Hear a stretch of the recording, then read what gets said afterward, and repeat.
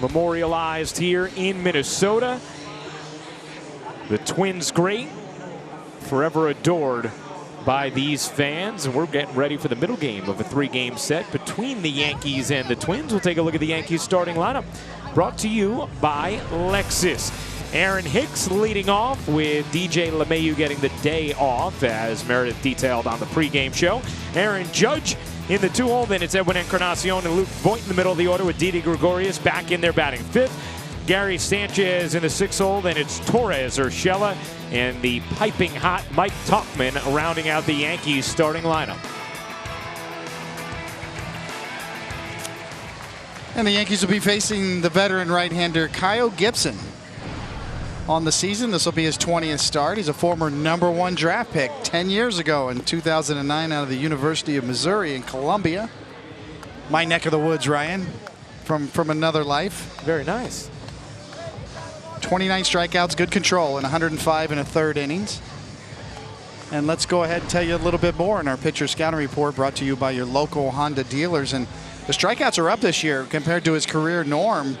Actually 13th best rate in the American League on strikeouts per 9, and turning 2 since 2014. He has induced 128 ground ball double plays.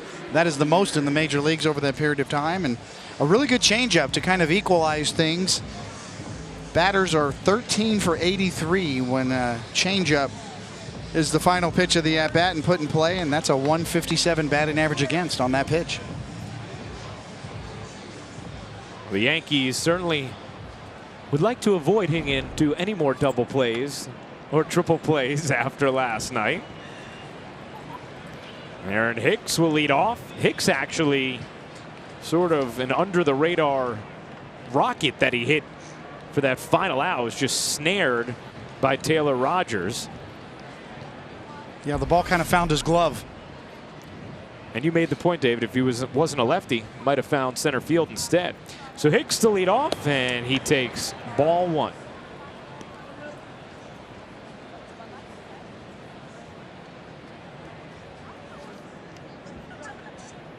Hicks 0 for 5 yesterday.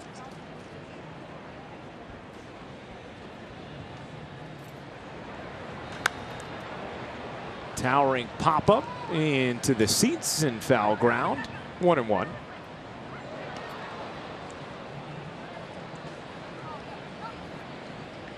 Still a big part of Aaron Hicks's history is here in Minnesota. Obviously, he was the #1 pick for them, and obviously they kind of gave up on him and traded him to the Yankees for John Ryan Murphy, and the chance for Hicks to come back and get, you definitely feel it as a player against your former team. You want to do well. You know, it was interesting. Even DJ LeMahieu, who's obviously very subdued, all about business, admitted, oh yeah, you feel something extra going up against your former team. You can't help but feel rejected, whether you're traded or not re-signed. It's kind of the way you're conditioned as an athlete.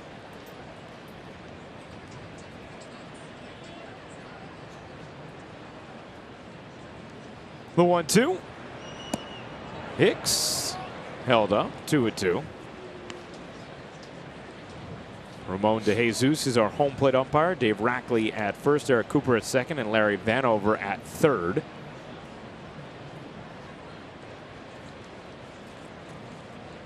Yankees dropped the opener of this series, 8-6 last night. The 2-2. And the count is full on Aaron Hicks. Hicks spent the first 3 years of his career with Minnesota. Never had an OPS over .721, and he surpassed it each of the past 3 seasons with the Yankees. And he starts this game with a walk. We'll take a look at the Twins defense presented by Geico. Across the outfield, it's Rosario, Kepler, and Marwin Gonzalez in the infield. Sano moves to third today. Polanco still at short. Arise goes to second. Adrianza goes to first. And Jason Castro in to catch.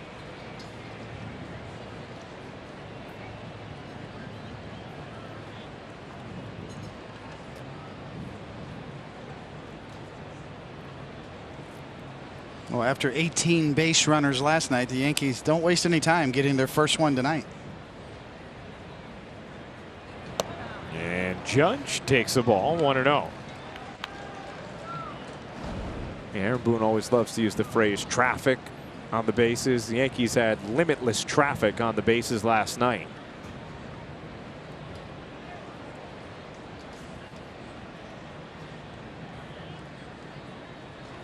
Judge rolls that slowly foul. Aaron Judge and BP always puts on a show. Today, no different. Take a look at this bomb. Where will that land? Oh my goodness. You don't expect baseballs when you're standing up there at any point, BP or during the game.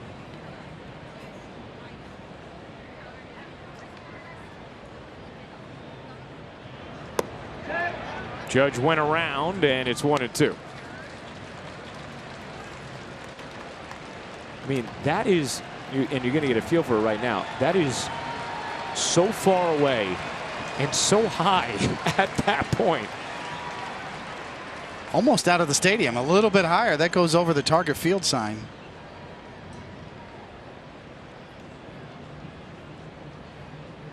The 1-2. Judge takes that slider, 2-2.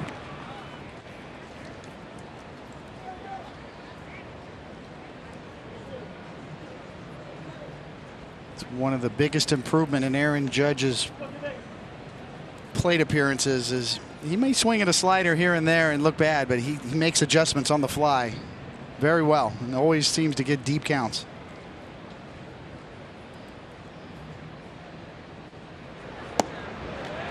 Strike 3 called right at the bottom of the zone, and Judge is down looking.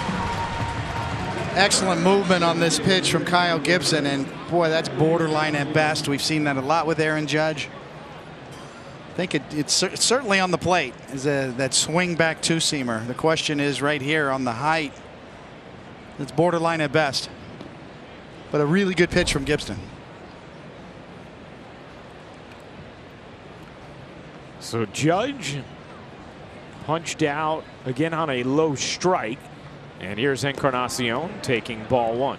I love the side camera views we get because you can match it up with the pitch tracks and whether it touched the box a little bit. You know, obviously we have our box right there for viewers to see. And maybe that just barely touched the bottom line of the box, but from the side angle, looked like it was below the kneecap. Yeah.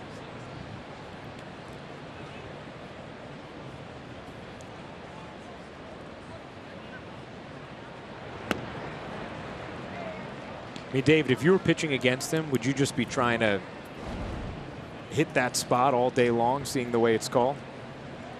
You definitely would try to expand the strike zone and find out what the umpire was calling each night. Even though every umpire is graded on this radar tracking system, every umpire has a different interpretation. Encarnacion powers that in the air to right field. It's off the wall as Gonzalez tried to deke. Stopping at third is Hicks, and Encarnacion is safe at second with a double. Boy, Marwin Gonzalez has his deke game on in right, and Encarnacion in with a 1-out double as Hicks advances to third. There's a lot to unravel on this play. Hoping that Edwin is okay after that slide, and you're right there is the deke on Aaron Hicks to try to hold him from scoring from first on this double, and then of course the slide.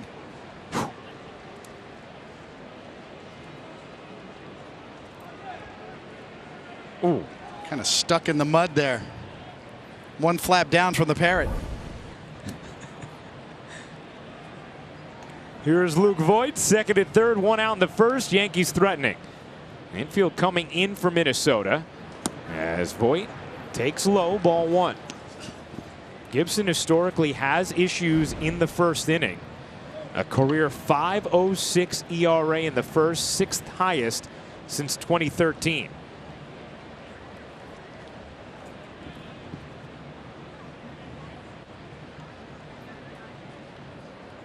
The 1-0. Voit waves and misses, 1-1.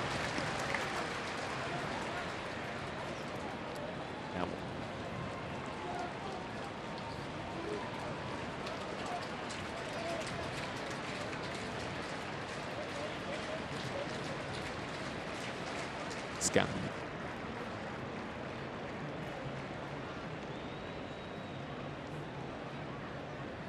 The 1-1. Oh, Voit again, a weak hack out of the zone, and it's 1-2. Back-to-back sliders. Kyle Gibson is throwing more of these this year, and that's led to more strikeouts for him. I mentioned his strikeouts are up, but his walks are down this year. And he has the highest swing and miss percentage in baseball on that slider. As we go back to it here on Voit with second and third, 1 out, and a 1-2 count. That time Voit able to hold up. It's 2-2.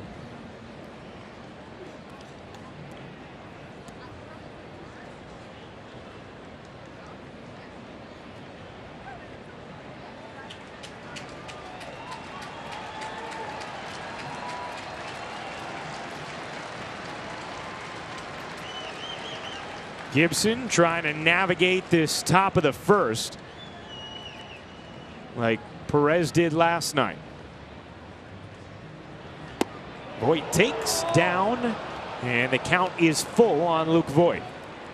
Didi Gregorius on deck. Good take from Luke Voit. And another deep at bat for a Yankee hitter.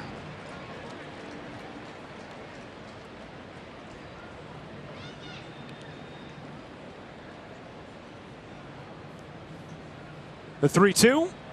Voit fouls that and stays alive. 95-mile-an-hour fastball that Voit was able to just make contact with. Didi awaits on deck.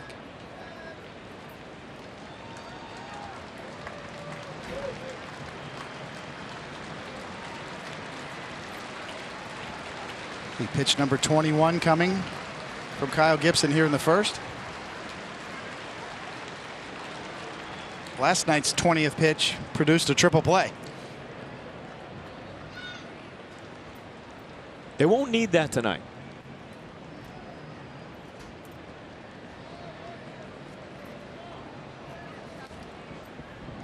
It was the 28th triple play the Yankees have hit into in their history, and the 8th that the Twins were on the other side of.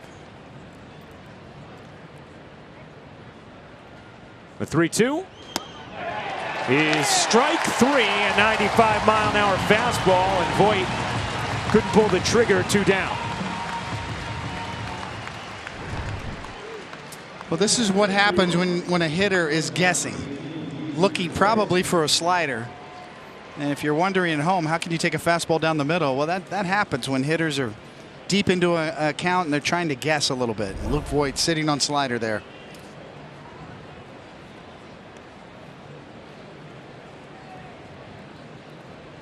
And so now it's left to Didi with second and third and 2 out in the top of the first. Gregorius got a day off yesterday. Tonight it's DJ LeMahieu's turn. As Didi lines that in the air to center field. Long run for Kepler. He won't get there. It's one up off the wall. Hicks scores. Encarnacion scores. It's a 2-run double for Didi Gregorius. And the Yankees take an early 2-0 lead.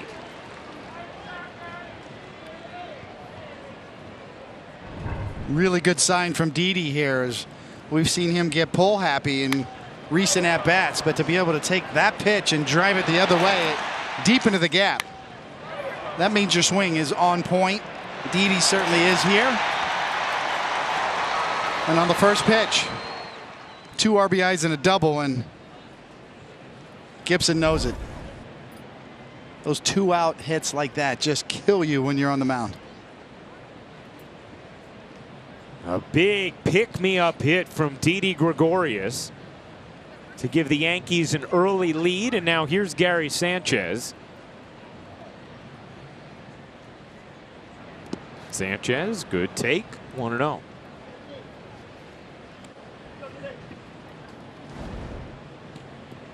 We know how much Sanchez has been struggling lately. A 125 batting average over his last 20 games.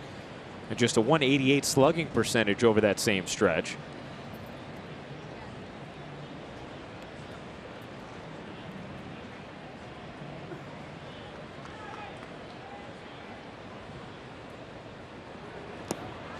Cuts and misses, had a slider down, and it's 1-1. So you see the season split for Sanchez. And the chase percentage has gone up a little bit, which Aaron Boone has talked about. Meredith talked about yesterday how Aaron Boone said he feels like, Sanchez trying to do a little too much as he's struggling. And then the ground ball percentage is way up, and the exit velo is down significantly.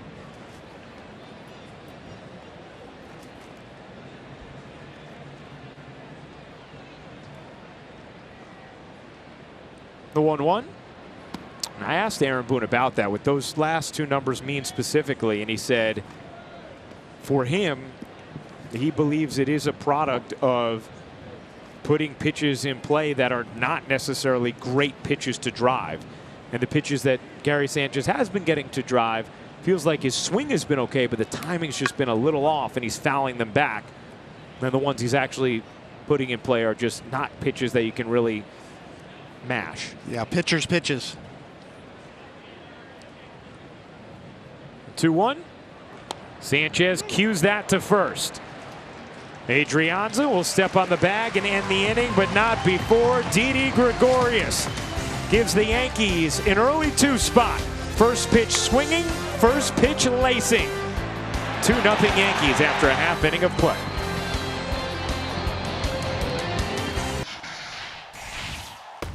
MLB at Home is presented by Scotts, who knows that some of the best games are played in the backyard. Scotts, grow more good. Yankees scored 2 in the top of the first. Let's take a look at the Twins starting lineup, brought to you by Alexis Max Kepler. Normally their leadoff man. Last night hit 7th because it was a lefty. Tonight back in the leadoff spot against a righty. Then it's Polanco, Nelson Cruz, Eddie Rosario, Miguel Sano batting 5th, Marwin Gonzalez, Luis Ariz, A-Ray Adrianza, and Jason Castro rounding out the Twins starting lineup. And Domingo Germán going to toe that slab here in Minneapolis at Target Field. You see on the season, this will be his 16th start and 12-2, 3.38 ERA. I mean, all the numbers are really good. The thing that stands out to me is the strikeout to walk ratio. Only 21 walks against 95 strikeouts. And let's go ahead and tell you a little bit more in our pitcher's scouting report, brought to you by your local Honda dealers. And top of the heap, that's that record. I know there's a lot more that goes into pitching than one loss record, but when you're 12-2 and you're the top of the heap, I'm going to talk about it a little bit. And then the strong return since his IL stint with a little bit of a hip issue.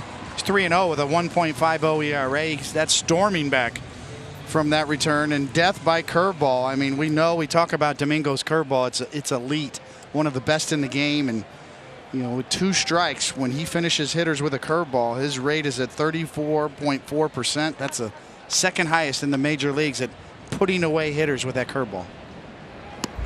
And he starts Kepler with a 95-mile-an-hour heater, 0-1. And on that curveball, he throws his curveball a higher percentage of the time than any other pitcher in baseball. As Kepler just sort of flips one into left field, a base hit. Kepler rounding first and thought about second. That was a wise decision to hold on. As Tauchman fires in, a leadoff bloop single for Max Kepler. As we take a look at the Yankees defense presented by Geico.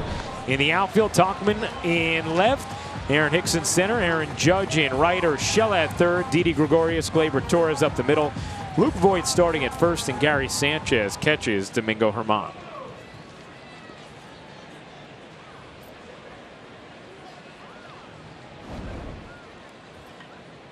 Here's Jorge Polanco, the all-star shortstop. Underrated good play by Tauchman to go get that ball and then fire it to second base on one hop. Because Kepler has speed. Sanchez snap throw to first, and Kepler is back.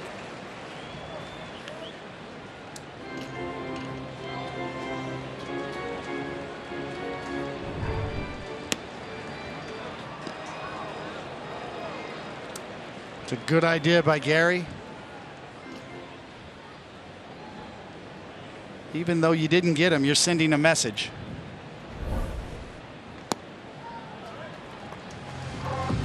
That's one of Gary's real weapons, is his throwing arm. So you'll love to see him flash it and use it.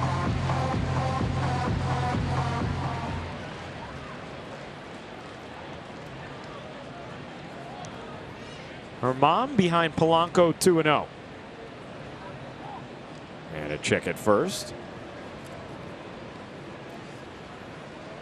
Polanco this year became the first position player to start in the All-Star game for Minnesota since Joe Mauer back in 2013.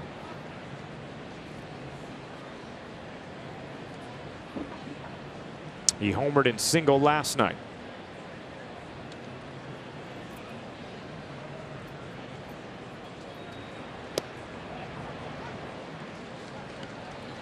Take a look at the league leaders presented by your local Tri-State Volkswagen dealers. Polanco's 6th in the league in batting average, 5th in hits, tied for 9th in extra base hits, and he is 4th in WAR in the American League. He's having a really good defensive year too at shortstop.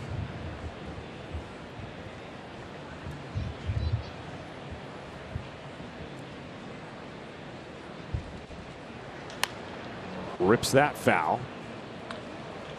But one of the things that C.J. Cron was talking about the other day, and Nelson Cruz has spoken to it as well, is they feel like this offseason the Twins got the right veterans to complement the talented core that they already had in place here, Polanco being a key piece of that talented core.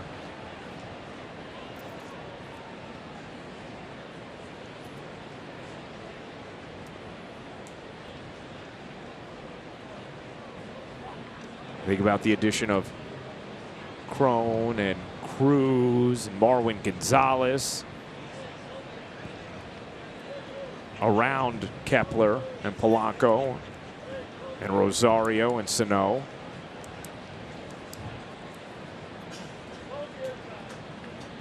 And now add Mitch Garver to the mix with what he's done behind the plate for them. Swing and a miss, 95 upstairs, and Polanco chased it one away. Let's take a look at the game time weather presented by Bigelow Tea. It's a little steamier than last night, but still a very pleasant summer day. 82 degrees, mostly sunny.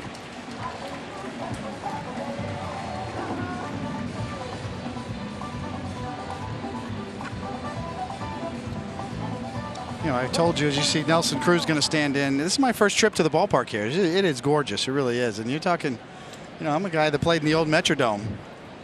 Still remember the old PA announcer, Bob Casey, and his distinctive voice.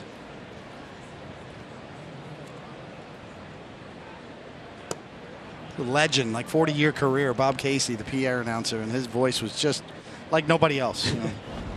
And when he would announce Kirby Puckett, I mean, you knew it was Kirby Puckett.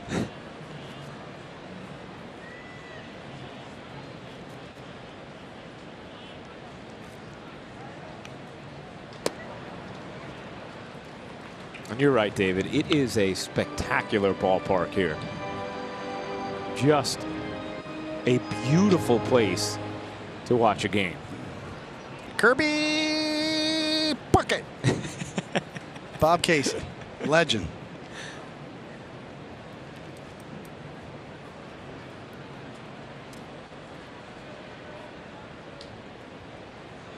Now you got everyone rushing to YouTube to like look up Bob Casey's introing of Kirby Puckett and compare it to that outstanding impression we just heard. That's the best I got, and I apologize. No need. Trying too hard here. No, that was very solid. Broken bat, roller to short. Gregorius tosses it to second for one. On to first, still in time, even after the little hitch from Torres, as the slow-footed Cruz is retired. A 6-4-3 inning-ending double play. Gregorius able to shovel. Torres took a moment, but still was okay. Yankees 2, Twins nothing.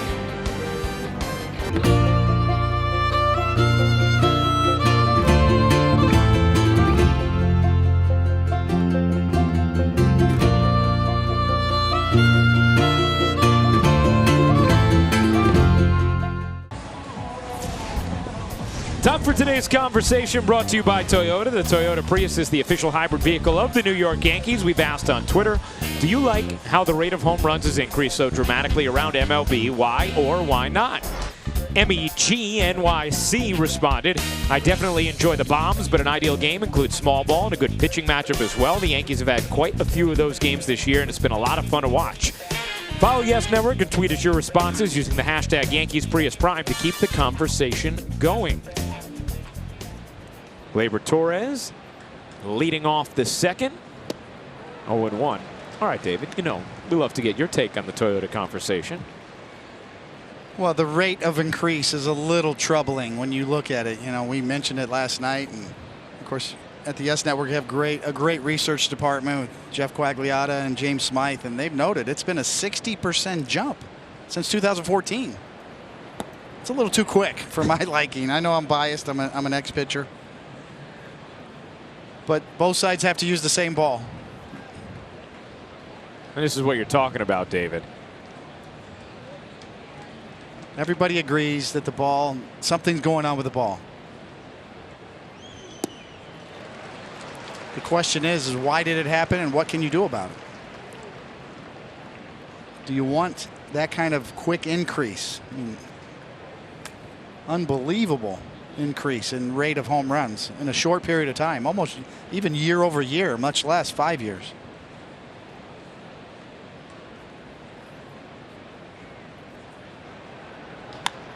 Squibbed off the glove of Gibson. He recovers and throws out Torres for the out. One down.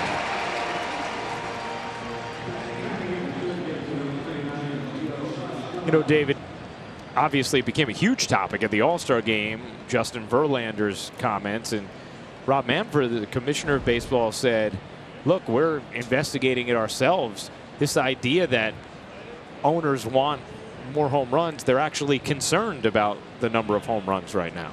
Yeah, he even admitted, that's a great point, Ryan. He even admitted that the general managers around the league are complaining about it.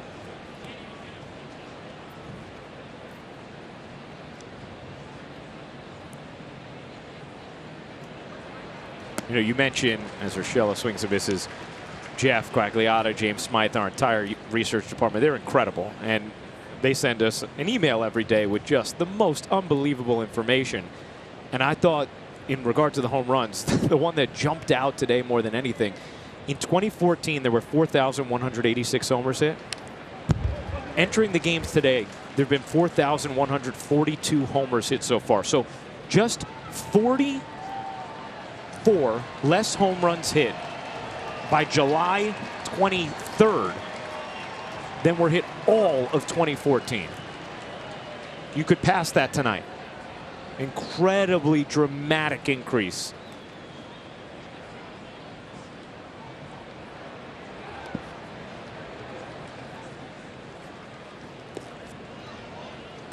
And we had 8 home runs last night. It's not all the baseball either. There's a lot of talk about hitters and style changing.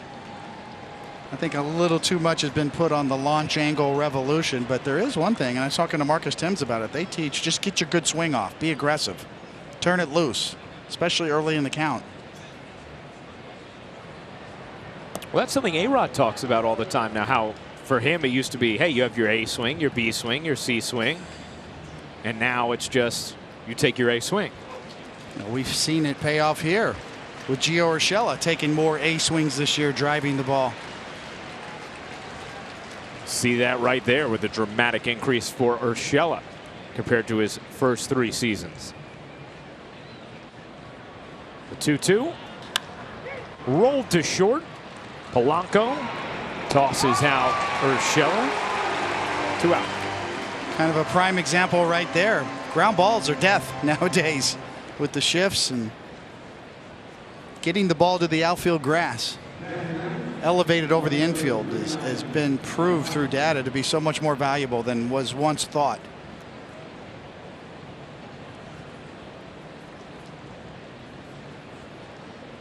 Here's Mike Tauchman, who has been on fire. His last 23 games hitting .386. with an OPS just under 1,100.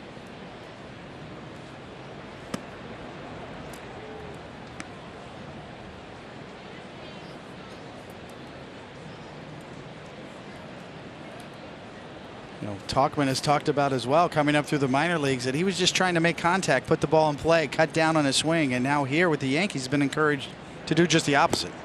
Be aggressive early. Get your good swing off early in the count. Try to drive the ball. You could see a guy like Tauchman that runs well in the minor leagues. Minor league coaches would say, no, slap it, hit it on the ground, use your speed. Right. That whole theory is gone.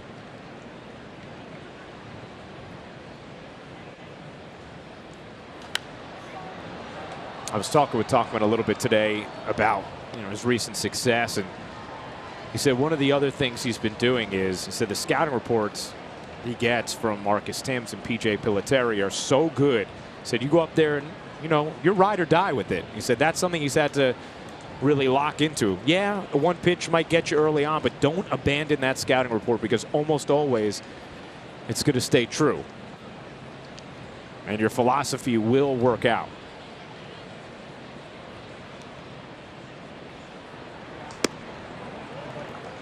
And that was the part I really took away from talking to Marcus about philosophy and launch angle, and everybody thinks, oh no, they're teaching a completely different thing. No, they're not. They're just teaching you to swing the bat with authority, to drive the baseball, get your good swing off every at bat. Don't hold back.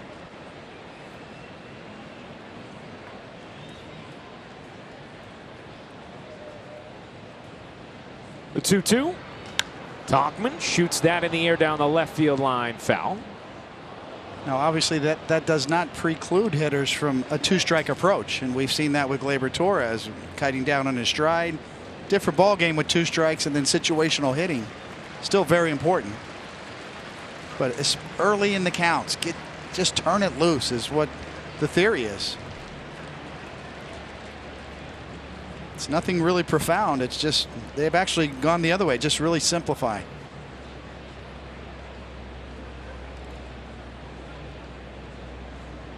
Another 2-2. Tauchman putting up another strong at bat.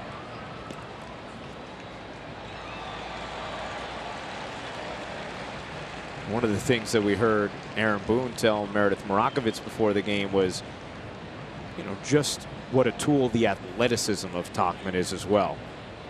He is a strong, athletic guy. Every phase of the game he's shown off in this recent stint, including his throwing arm. The 2-2. Tauchman went around on a nasty slider, and that will end the inning. A 1-2-3 second for Gibson.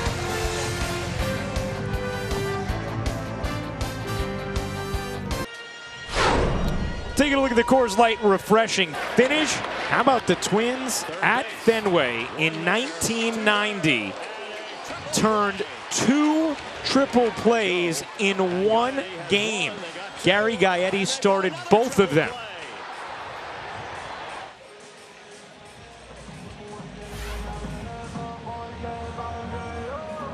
Only team in Major League history to ever turn 2 in one game.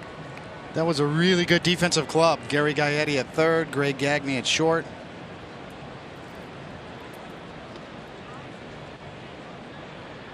Two 2-0 Yankees, bottom of the second. Were you ever on the mound, David, for a triple play? No.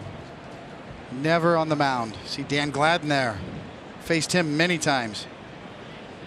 Solid big league outfielder.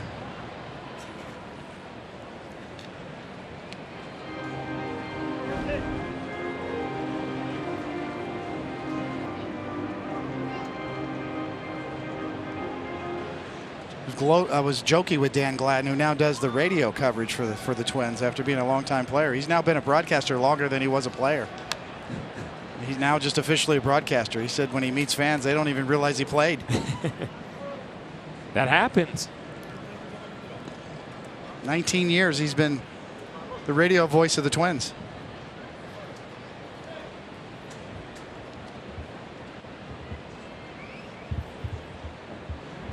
That's tomahawked. there over a leaping void and into the right field corner. Judge retrieves, but into second with a stand-up double is Eddie Rosario.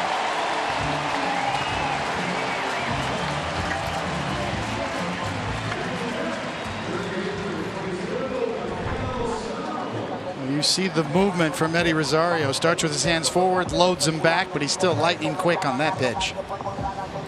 Drilled down the line, kept it fair, and that's an easy double.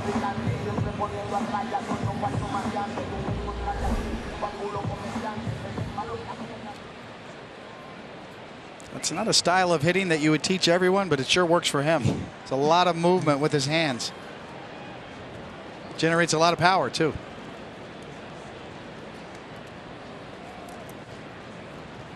So second straight inning, the leadoff man is on for Minnesota. As a big swing from Sano, fouled back. 0-1. Sano had been hot coming into this series. Yankees did keep him in check yesterday, 0 for 4 with a couple of strikeouts.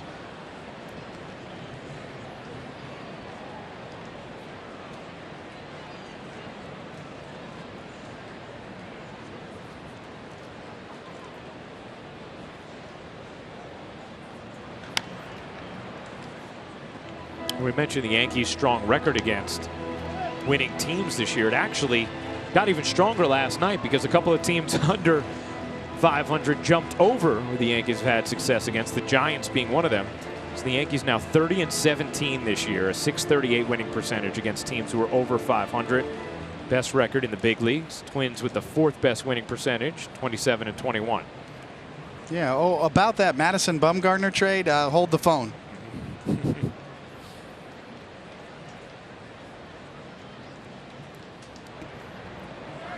That one bounced up there.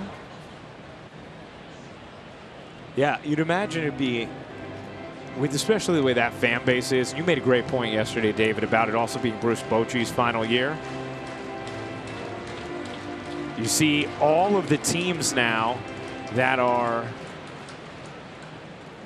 jammed up in the NL wildcard race, and there are even a couple others leaking underneath them that aren't that far away. The Diamondbacks and the Giants were the two teams that jumped over 500 and influenced that Yankee record.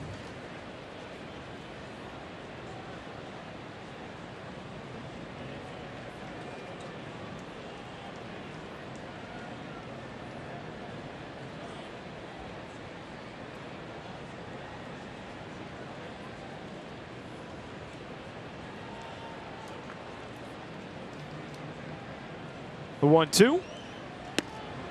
Strike 3. Whether he swung or not, it didn't matter. Beautiful curveball, 1 down.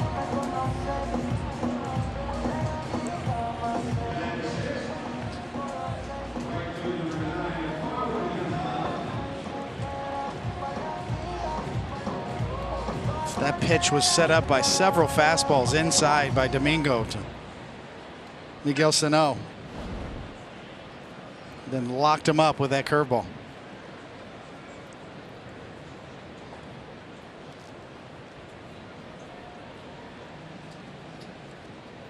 There's Marwin Gonzalez.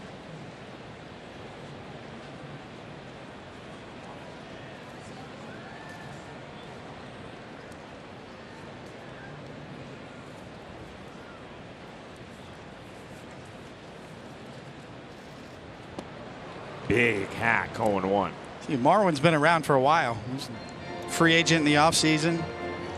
He was in there with DJ LeMahieu. It was a choice to be made. Marwin was on the radar, I'm sure, for the Yankees as well. Plays all over the diamond. Ended up signing a 2-year, $21 million deal to land here in Minnesota.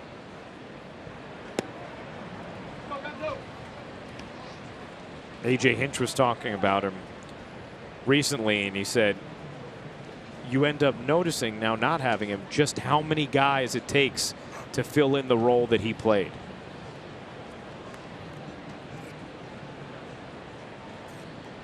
He'd play short, second, third, first, right, left.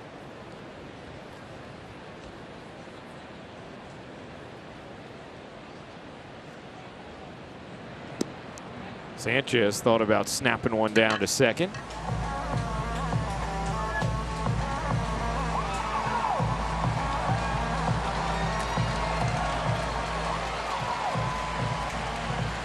Took me about 3 years to stop calling him Marvin. I keep thinking there should be a V instead of a W there. Still gets me every now and then. Marwin. Yeah. Well, I mean, that's reasonable. I'm sure you've come across more Marvins than Marwins. So close, a W and a V. Yeah. Yeah. Beautiful off speed. The only positions on the field that Marwin has not played are pitcher and catcher.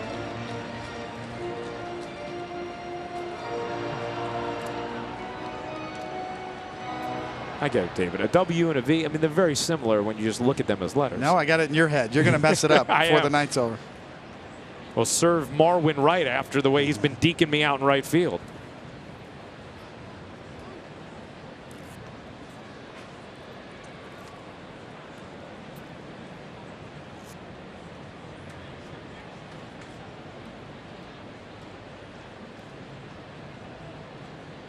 The 2-2. Inside as Gonzalez spins away.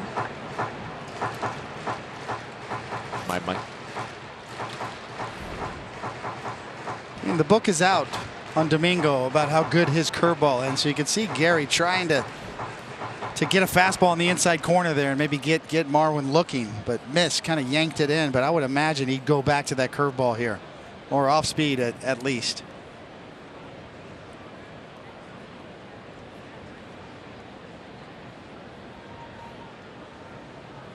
A 3-2. Blocked in the dirt. And Marwin draws a walk.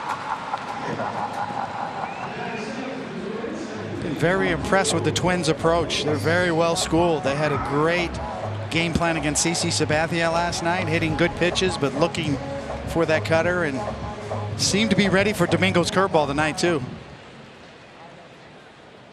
Or at least looking for it. Yeah, Herman is certainly used to it being chased. Fourth best chase percentage in the American League.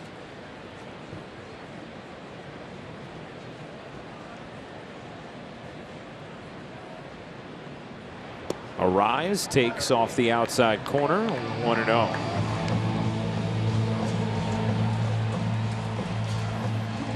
I should say fourth best chase percentage in all of baseball. Only Kershaw, Tanaka, and Strasburg better.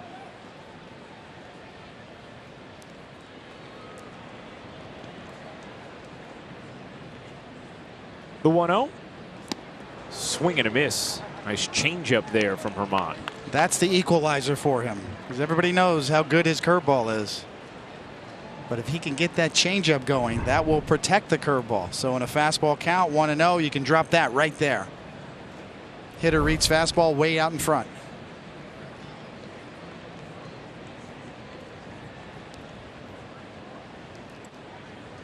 The 1-1. Inside, Sanchez leans across to snare it. 2-1.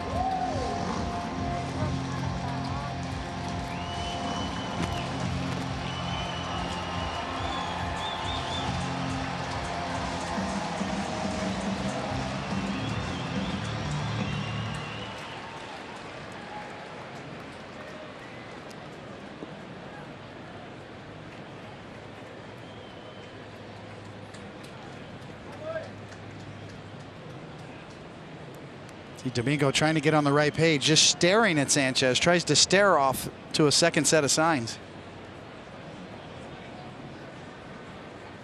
Now he's ready. Grounded hard up the middle of base hit into center field. Rosario rounding third. He's heading home. The throw from Hicks not in time.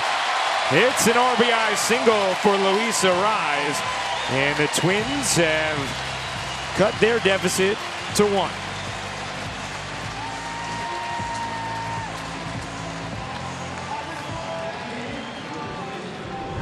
Luis Arise, an exciting young 22-year-old, buys a 2-1 fastball and drills it right back up the box. Domingo's the only one with a chance to make that play, and it was by in a hurry.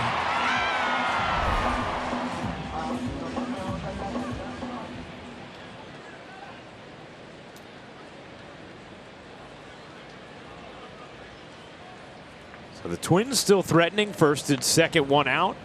Here's A-Ray Adrianza, and he takes low, ball one. Can see so far in this outing, it's the fastball command that Domingo hasn't quite found as of yet.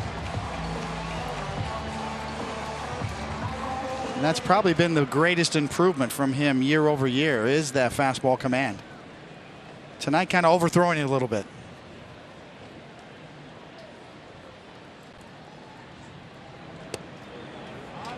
Again missing with the fastball, and it's 2-0.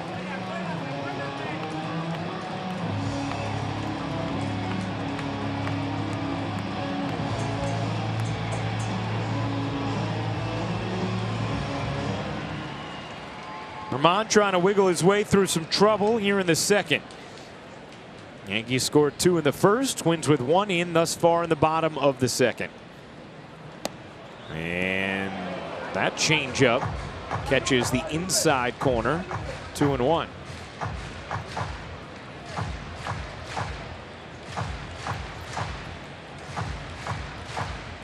It's a good matchup of teams right here. Maybe a preview of postseason. Similar offensive strategies. They really grind out pitchers, force them to throw a lot of pitches. A lot of power in both lineups. It's a good matchup.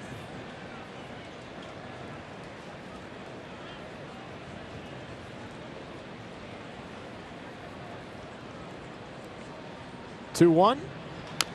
Rolled foul.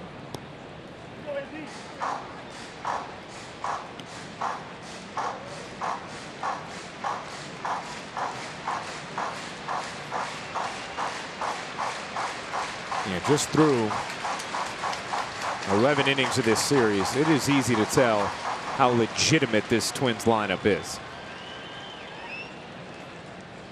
That's something Aaron Boone talked about the other day. As you look at the best records in baseball, just how focused you have to be able to get through this Twins lineup. As Adrianza just spits on that 2-2 delivery, and the count is full. It's a common theme early here. The Twins hitters not chasing that curveball from Herman.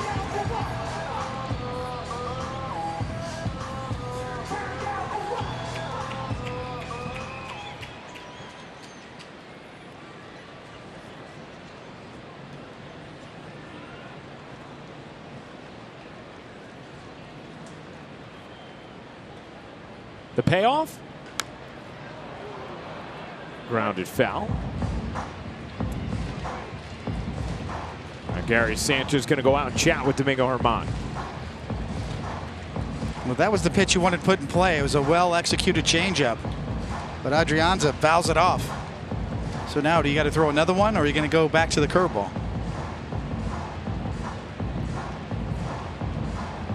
We've seen Domingo, a very competent pitcher, and not afraid to shake off Sanchez, or rather, a lot of times he'll just keep staring at Sanchez until a second sequence of signs will come around. What would you be throwing if you were him right now, David? I would probably go back to the changeup. That's been the one pitch that he's gotten the hitters out in front on, and probably a pitch that he can get into the strike zone. The 3-2 is ripped foul into the stands. Like he went with the curve on that 3-2. Curve, you know, either pitch on a 3-2 count, you've got to throw a strike. You can't count on a chase out of the strike zone. So on a 3-2 pitch, if your decision is to go off speed, you've got to make it for a strike, and he does. On the inside corner, pulled foul. See what Herman goes with on another 3-2. With 2 on, 1 out. Time went with a fastball, and boy, is Adrianza putting together a pesky at bat.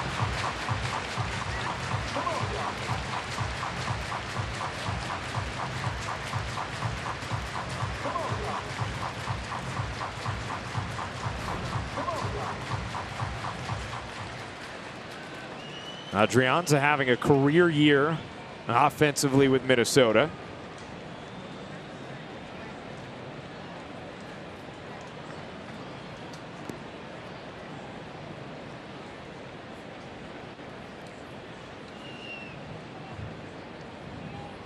And Herman steps off. Adrianza's career OPS well below 700, but this year it's above 800. Yeah, it provides good depth off the bench for the Twins. Can play all over the infield. The 3-2 is high, ball 4, and Adrianza earns a walk. The bases are loaded, and Larry Rothschild going to go out and chat with Domingo Germán, who is working hard in this second. This copyrighted telecast is presented by authority of the New York Yankees and may not be reproduced or retransmitted in any form. And the accounts and descriptions of this game may not be disseminated without the express written consent of the New York Yankees.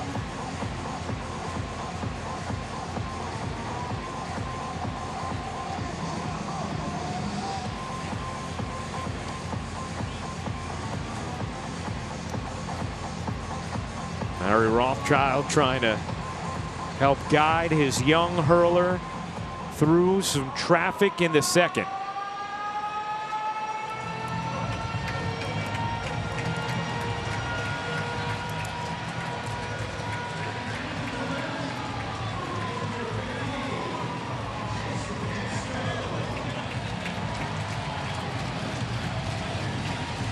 Jason Castro, part of the catching platoon. Not really, I guess you sort of a platoon between Mitch Garver and him. And wow, super productive. Mitch Garver with 19 home runs, Castro with 10. So from the catcher position, 29 home runs from the Twins this year.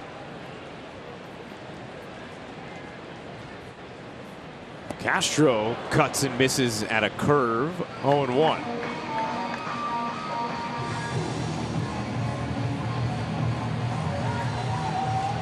So when you're a pitcher and you're facing this caliber of a lineup and you don't have your good command of your fastball, things slow down in a hurry. See, we're normally used to seeing Germán work at a much quicker pace. Combination of not just being a little bit off, and this Twins lineup is grinding this game to a halt. Fought off down the left field line, foul.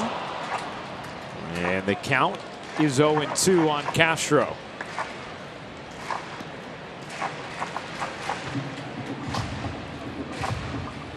And a happy Yankees fan down the left field line. Got something to put in that glove now. Look at that smile. How great is that? You notice he's covering that thing up for himself. Nobody else in the family gets a crack at that baseball. Oh, you love that.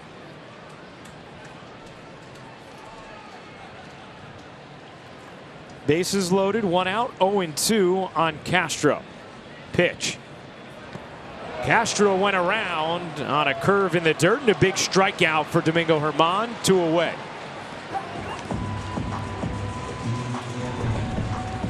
Well, when you get ahead in the count, you have a much better chance to get swings like this on that curveball down in the dirt.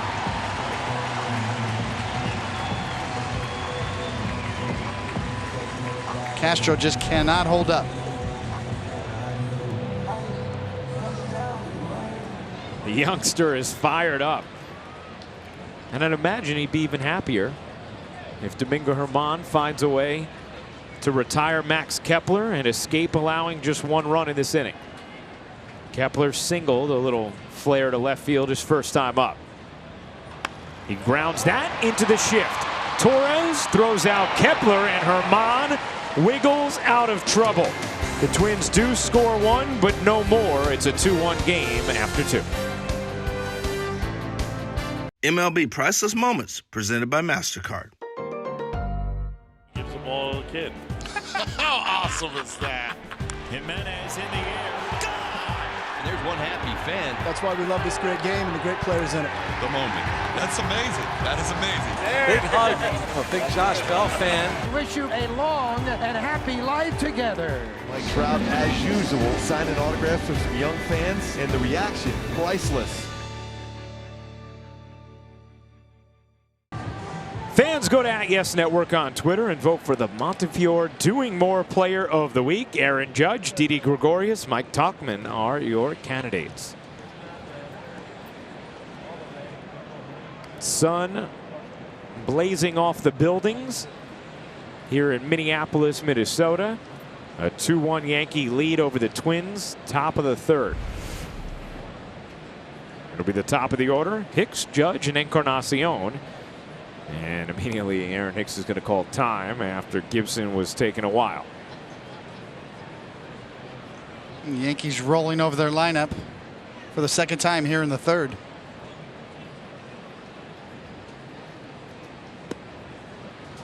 Hicks walked, came around to score in the first.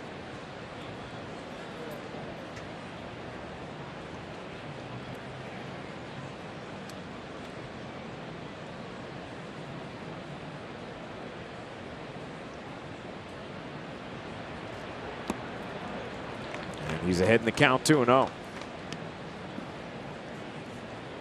You know, the style of the game has changed.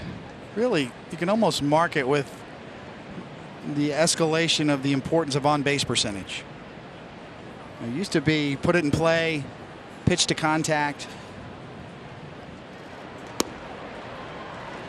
Now it's, you know, the value of just getting on base, getting deep in counts, taking walks, seeing more pitches.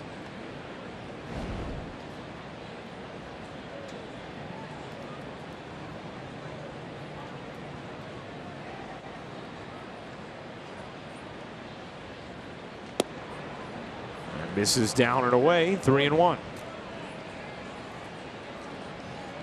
And you're right, David, it slows everything down. You know, we talk about the game 20, 30 years ago. Players didn't really pay attention to on-base percentage all that much. Paid attention to batting average. Hicks rips that into right center field, a base hit. Hicks takes a big turn and hangs on. And Aaron Hicks on to lead off the third.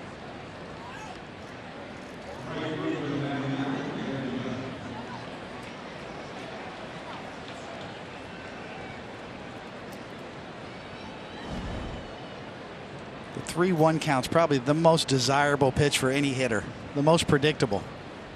The 3-1 fastball.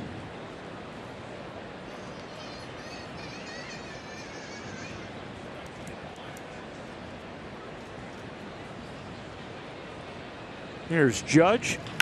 Grounds one right to the second baseman. Arise finishes off a 4-4-3 double play.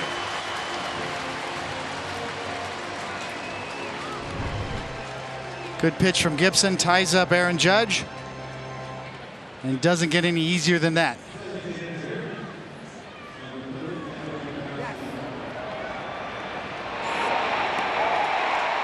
Could not have been positioned any more perfectly than Arise was. And he starts the double play. So now Encarnacion, who doubled in the first up with 2 out, nobody on. You mentioned in the scouting, David, that Gibson has rolled more double plays than any pitcher since, was it 2014? 2014, he had 128, make that 129.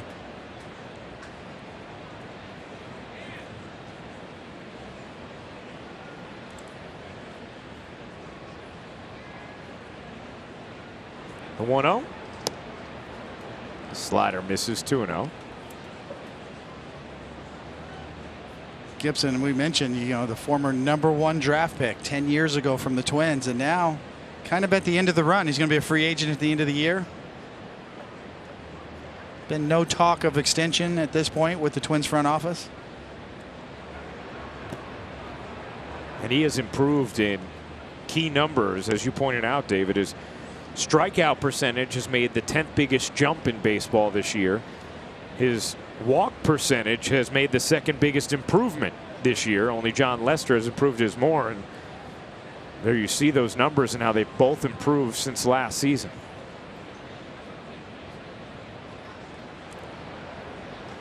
And Encarnacion works a walk.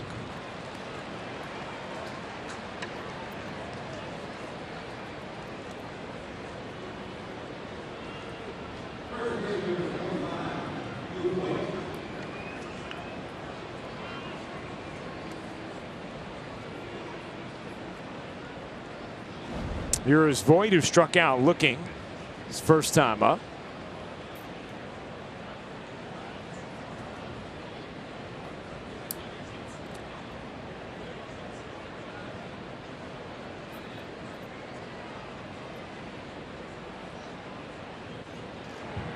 Voit swings and misses. Well, he had bad intentions with that swing, didn't he? Luke Voit is always aggressive on the first pitch, and it's gotten more damage on the first pitch as well, but the book is out on him. Don't give him a fastball. University of Missouri versus Missouri State here, going back to college. Grounded off the mound. It kicks into right center field. Encarnacion is going to head to third and make it. And Luke Voit has a well-caromed single to keep this inning going.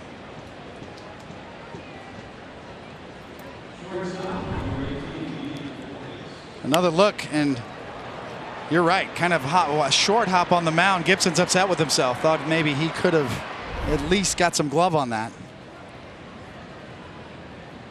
We've seen Luke Voit go that way several times and beat the shift. He's been doing it a lot lately. And not only going the other way to beat the shift, but also driving home runs the other way. So another opportunity for Gregorius, who rang a double, one hop off the wall in left center his first time up, a 2-run double with 2 outs in the first. A chance to do damage with 2 outs in the third. Ball 1.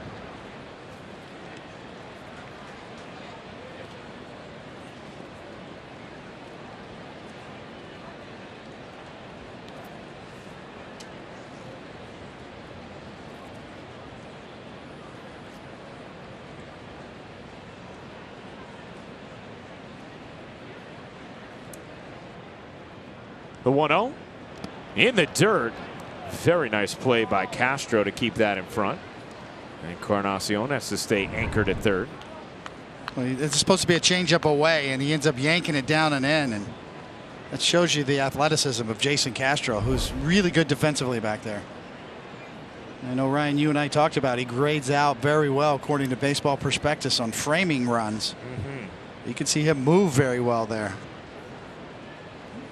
Anytime a ball's yanked down and in and you're expecting it away, you can't get in the blocking position. He just had to stab at it and did a good job. Gregorius ahead in the count, 2-0. That's inside, and it's 3-0 on Didi, with the struggling Sanchez on deck. And how careful are you going to be here if you're Gibson, just knowing what happened that first at bat with Didi and the way Sanchez has been scuffling? Looks like Jason Castro's thinking the way you are. They want to talk about it.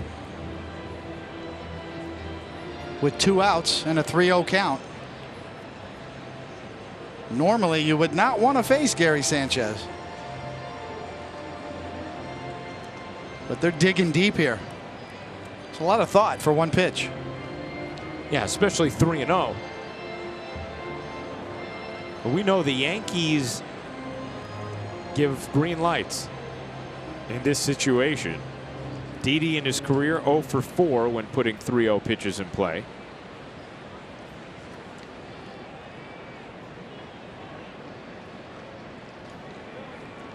See how careful Gibson is with first and third, 2 outs and a 3-0 count on Gregorius. That pitch is in there for a strike. Well located, 3-1.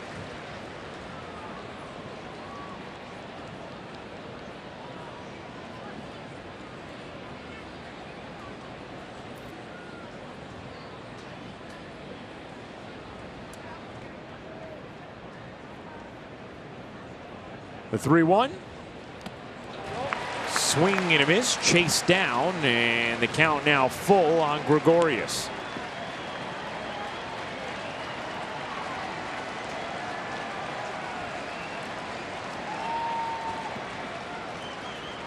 You can just feel the way each pitcher has to labor to work through these innings against these potent lineups. Yeah, pitch number 60 coming up.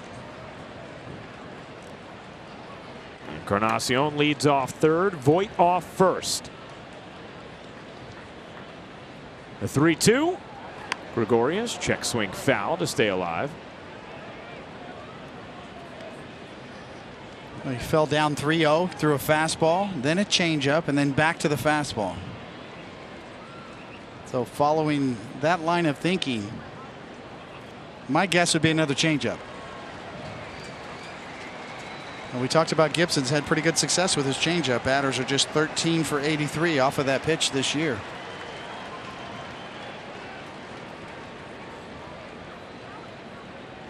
Gibson ready. Another 3-2. Gregorius cues that foul to the left of home. Went to the slider.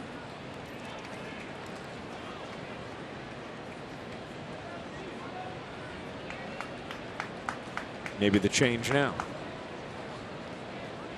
See Didi way out in front of that, barely got a piece of it to stay alive. 26 pitches in the first, 16 in the second, 19 thus far in the third.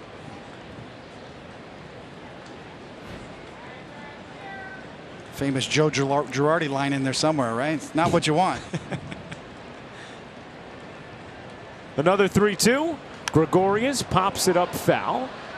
And Didi battling here against Gibson. Well, he's thrown him every pitch in his arsenal.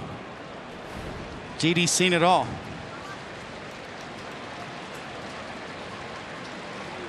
Ninth pitch of the at-bat coming up. Sanchez on deck. I'm guessing back to the changeup here. Gibson shakes to slider.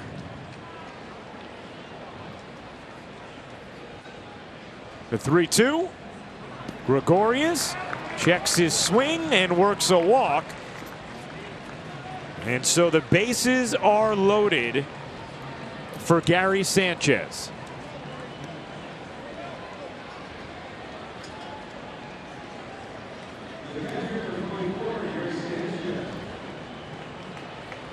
Really good at bat from Didi Gregorius there, working that walk. And of course, when you're struggling, a situation like this will always find you. So Gary right here. 2 outs in the third, bases loaded.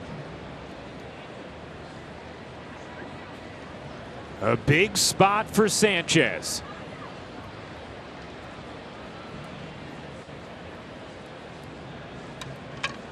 But a perfect time it would be to break out. Bases loaded, 2 down. Pitch. Ball 1. And a good take on that slider from Sanchez.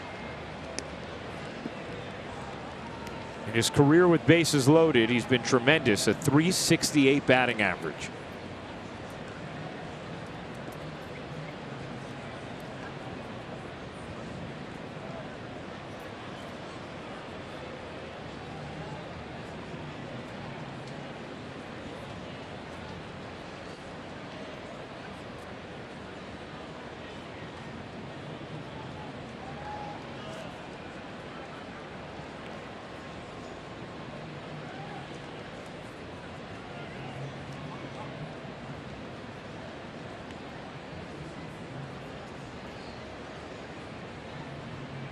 The 1-0, way outside, and Sanchez in the driver's seat now, 2-0.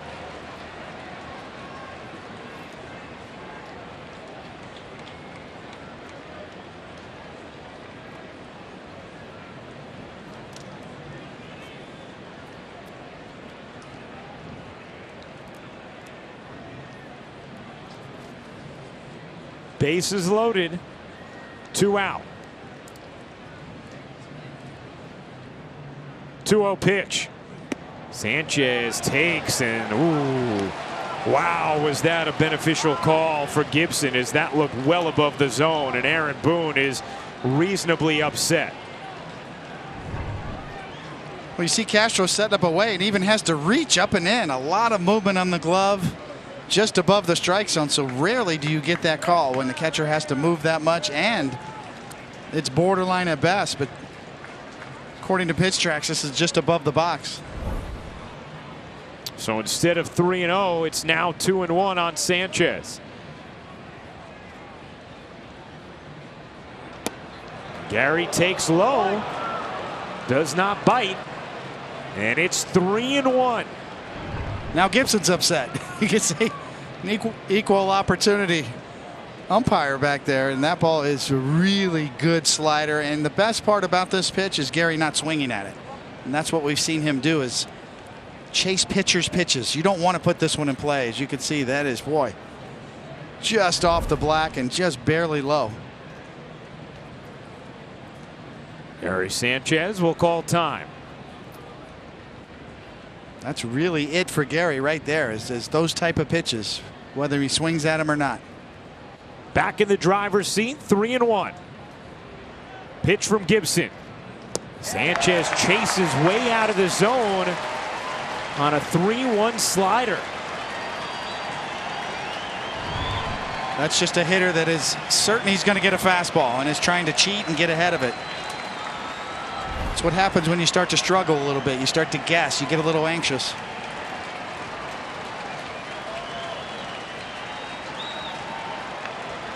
Still in control of this at-bat. Still must control the strike zone. Pressure still on Gibson right here. Bases loaded, 2 out, 3-2 pitch, so the runners will be off on the delivery. The 3-2. Sanchez pops it up into shallow left. Polanco out, Rosario in, and Polanco makes the catch as the tough times continue for Sanchez. Gibson escapes the jam.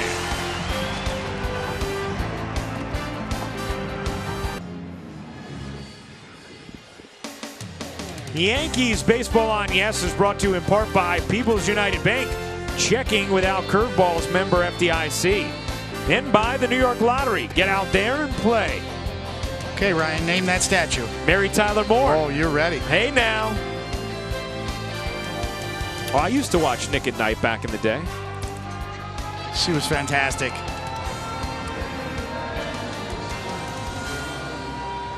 Joan Cohn loved her. Yeah. Watched her all every night.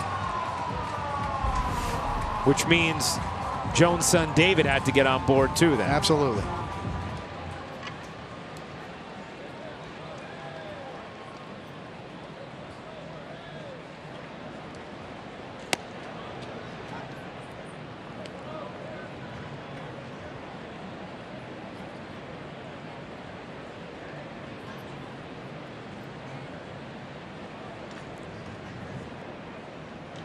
That ball is pounded deep to right field and long gone. Jorge Polanco sends one into the Minneapolis night. His 15th of the year, his second of the series, and this game is tied at 2.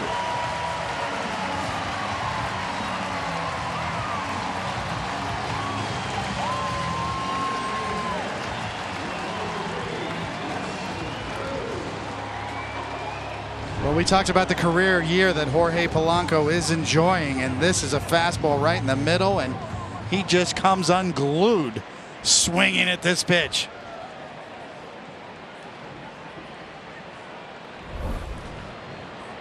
What were you saying before about taking that A swing? That's looked like a home run derby swing there.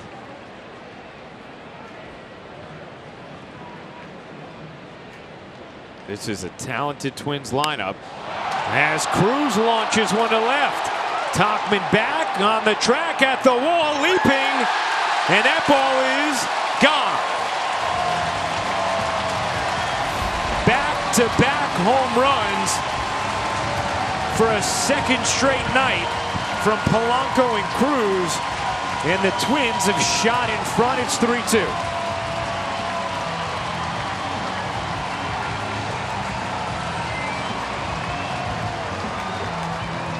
Well, Polanco's home run was on a fastball in the middle of the plate. And this is what the Twins do. They mash. This time it's a hanging curveball that stays right there in the heart of the plate.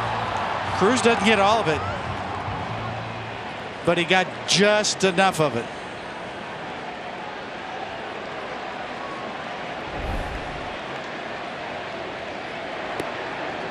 Into the plants off that concrete wall behind them. And the Twins with 7 home runs in this series thus far to the Yankees 3.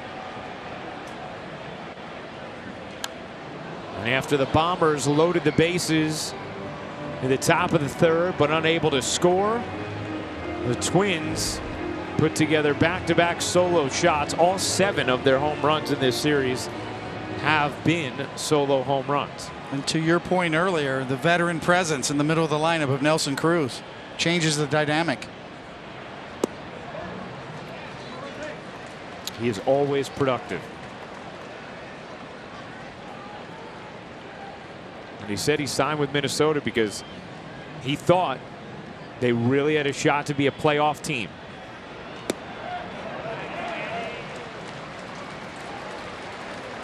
And now Herman has to try and settle himself behind Rosario, 3-1. And the Twins making a bid here to fly ball into left. This one will stay in the yard. Tauchman makes the catch. to kind of deal with those Yankee demons that they've dealt with that you pointed out in last night's broadcast. The Yankees have owned the Twins for a while, and you could sense in this series they really wanted to make a statement.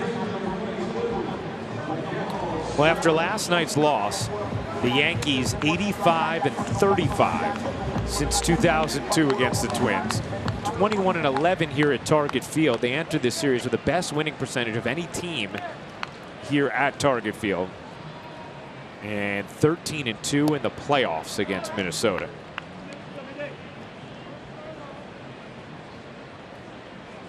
Pretty good first year for Rocco Baldelli and the whole new regime. That's hit hard right at Urshela, who gloves it and tosses out Sano. 2 down. My goodness, that was scorched.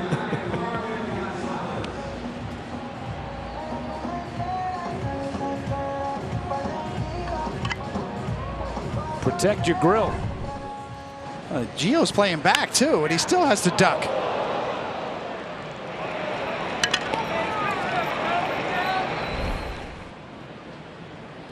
Look at his eyes. That'll get your attention. Exhibit A for why it's the hot corner. 106 miles an hour off the bat from Sano. Toasty.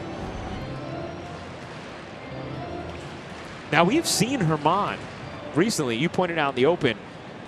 We saw it against Tampa Bay. Give up 2 home runs in the first, bounce back, settle in afterwards. We'll see if he can find some kind of groove now against this Twins lineup. Tall task for sure.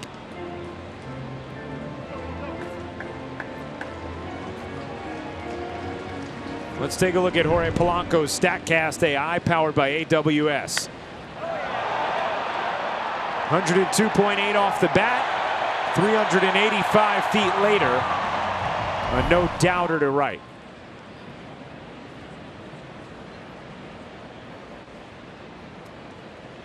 The 0-2 inside, and it hits Gonzalez as he is on for the second time.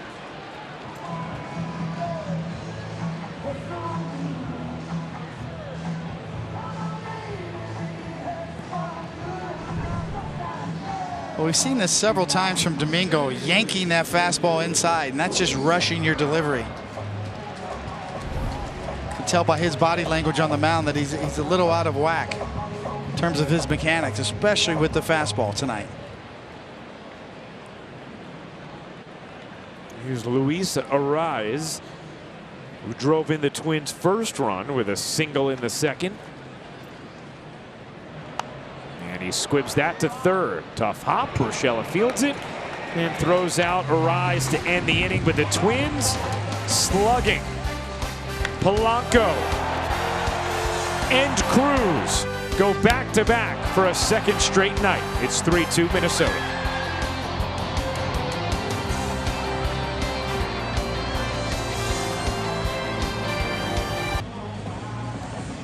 On the Audi scoreboard, Minnesota 3-2 lead on the Yankees. Bombers scored 2 in the first inning on a 2-out, 2-run double from Didi Gregorius. But the Twins with 1 in the second and then back-to-back homers in the third. And a baseball got loose out in right field, so Marwin Gonzalez will go retrieve it and toss it into the stands. This is a difficult series to pitch in. Ball carries here too. I've noticed my first time here, especially to right field. Torres flips that in the air into shallow center. Kepler, a long run, gets there. 1 down. Let's check in with Meredith Marakovitz. Ryan, it's time for tonight's injury report brought to you by Montefiore Doing More. Cameron Maben began his rehab assignment with the Rail Riders tonight, and he has looked good at the plate so far. He is DHing 3 for 4, a single to left in the first, a single in the third, and then a solo shot in the sixth. Aaron Boone said earlier today he would like him to play multiple outfield positions and DH a couple days prior to bringing him back, but he is hopeful that he is going to rejoin the team sometime next week. Well, that's good news, Meredith, as Maben has been a weapon for them, and from the right side gives them a little something. You saw that 891 OPS.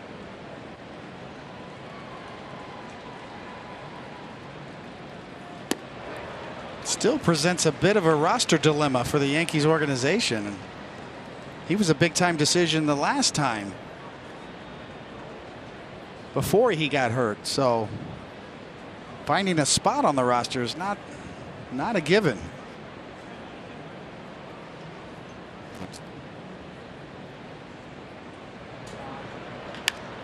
Roll to third. Sano throws out Urshela. 2 away. Now, you talk about the roster crunch, David, and obviously Maben coming back as one outfielder, but then we also are waiting on Giancarlo Stanton. Meredith, is there any sort of update on that front? Aaron Boone said he's continuing to feel a little bit better, doing some quad and leg strengthening exercises, but unfortunately he has not started any baseball activity yet, and he's been out for a significant amount of time. You think that he would require a somewhat lengthy rehab assignment when he does finally get back on the field and starts hitting and running again, but it seems like he is a ways away, so they won't have to worry about finding room when he comes back, but it's really the decision between the extra outfielder and Mike Tauchman and Cameron Maben, the veteran, when he's eventually ready to come off the injured list. Thank you, Meredith. And David, as well as Tauchman's been playing, you lose Maben if you don't have him here on the roster, whereas Tauchman does have options. That probably will factor into the decision making, but if you're Tauchman, you try to control your own destiny. You just keep doing what you're doing and force your way into the equation, which he has been doing and shows no sign of slowing down. 2-0. Said he feels more and more comfortable with the consistent at-bats he's getting and has kept that approach of just trying to be competitive each at-bat. Be aggressive with the fastball, knowing they're coming.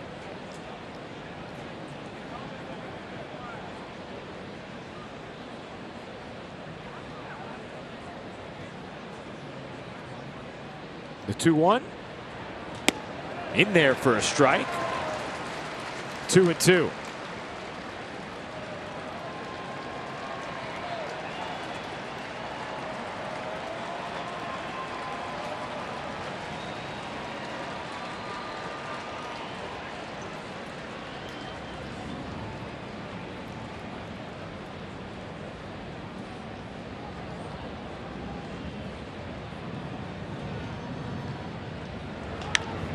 Grounded to second. Arise throws out Tauchman. A 1-2-3 fourth for Gibson at the end of 3.5. Twins 3, Yankees 2 here on Yes.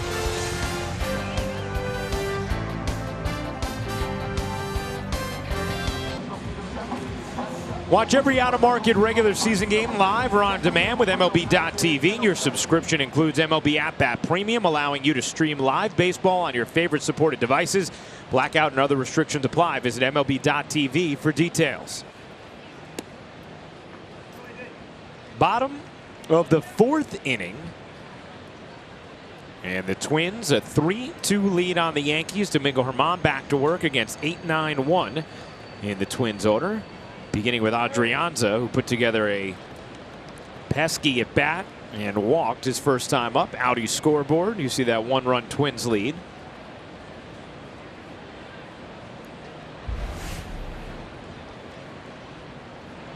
There's a strike.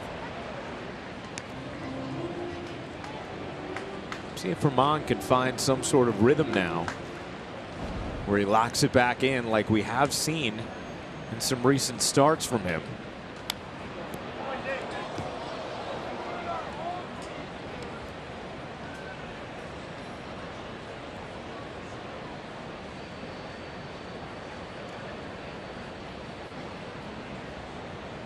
See the infielder shifted on the right side.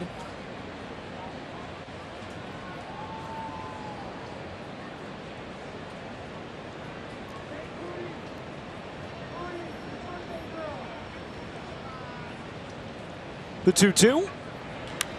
Lined into right field, a base hit. Judge cutting over. That's going to squirm to the wall. And Adrianza is into second with a leadoff double.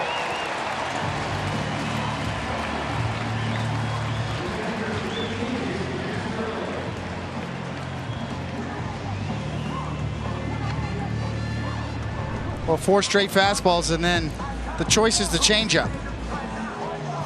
And Adrianza does a good job of covering it, going down and hooking this pitch.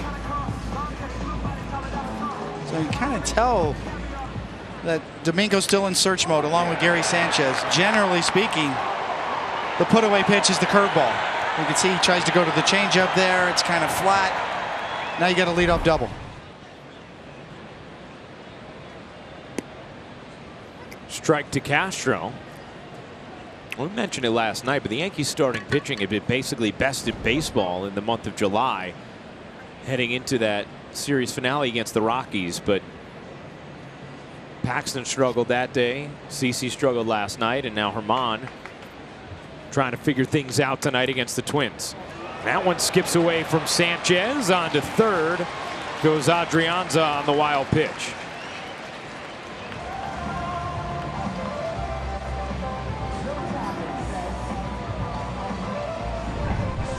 Well, it's been that kind of a night for Domingo. Watch him yank this pitch. I don't know. Boy, that almost hit Castro's back foot. See where Gary's setting up. He's thinking it's going to be down and away. It ends up yanked in the batter's box.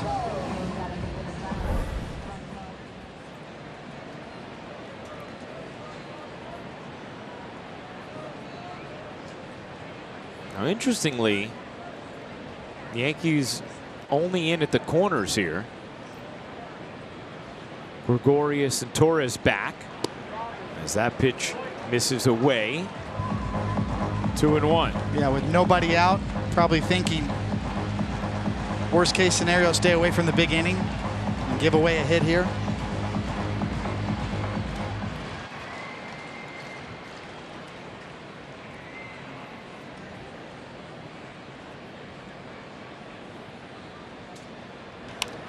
That's a base hit into right field. Jason Castro drives in Adrianza, and the Twins extend their lead to 4-2.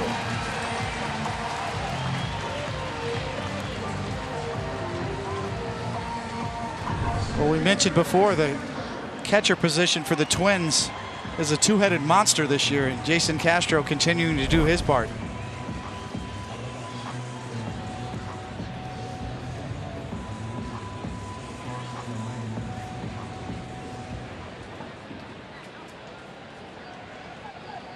As much as you don't want to go to the bullpen this early, because Domingo is really struggling with his rhythm, you really have to consider it now if you're Aaron Boone.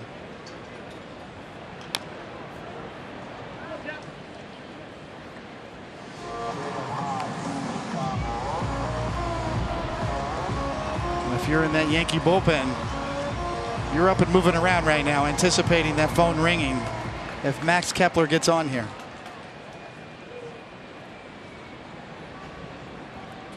Yesterday, Holder and Sessa were used. Nobody else in the Yankee pen. Fly ball into left. Tauchman makes the catch. One down. You would think the Yankees would have David Hale, who's had 2 days off since throwing 23 pitches. Canley's had 2 days off. Britton's had 4 days off. Chapman's had a day and has thrown just once in the last week. Ottavino has had 2 of the last 3 days off.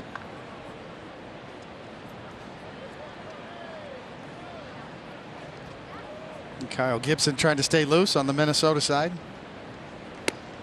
I think the pitchers for both these teams have to figure out that routine this year. Watching the long innings from their offenses.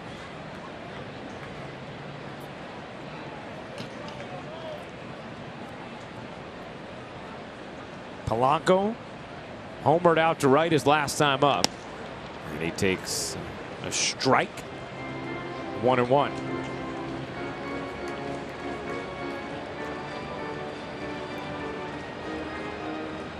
David, does he seem to have any of his 3 pitches tonight?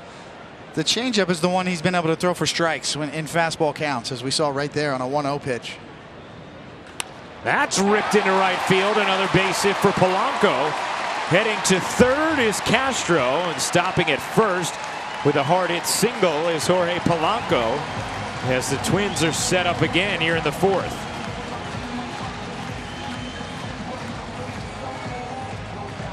Decisions on the Yankee bench, and it is another changeup. This time it's a little more up and a little more flat, and Polanco's on it. So back-to-back changeups. You can see this one's in the heart of the plate.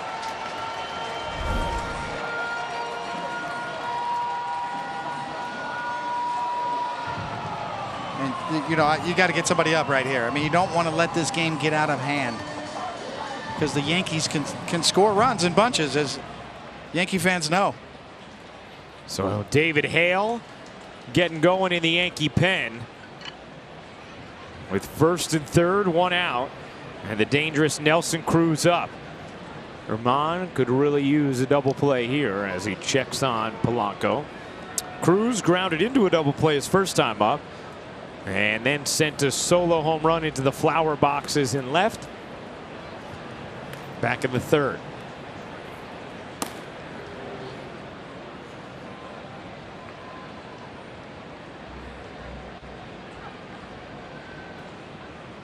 And that one hits Cruz. So now the bases are loaded with 1 down.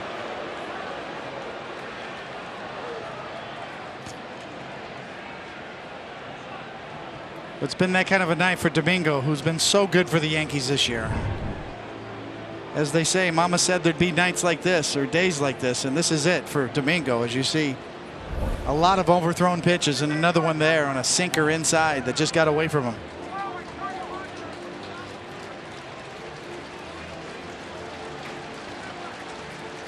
So Larry Rothschild will make the slow walk out to Herman as Hale loosens in the Yankee pen.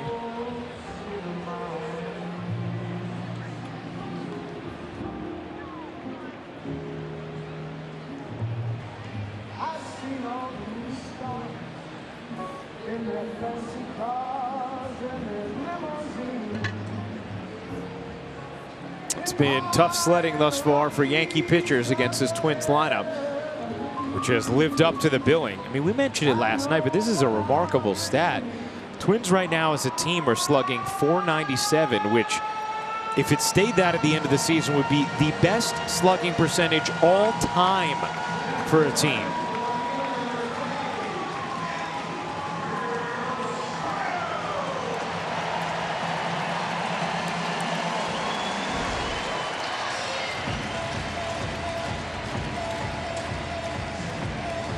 Here is Eddie Rosario He doubled in the second, flew out to left in the third. And he'll face Herman with the bases loaded and 1 out.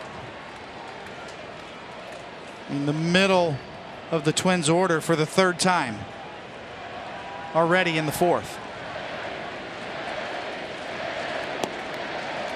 And that misses down 1-0. Strong numbers with the bases loaded for Rosario.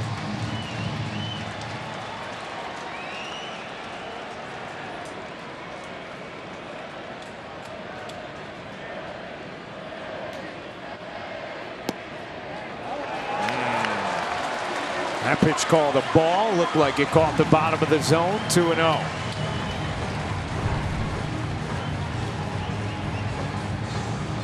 I think the problem is the movement on the catcher's mitt. Gary's setting up down and away, and it ends up down and in. Those are hard pitches to get called strikes. The 2-0. Tapped weakly to the right side. Void fields, tosses to Herman, who barehands it and gets the out at first.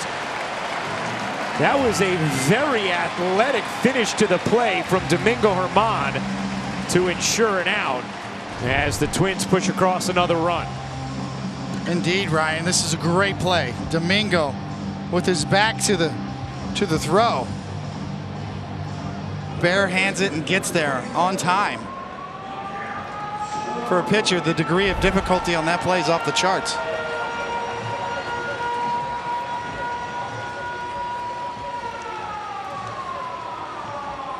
A huge play to get an out in that situation, and now Herman trying to just keep it right here and get the final out of the 4th without the Twins doing any more damage.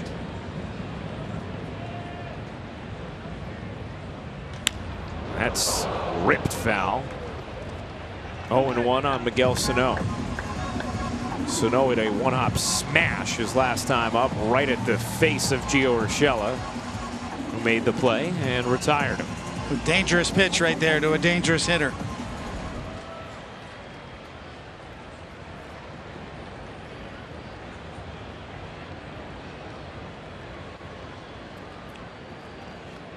The 0-1. Curve down and away, 1-1.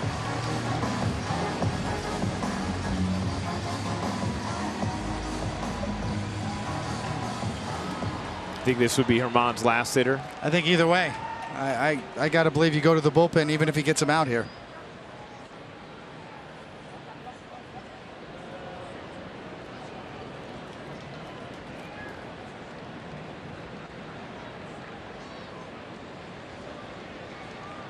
Herman taking a while. The 1-1. Down and away again with a curve, 2-1.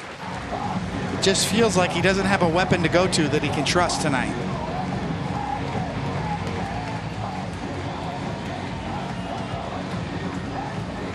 And even the change, which he had had some success with, has started to get hit hard.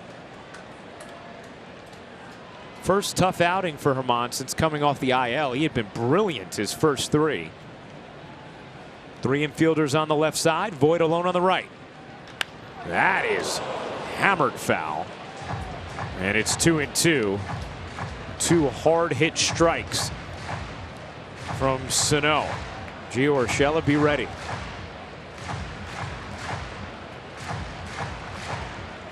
He's certainly gotten away with a couple of pitches here to Sano. That was a changeup on the inner half that Sano's just been too quick on.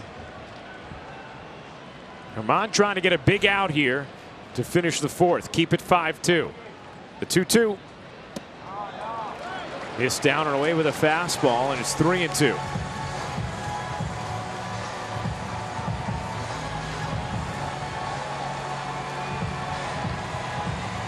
Marwin Gonzalez waiting on deck. And should he hit in this inning, you would think it'd be David Hale who would face him.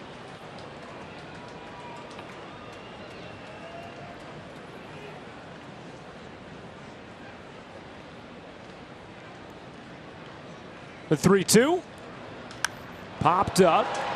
Foul ground behind the plate towards the Twins dugout. Sanchez runs out of room and then down the steps of Minnesota's dugout. Still 3-2.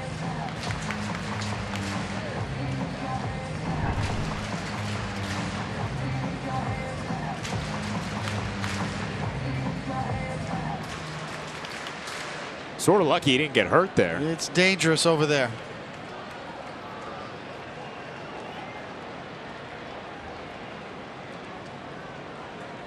Not only that, you had to navigate around the on-deck circle, too. Another 3-2. Tapped. Foul. Wide of third.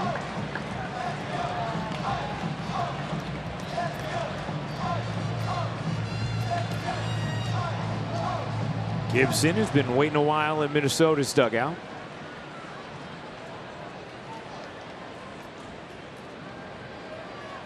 These offenses have really made the starters labor in each of the first 2 games of this series. Another 3-2. That is drilled. Long gone. 3-run shot. Miguel Sano. And just like that, it's an 8-2 game.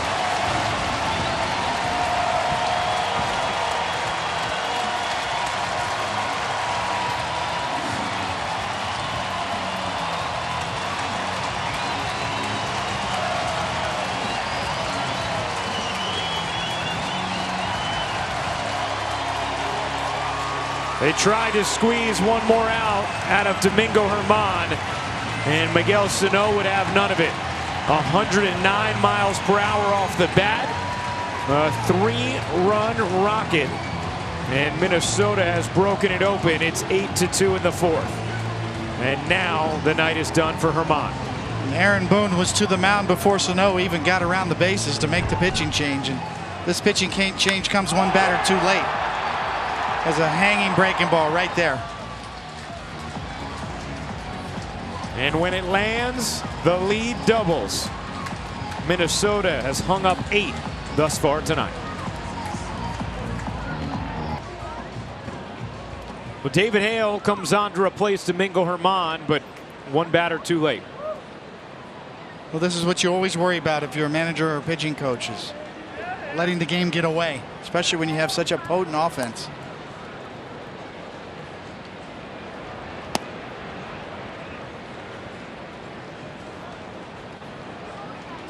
Domingo has been so good this year, but he just did not have it tonight.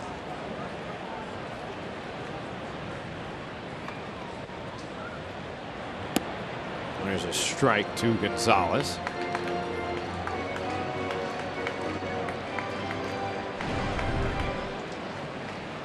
The numbers very strong for David Hale this season.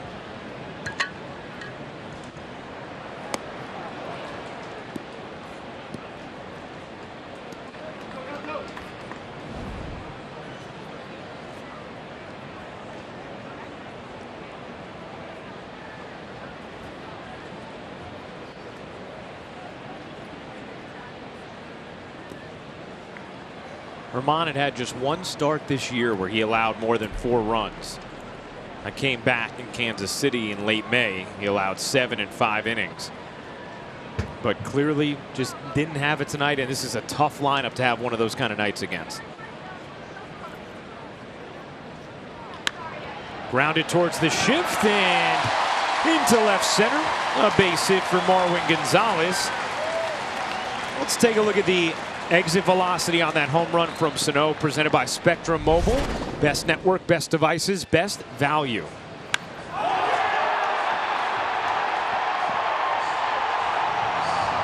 .109 miles an hour and .414 out to left. You know the old saying, you know, let the pitcher supply the power. Well, that's not true. You know, the ones that go the longest are those hanging sliders. I threw a lot of them. I know.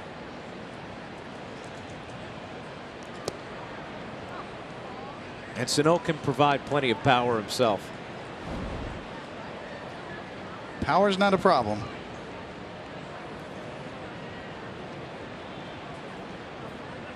Twins have batted around here in the 4th.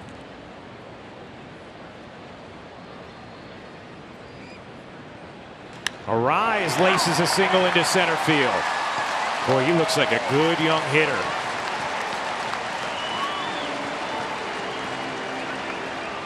And the hit parade marches on for Minnesota.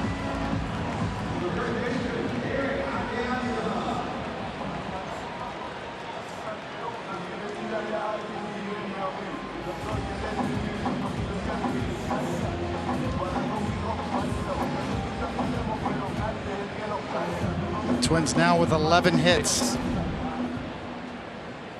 and 2 walks. So you talk about traffic. Domingo faced a lot of traffic.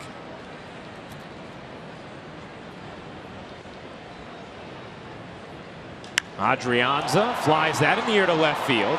Tauchman back just in front of the track to make the catch and end the inning, but not before the Twins put up a 5 spot.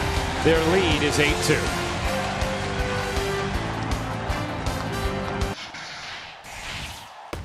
MLB at Home is presented by Scotts, who knows that some of the best games are played in the backyard. Scotts, grow more good. Well, thank you very much, Bob. It has been a while since the Red Sox were in second place. March 29th, the last time Boston was in second place in the East.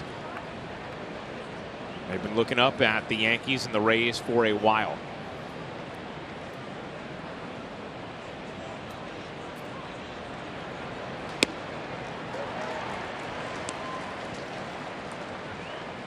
Yankees have not lost a series since June 7th through the 9th at Cleveland.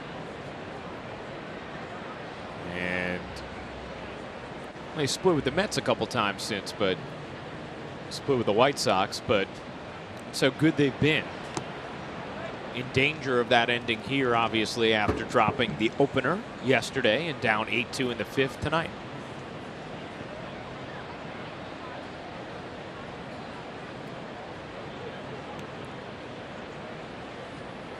Hicks has reached his first 2 times, a walk and a single.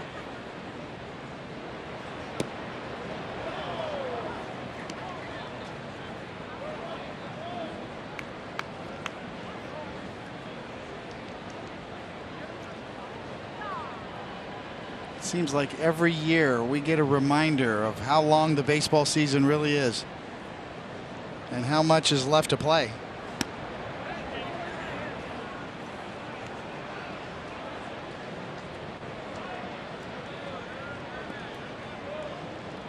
No, there's a John Sterling line in there somewhere, right? To Susan? That is baseball, Susan.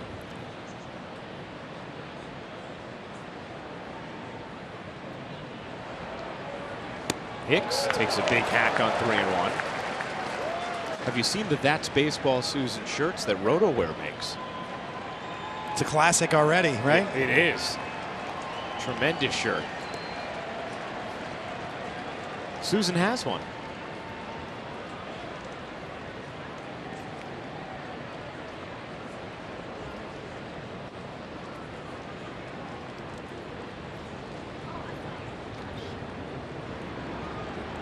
Hicks taps it towards the middle. That's the shortstop, Polanco, making the play. 6-3 the put out. 1 down. Well, speaking of T-shirts, it's going to take a savage effort from the Yankees to get back in this one. Very nice. Still a lot of time left, though, in this game. And the pitch count is elevated enough that, you know, you should get into that bullpen shortly. And it has been taxed heavily of late for Minnesota. Last night they performed well, but they've been scuffling.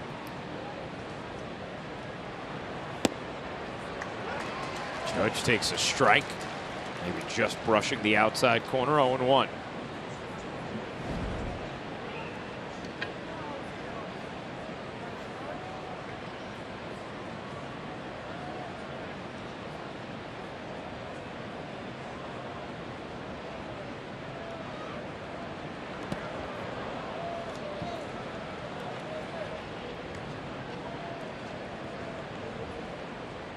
You know, it really is hard to explain, you know, for starting pitchers.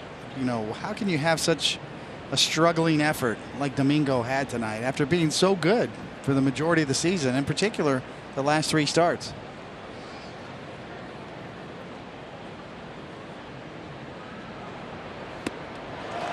One and two on Judge. But speaking from experience, Ryan, when you're facing a really tough lineup like the Twins, you can get knocked off your game in a hurry. And a little bit of anxiety on the mound, and the next thing you know, you start to doubt yourself a little bit. You start to overthrow your pitches. You think you have to be perfect against such a powerful lineup. That leads to lack of command and falling behind. And it happens in an instant.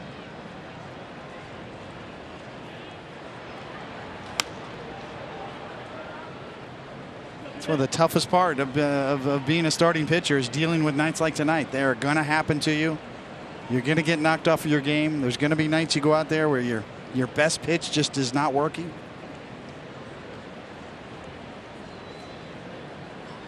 And Domingo has really done a good job of making adjustments on the fly this year, generally speaking. Tonight, he just couldn't find a pitch that worked. He couldn't find a go-to pitch to get an out when he needed it. David, that's what always amazes me about playing this sport. You know, the psyche that you have to embrace, knowing there is a certain level of failure. And that's just the game. No one is immune.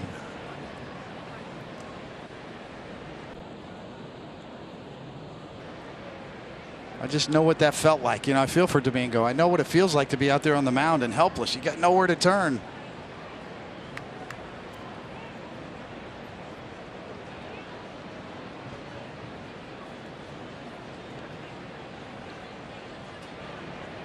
Judge lines that in the air to left field, a base hit. A 1-out base runner for the Yankees here in the 5th. On the flip side of that, you really have to give the Twins a lot of credit. Their approach the first 2 nights has really been exceptional. That lineup is for real.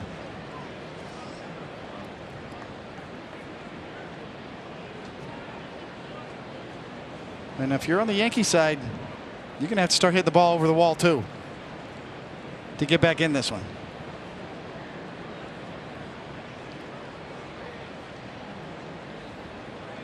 Here's a guy capable of doing that, Edwin Encarnacion. He has doubled, scored, and walked.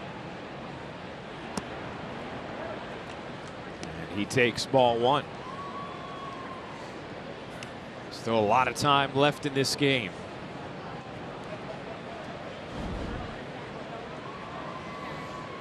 The Yankees have had plenty of base runners over the first 2 games of this series.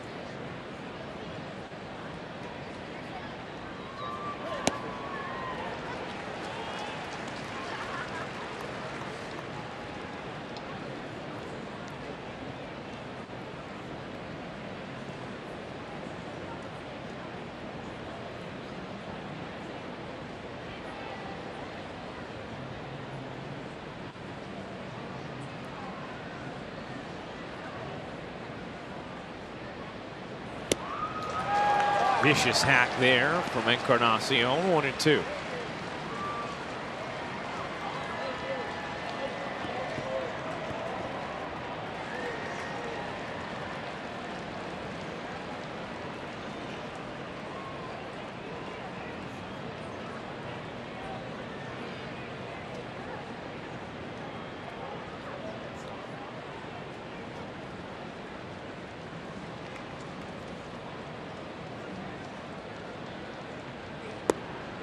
Encarnacion does not chase the slider, 2-2.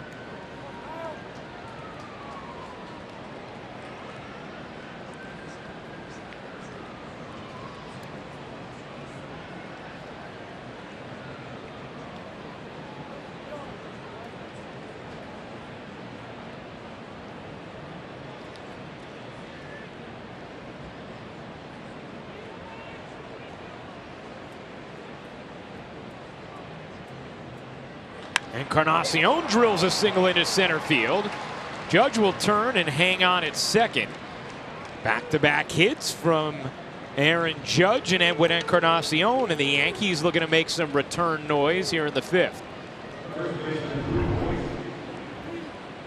Well, this is a really good sign by Edwin to go out and cover that pitch down and away. We know that, generally speaking, Edwin's a good pull hitter, and anything inner half, he's quick as heck on. But that was really impressive. That was a nice pitch down and away. He went out and laced it back up the box, putting pressure on Rocco Baldelli now to make a decision. 95 pitches on the mound here in the 5th. You talked about a long ball get you back in it. 3-run shot here certainly would do that. Kyle Gibson's maximum effort pitch count wise this year is 106.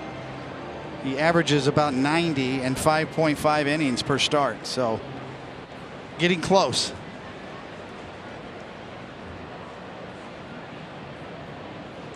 No one warming yet for Minnesota. Will Rocco Baldelli get burned? Here is Voit, singled his last time up.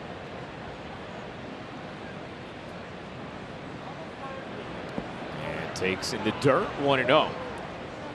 David, you pointed it out before, but Voit really has been going the other way quite often recently against the shift. And again, here there's a huge hole on the right side. It's a little differently without the runner being held on at first this time, but still a big hole over there.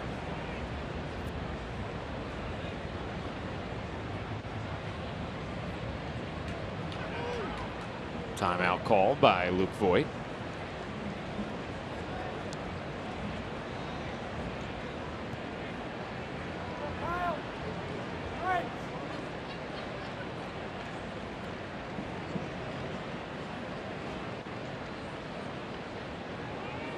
The 1-0 is down. 2-0 on Voit.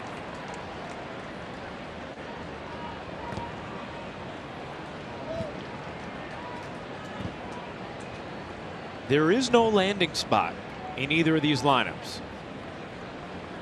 And there is no action in either of these bullpens.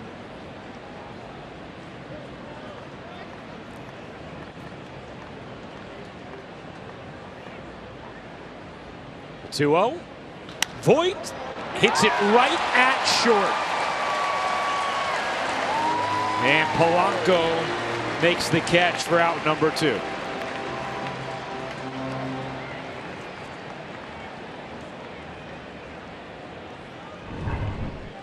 Well, Voit with a very disciplined at bat, gets ahead in the count, gets his pitch, does everything right, and gets nothing to show for it.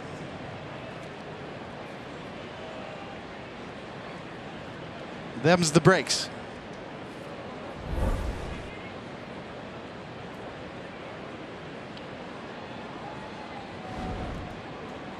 So here's Gregorius, who put the Yankees on the board with a 2-run double with 2 outs in the first. Walked in the third. And up here with 2 on and 2 out in the 5th.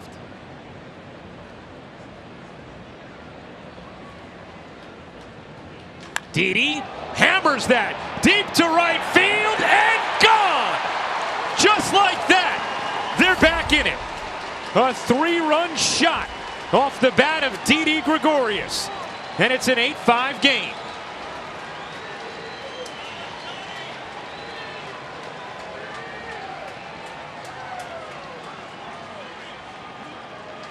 Pretty good statement from Didi Gregorius, as you said, Ryan, who was not happy about being given a day's rest. Couple of days rest over the last week or so. He wants to play every day, and you know what? That's how you prove it right there.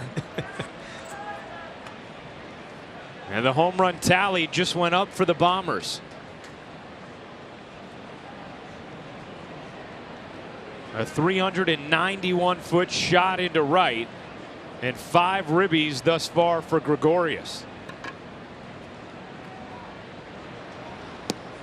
Meredith asked, how'd Didi take it yesterday? Aaron Boone said, not well. Having the day off, this is how you respond. And you wonder why the analytics people talk about the 3rd time through the order. Both starting pitchers really have come unglued a little bit in the middle of the third time through the order tonight. Sanchez rolls it to short. Polanco will throw out Sanchez, but with one swing of the bat, the deficit has been cut in half from down 6 to down 3, courtesy of Didi, his 6th long ball of the year.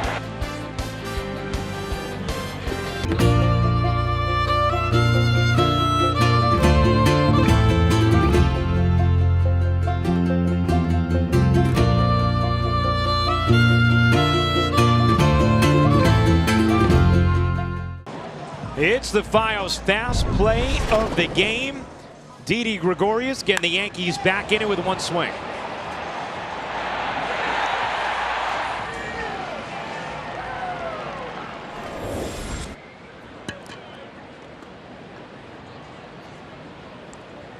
.106.5 off the bat. That one wasn't about hang time. About 2.1 seconds into the seats.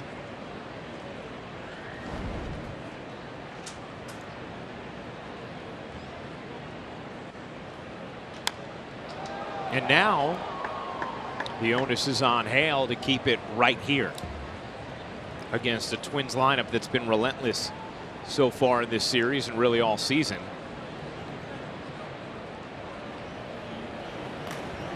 As Cody Stashik warms for the Twins. Well located fastball there, 1-2.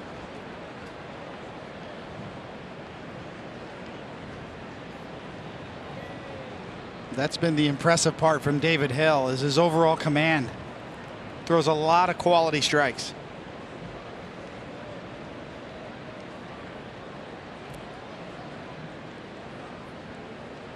The 1-2. Again, inner third with the fastball. Castro just fighting it off foul.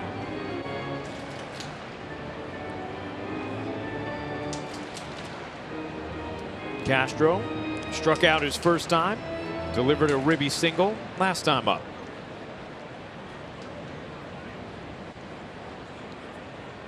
The 1-2 in the dirt.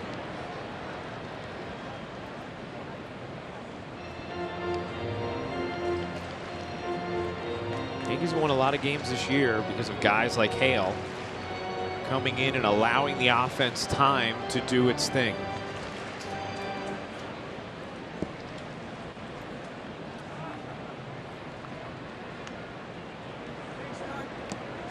Three and two now on Castro.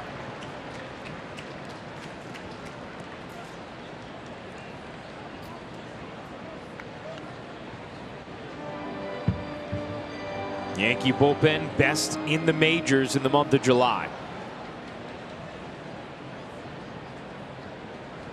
And just 3 homers allowed in 61 1/3 innings. That's cue the other way. Served fair inside of third. Big turn from Castro. He'll hang on. Second hit of the game for Jason Castro.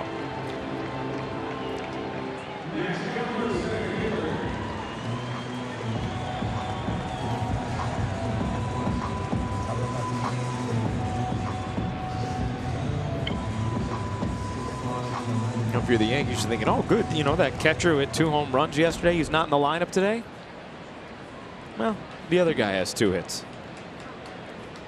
You can just tell by the body language of the Yankee fielders. It's like, oh, man, my kingdom for a 1-2-3 inning. Nothing is easy tonight.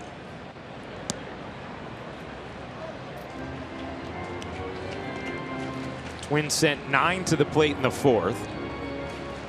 7 to the plate in the 3rd.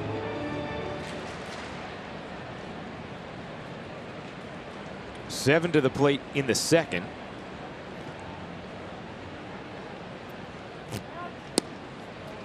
And actually, they sent 10 to the plate in the 4th when they batted around.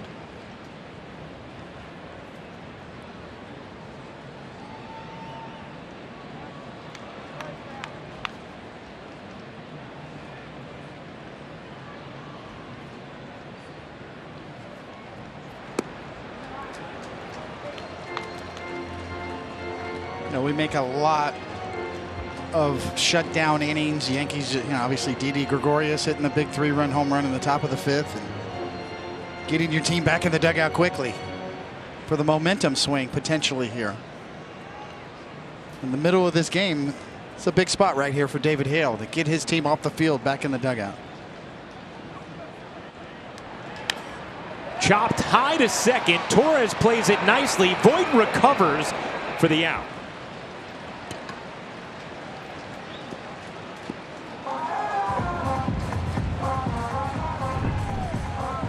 You can see Luke Voit holding the runner on.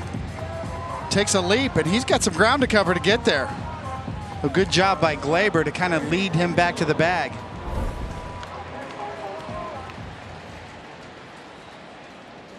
I wasn't sure he was going to make it back, but yeah, nice recovery. David, talking about those shutdown innings, would you feel that as a pitcher after your team scored, trying to claw back in a game? You definitely feel it, and then when you do come through and get your team back in the dugout, you can feel the life on the bench. Back at it. You know there's going to be a pitching change. You're already into the bullpen. Collectively, you all kind of you feel a little momentum coming back your way after falling down 8-2 in this game.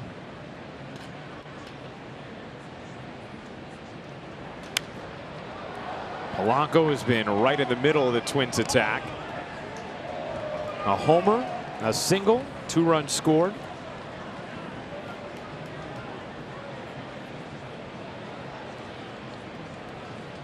Polanco's 4th at bat here in the 5th inning.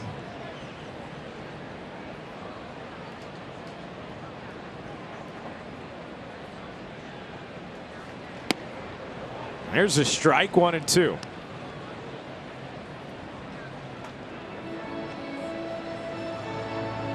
We are 2.5 hours into this slugfest, and it is the bottom of the 5th.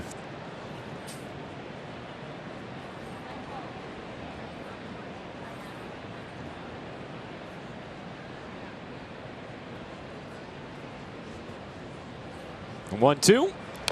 Just tapped foul as Polanco smacked it off himself.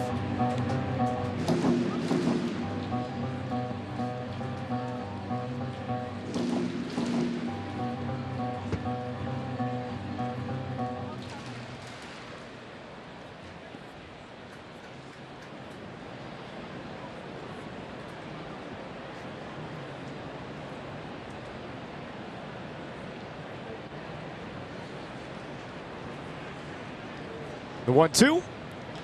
Served over short and into center for a base hit. Heading to second is Polanco. He's there with a ribby double as the Twins keep coming.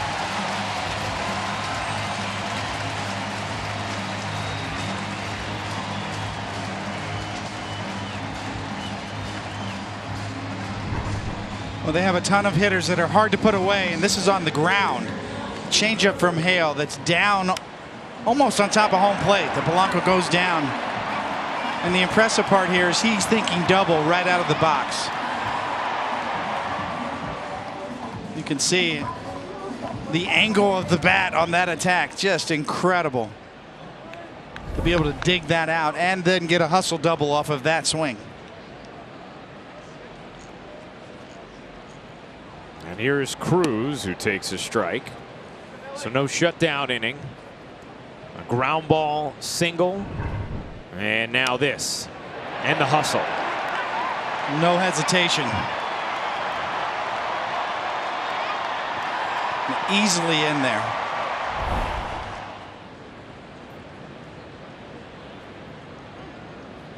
So now the task remains the same for Hale, just trying to keep it at a 4-run deficit.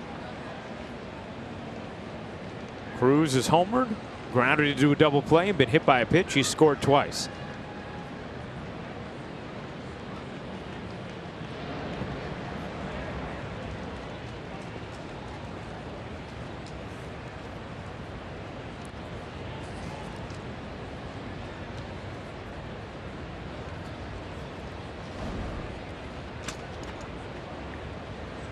You know, we were discussing about the shutdown inning and the potential momentum shift and the feeling on the bench. Now that goes right back to the Minnesota side.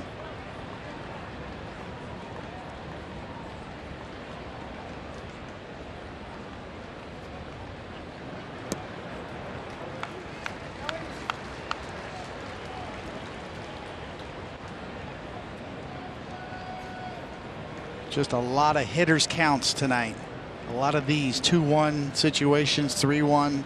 And even when the Yankee pitchers have gotten ahead, they just couldn't make the pitch or find a way to put these hitters away.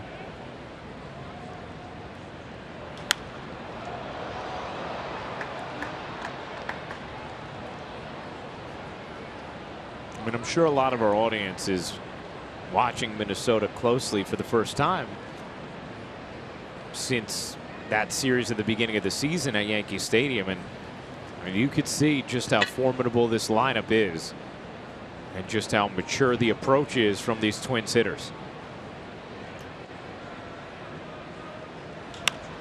Chop to the left side. Gregorius on the backhand zings it across, and Cruz is safe.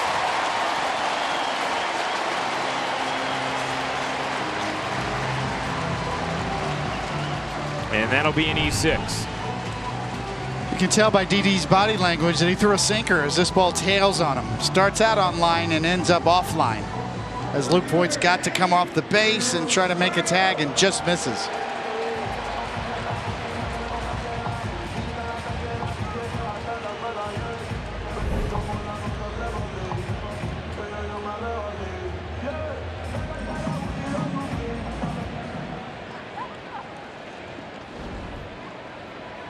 So here's Rosario, who has doubled, driven in a run, and scored. And he rolls that to first. Voit gobbles it up, goes to the bag for the out. 2 down. As the runners advance.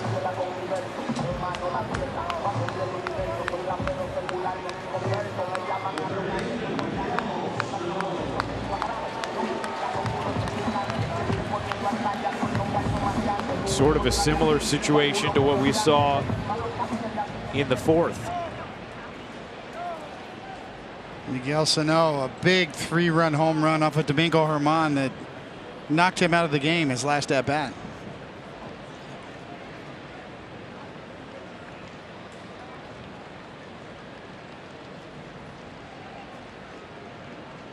Sano hits it hard, but right to Urshela.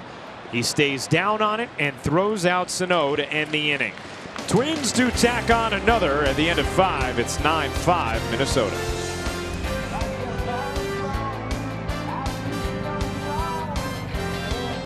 Fans come out to Yankee Stadium on Friday, August 16th when the Yankees take on the Indians. The first 18,000 guests in attendance will receive a Yankees beach towel courtesy of Pepsi. For tickets, log on to Yankees.com or visit the Yankee Stadium ticket window.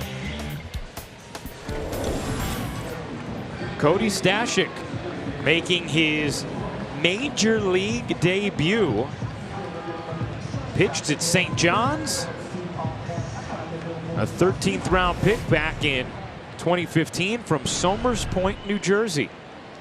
And you see a season in the minors. Very strong numbers.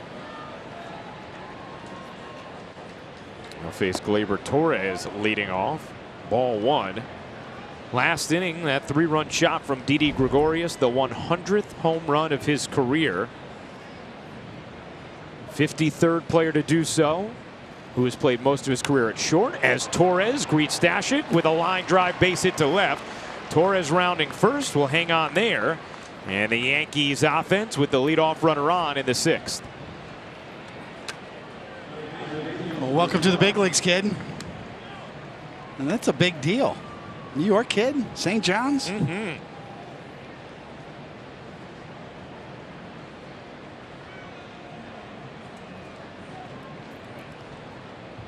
He's pitched really well in his minor league career. A 3.17 ERA over 5 minor league seasons. I couldn't feel my legs when I made my major league debut. Can't imagine what this kid's feeling.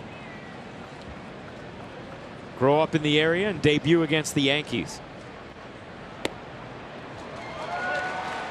There's a strike to Urshela.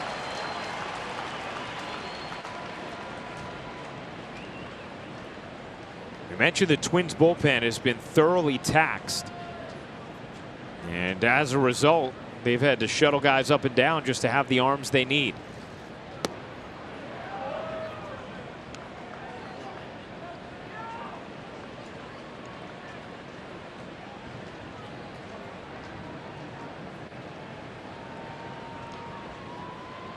Last 6 games, a 6.86 ERA with 4 blown saves and a 3.72 opponent average. Urshela chases as that sneaks by Castro, and Torres scoots to second.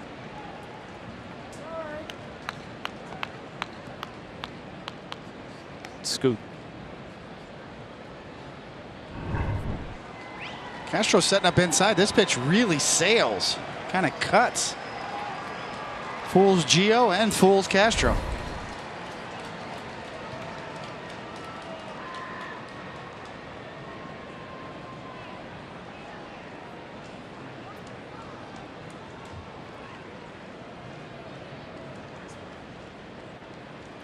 The 1-2.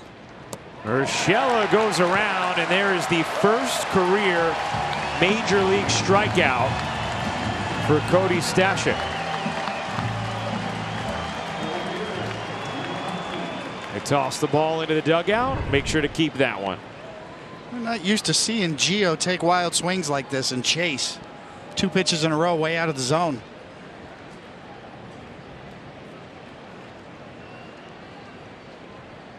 That ball tossed into the dugout for safekeeping.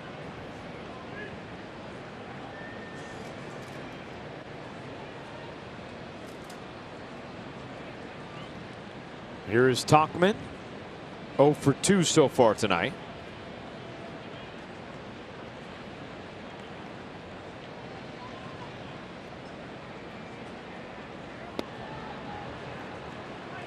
Ball 1. I don't remember saving my first strikeout. No? No, I don't even remember who it was. Do you really not remember who it was? I don't remember who it was. First strikeout. I don't really think about those things. But you're talking about a guy who left his baseball bag in his first apartment with my rookie uniform in it too. So close to St. John's University too, where I lived in Queens. You think the weed eater was still there too? The weed eater was still in the closet there too. Courtesy of Ralph Kiner. And David, we're going to find out who your first strikeout was. I know I don't have the ball. I'll tell you that.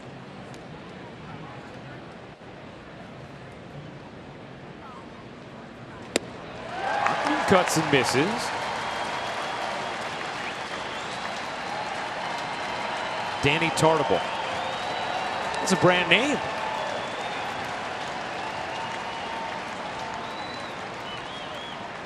We're going to assume that's his family going nuts. They've been on every single pitch. The 1-2. Tap foul. That's always one of the beautiful parts of this game, seeing somebody make their major league debut and the friends and family in the stands reacting, living and dying with every pitch.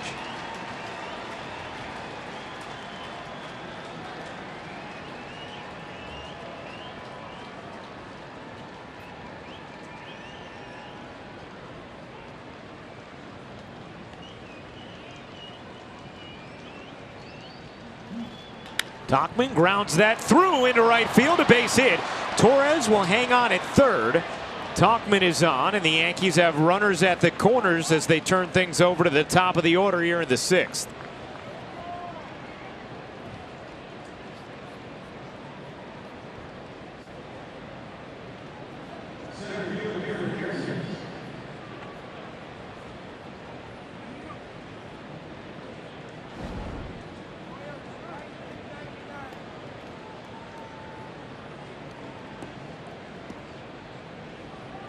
Here's Aaron Hicks. The Yankees again, they just keep coming. This offense relentless and trying to get the Yankees all the way back into this game. Yankees now with 9 hits to the Twins 13 hits. Big hole on the left side for Hicks, who fouls one straight back here right under our booth. And we're able to witness a fan unable to complete a basket catch. 0-1.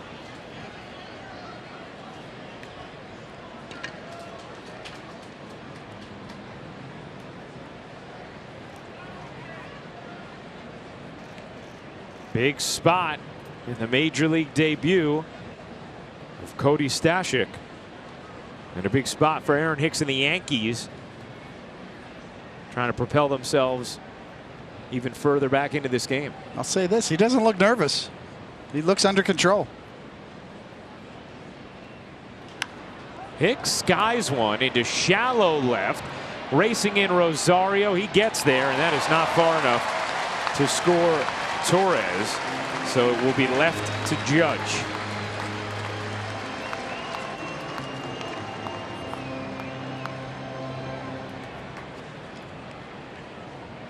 Stashik from Mays Landing, South Jersey. Went to Oakcrest High School.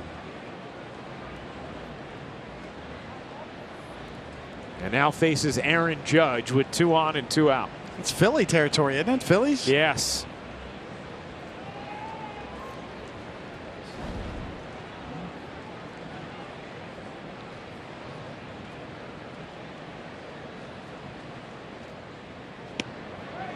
Judge takes outside, 1-0.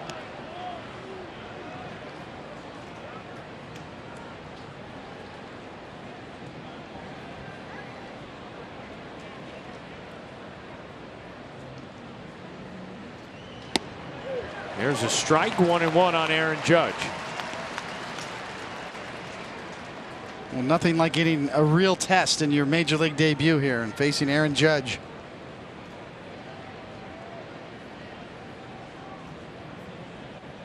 Judge has 11 home runs this year, all to center or right.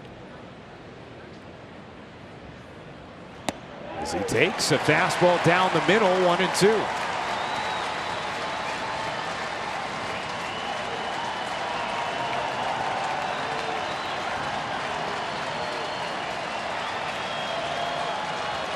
Family getting the crowd going.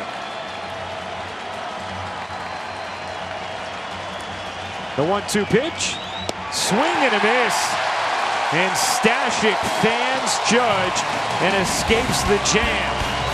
The family elated. So are the Twins. They're protecting a 9-5 lead.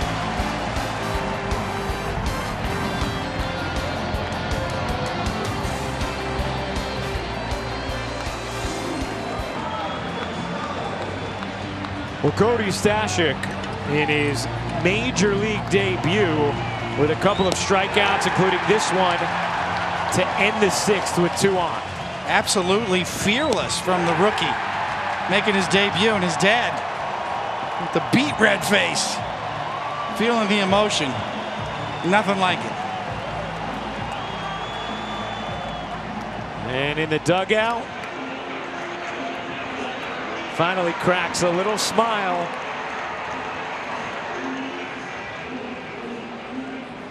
That's got to be such a cool feeling.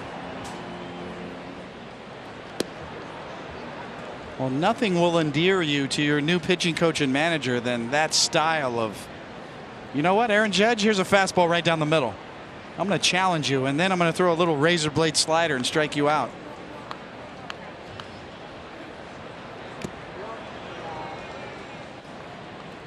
Kid showed some guts.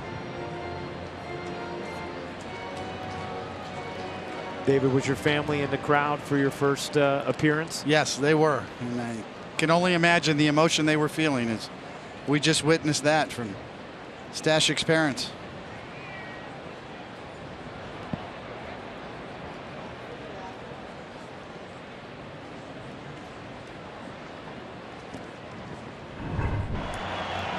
Here's Stashik on the K.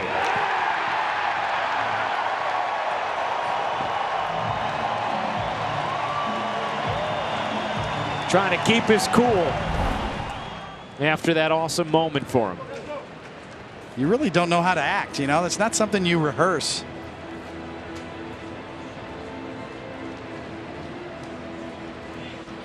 Try to act like you belong. He did.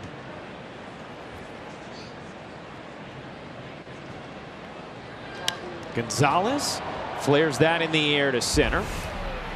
And Hicks makes the catch. One down.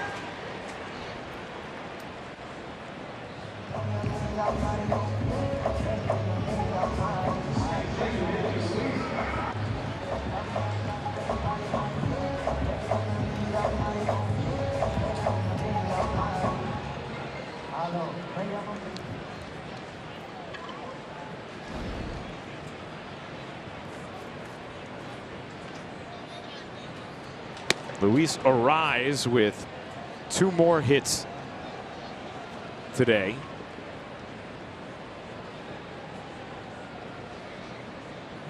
Best batting average in baseball for any player with 100 plate appearances.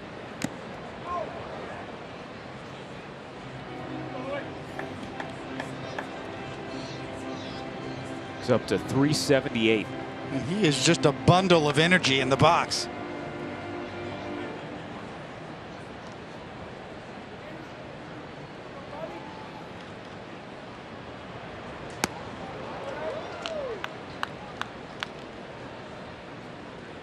Twins still without Byron Buxton, who in addition to dealing with concussion-like symptoms had some teeth pulled.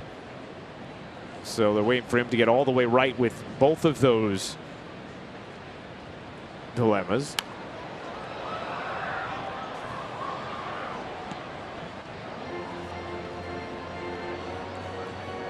And Buxton really busting out this year, former #1 prospect in all of baseball. They've been kind of waiting for him to come around. And he's the best defensive center fielder in the game.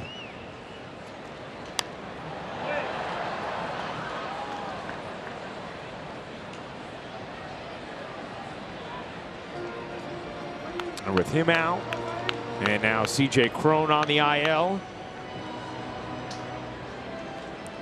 Even more opportunities because of the versatility of Gonzalez and where he goes for guys like Adrianza, who's starting at first today, and Arise, who's been terrific since coming up. As he fans there, 2 down.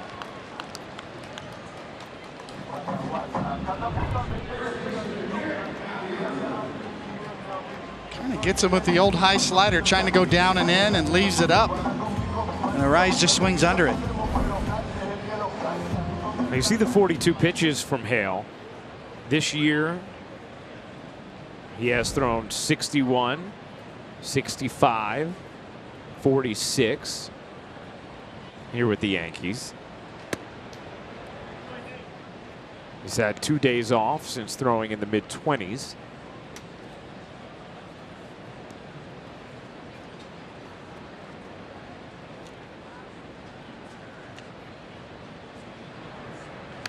The run that Hale allowed in the 5th was the first run he had given up since June 20th.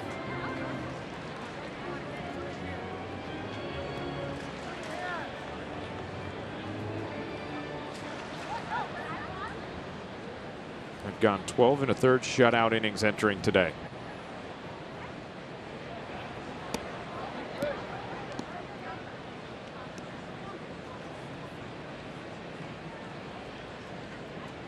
Well, these type of relievers are so valuable for a pitching staff, especially with starting pitchers going less and less.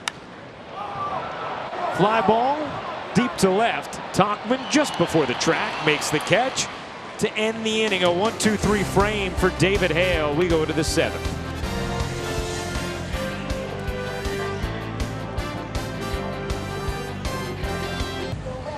Tomorrow night, the Yankees Twins series finale is on Pix 11, but start your game night with Yes for full pregame coverage beginning at 7 o'clock. Then on Thursday, the Yankees are back here on Yes as they travel to Fenway to take on their arch rival, the Boston Red Sox, with coverage starting at 6 right here on Yes. Here's Edwin Encarnacion to lead off the 7th. Second inning of work for Stashik, who struck out 2. Pitchers tomorrow, Jay Happ going for the Yankees, and Jake Odorizzi, who has been tremendous for the Twins, an all-star this year. He's on the bump for Minnesota.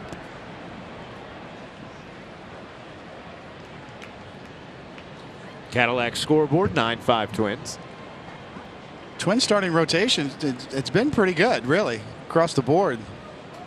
As you mentioned, Odorizzi having a really, really solid year. Well, entering this series, their starters, 4th best ERA in all of baseball, 3.70 entering the series.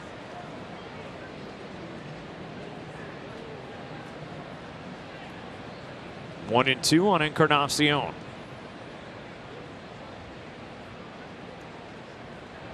And how about this for Stashik? Already 3 strikeouts and some brand names.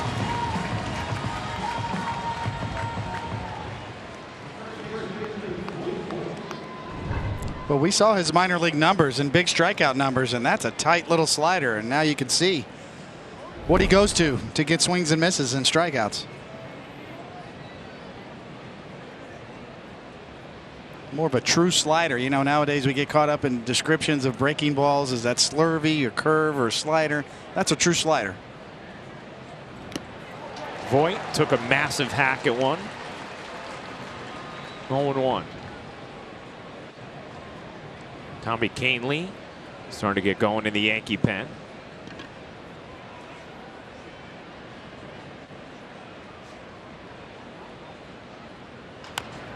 That's rolled slowly. Going to be a very tough play and not made. An infield single for Luke Voit. Second hit of the game for Voit.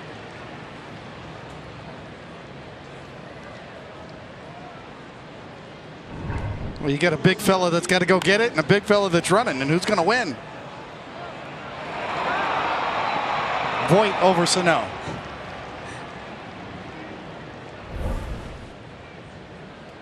Here is Didi Gregorius. He has been the Yankees offense tonight. A 2-run double, a 3-run homer. He's also walked. His last at bat, that home run, the 100th of his career, 53rd player to do so. He's played most of his career at short.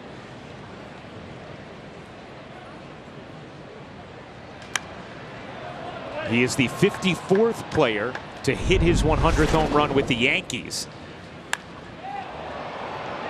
And it was up and out in a hurry.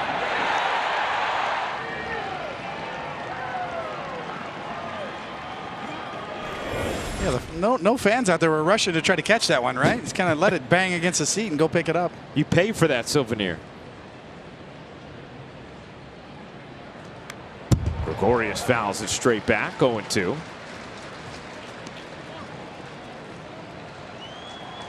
Brett Gardner also hit his 100th career home run this year with the Yankees back on April 17th. That game-winning grand slam against the Red Sox. Didi, the 911th player overall to reach 100 home runs in the big leagues. That's going up. Yeah.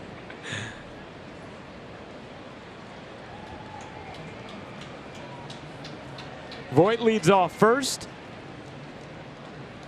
The 0-2. Didi holds up.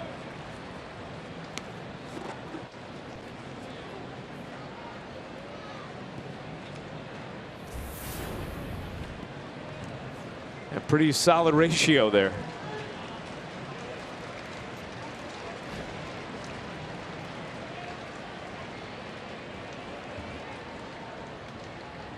Didi is just on fire tonight. Rockets one into right center. Voit is going to turn and go for third. The throw is offline, and he is in safely as the Yankees are threatening yet again.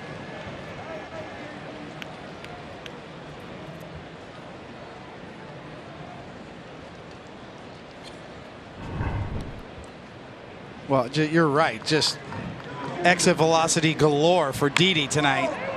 Smacked right through. Luke Voit made his mind up early, man. He's lumbering in there. Quick decision making. And that was a lumber.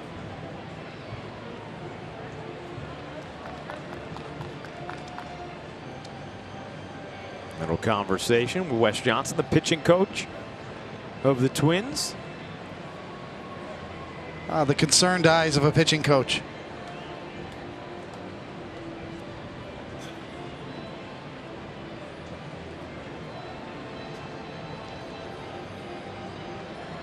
David, here's yet another spot for Gary Sanchez. They just seem to be finding him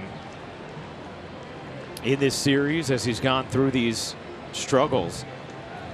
And we've seen him today bat with a runner on second, 2 out, bases loaded, 2 out, and now first and third, 1 out.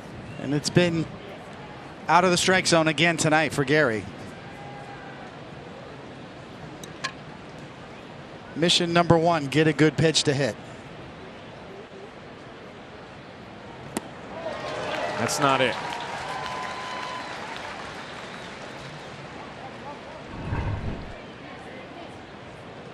Sometimes hitters that are struggling get into what we call swing mode, where you're just going to start your swing early and swing at anything.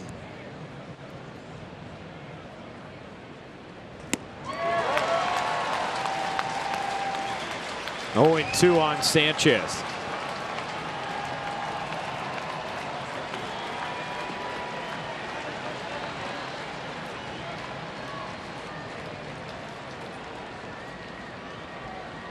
You could tell Gary just trying to feel for it up there.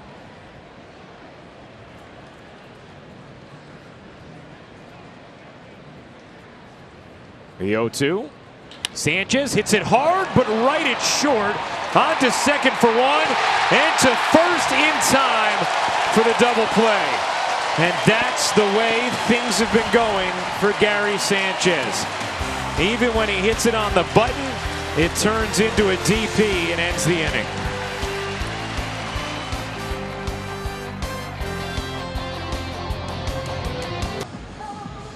They sure do, fellas. Look forward to hearing from you on the post game with Meredith Marakovitz. Let's take a look at the game summary presented by your local Nissan dealer. Domingo Germán, as the fellas were talking about 8 runs in 3 2/3. Kyle Gibson was able to just massage his way through 5 innings of 5-run ball. Didi Gregorius has been a beast tonight. So is Jorge Polanco. And Gary Sanchez hit that ball 106 miles an hour. Expected batting average of 630, and that's when you just can't buy a break. Tommy Canley on for David Hale. Did a nice job in his 2 1/3 innings of work. Allowed just 1 run. Boy, you just feel for Gary right now because, you know, I mean, he may, and we talked about this a little last night, you may not always see it outwardly. He cares so much. He works so hard, and obviously has been struggling immensely at the plate. Finally rips a ball, and not only does it happen to be at a defender, but it turns into an inning-ending double play.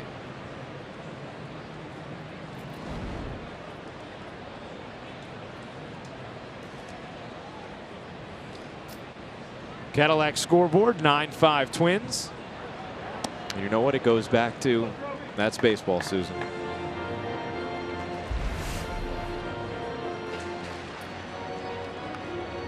The emotional grind of a major league season can really wear you down, and you could just see by the body language of Gary after that double play how dejected he was.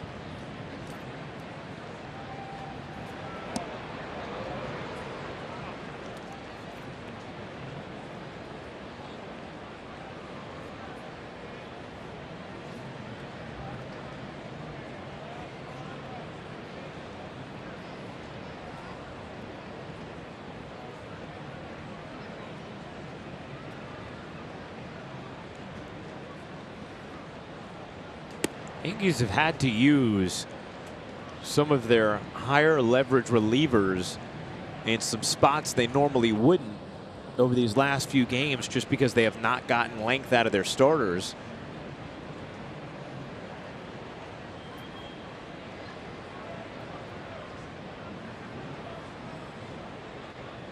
Two, swing and a miss. 97 from Canley. That's why I really think in the next round of the collective bargaining agreement that the players will really push for a 26-man roster because of exactly what you just said. You do need more relievers nowadays. Most teams carry 8. That leaves the bench and the extra position players short.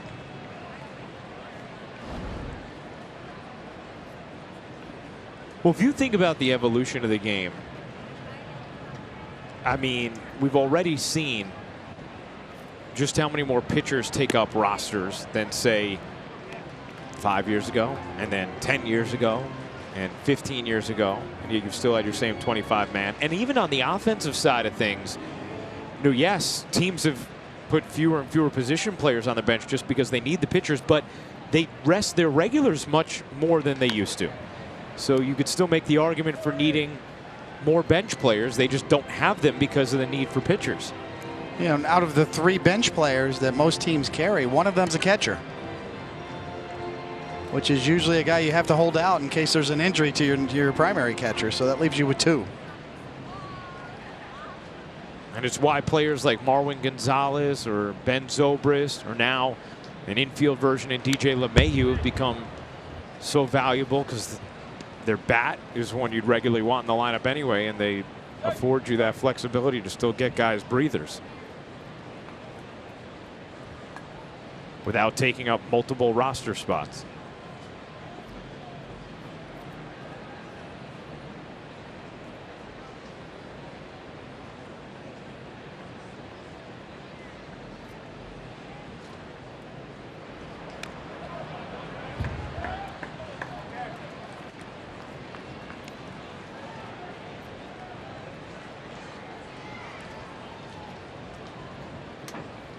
Yankees with 11 hits in this game. Minnesota with 13.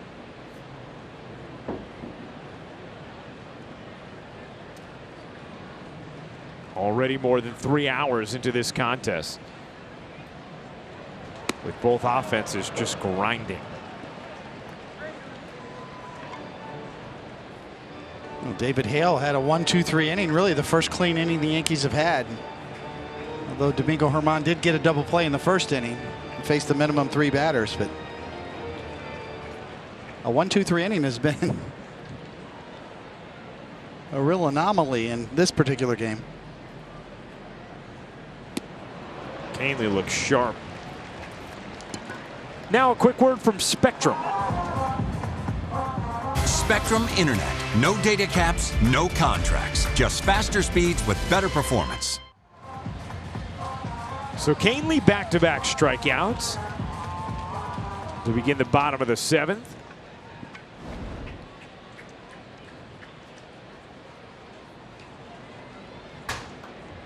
Big night for Jorge Polanco. Once again, we mentioned having a career year coming into this series.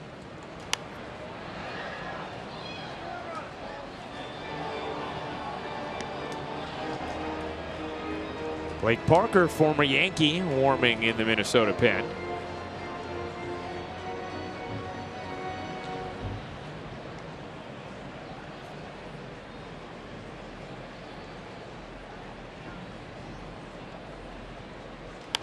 Polanco 3 hits tonight. A homer, a single, and a ribby double. Took the ball off the ground in that last ribby hustle double off of David Hale.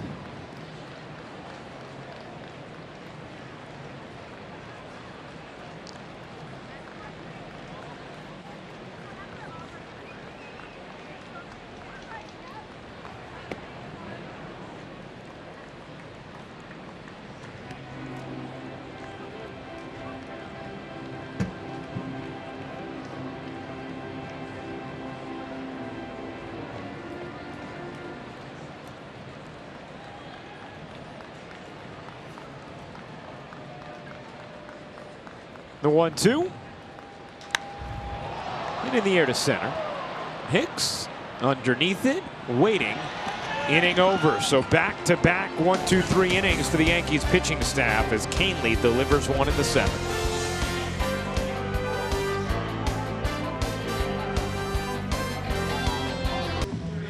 Now time for T-Mobile's connection to the game. Chris Sale. A strong start in Boston as the Red Sox jump the Rays and are in 2nd place for the first time since late March. Trevor Bauer, a tremendous start at Toronto, ended up with a no decision. And Robinson Cano, a 3-homer game against the Padres. A Robbie sighting. That's been a long time coming for him in that tough first year with the Mets.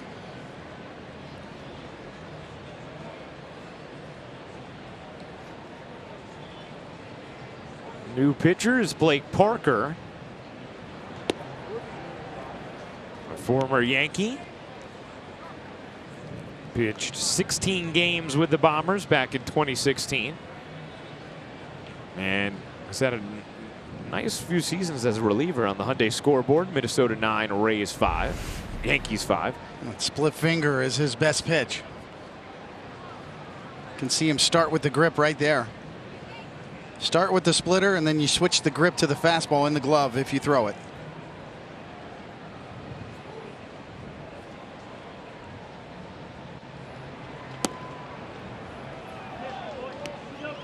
Red Sox Rays game, by the way, was in St. Pete tonight. Boston winning 5-4. See the numbers for Parker? Very strong. I guess you would call this style fidgety. Yeah. That's one way to call that. I think so. Ants in your pants? I would just think as a hitter, it's got to be annoying. It's like you're looking for a back scratcher, right? I got an itch in the middle of my back.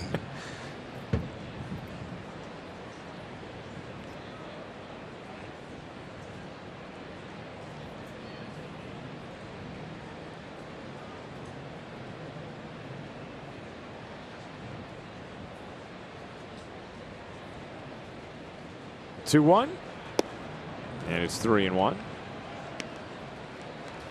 Now, one thing to keep in mind in these late innings, the Yankees do have DJ LeMahieu to deploy at some point as Zach Britton gets ready in the Yankee pen.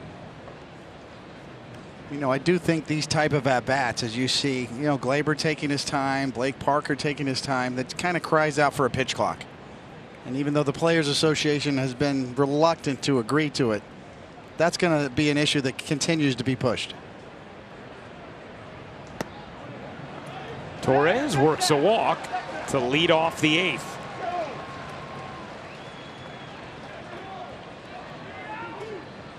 You know, and we call it a pitch clock, and we tend to focus on the pitcher, but a lot of times it's the hitter stepping out of the box a lot.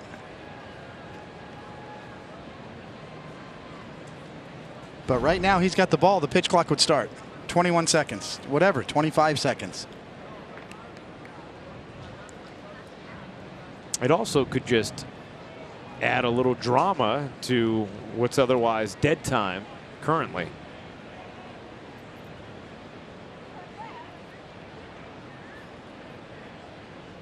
Here's Urshela. There's a strike, just grazing the inside corner. 0-1. Used to remember the late great home plate umpire Steve Palermo. Just a fantastic umpire and a tragic story, but he would bark at the hitters and the pitchers. Let's go. Clap his hands and really try to run the game.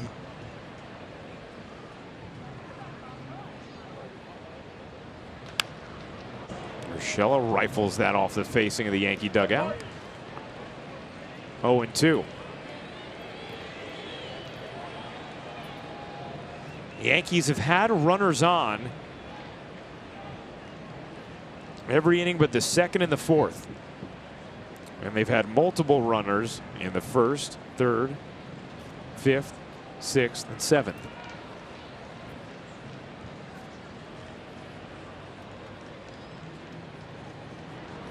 Urshela smokes that to left field, a base hit. That will roll to the wall. Torres motoring into third. He will hang on there. It's a double for Gio Urshela. And the Yankees once again set up second and third, nobody out in the 8th. Well, this is going to be the 19th double for Gio Urshela to go along with those 10 home runs. So it's not only been Gio's just a tough out at the plate, but he's producing extra base hits as well. So the Yankees threatening in the 8th. They just keep coming. Trying to break through against this Minnesota pen. There's Tauchman. He takes a strike.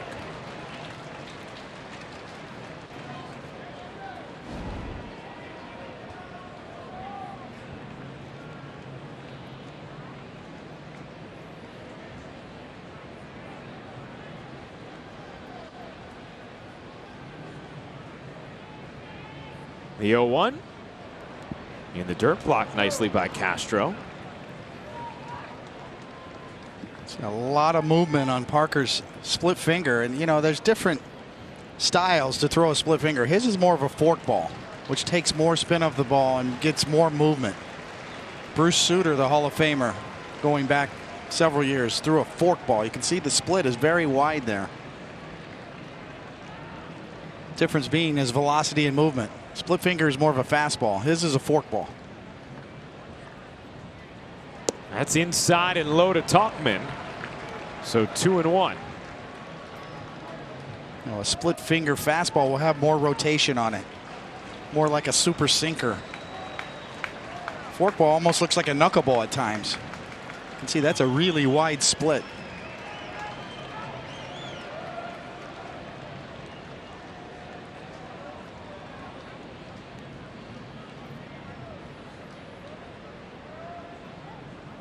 The 2-1.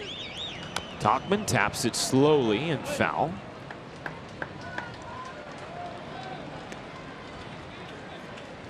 Yankees 5 for 23 with runners in scoring position in this series.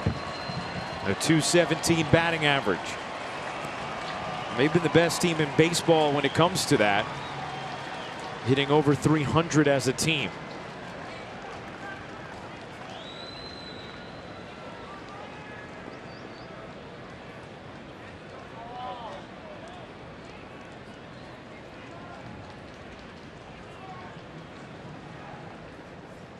The 2-2. Talkman hits that in the air to right field and deep. Gonzalez back on the track, leaping, it's off the wall. Talkman motoring into second, stopping at third is Urshela. Torres will score. It's a ribby double for Mike Talkman, and the Yankees are really making noise in the eighth.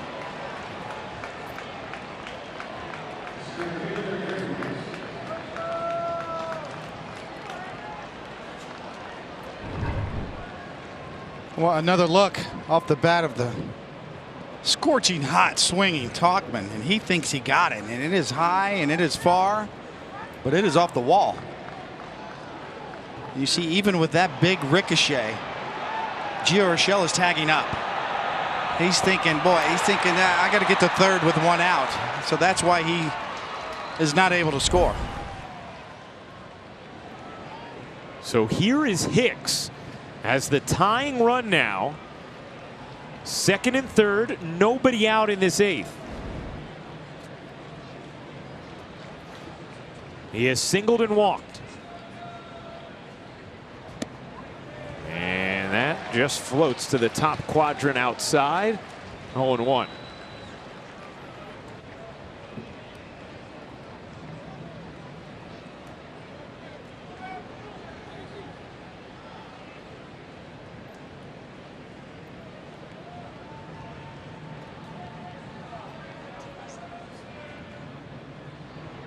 Hicks takes ball one.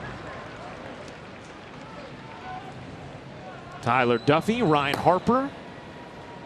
Saw both of them last night warming in the Minnesota pen. You understand the terminology Aaron Boone used about his hitters when you just see how they battle in their at-bats. They control the zone. The 1-1. Hicks rolls that foul.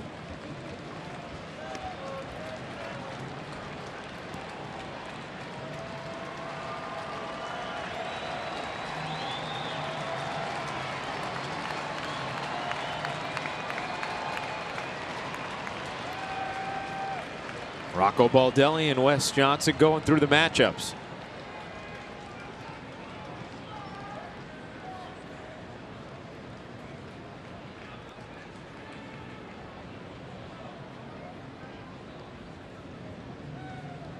The 1-2.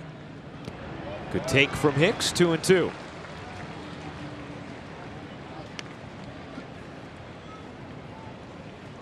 You could really see the wheels spinning in the Twins dugout between manager and pitching coach. Still got to get 6 outs. How are we going to do it?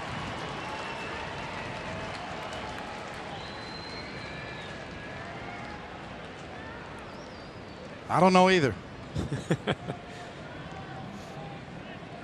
Second and third, nobody out, and time call.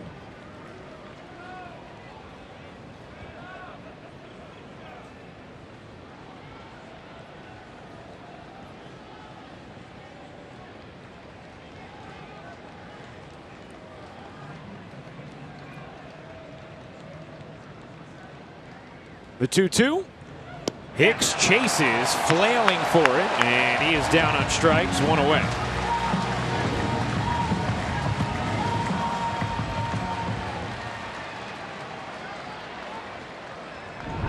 Well, this is the best one that Blake Parker's thrown so far. That's a late movement. It looks like it's right on the outside corner, and right at the last minute just dives off as Hicks flails at it.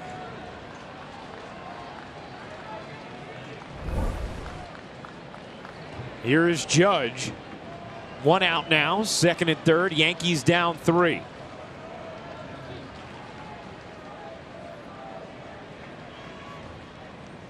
Judge goes around 0-1. Yankees jumped out to a 2-0 lead.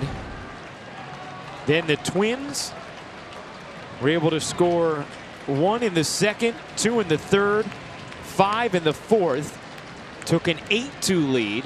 The Yankees made it 8-5 on a Didi Gregorius 3-run homer. And the Twins jumped in front 9-5, and now the Yankees have cut it to 9-6 here in the 8th, threatening for more. 1-1.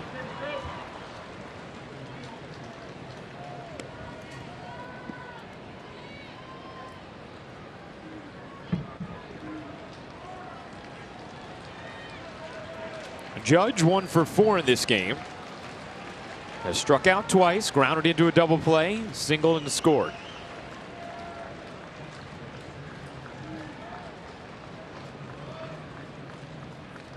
If you're Aaron Judge in the box, you're looking for a mistake. Parker's probably going to pitch around him, but if he hangs that splitter, that's the one you're looking for.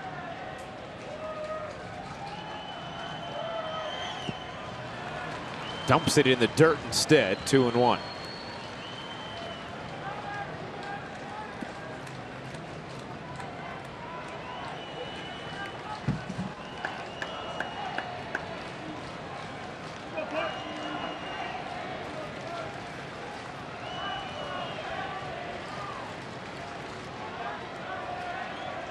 You see the infield alignment with second and third, 1 out, a 2-1 count on Judge.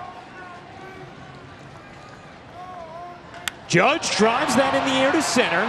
Kepler back on the track, looking up. That ball is off the top of the wall. Urshela scores. Tachman scores. Judge at second with a long, loud 2-run double. And it's a 1-run game.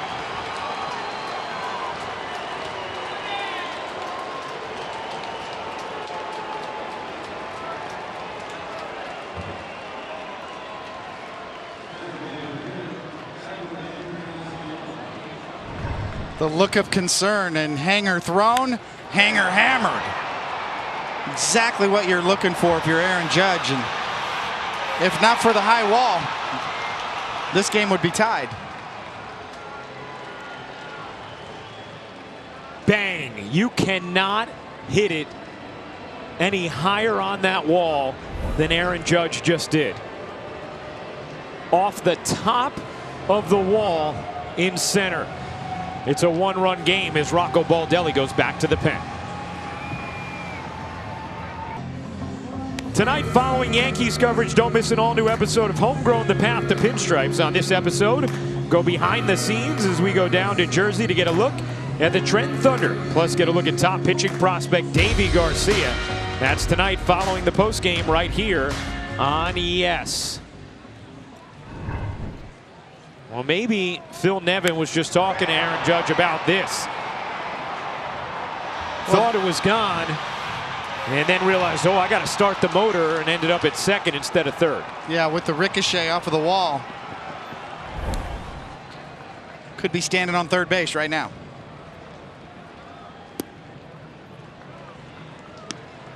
So a 2-run double from Aaron Judge that hit off the top of that elevated wall in center. And here is Tyler Duffy with the tying run now at second base. The Yankees were down 8-2 in this game.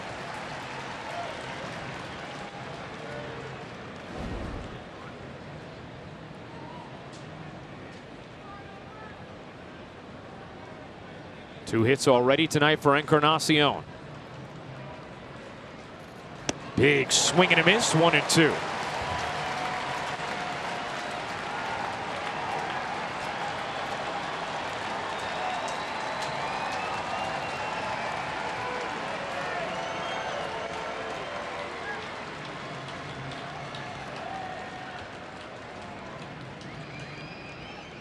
Judge leads off second. He's the tying run. And it's 2-2 on Edwin Encarnacion. Ooh, good take right there. Really hard pitch to lay off of. Good job by Encarnacion because it's right over the heart of the plate. These are the ones that are tough to lay off of. Duffy threw a scoreless inning last night.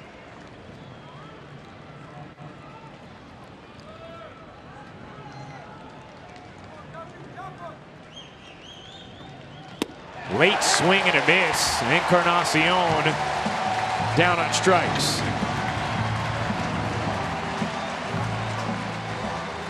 Well, hitters guess all the time, more than you know.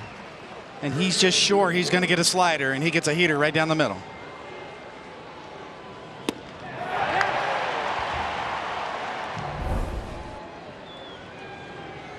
So here is Luke Voit. Yankees already with 3 runs in here in the 8th.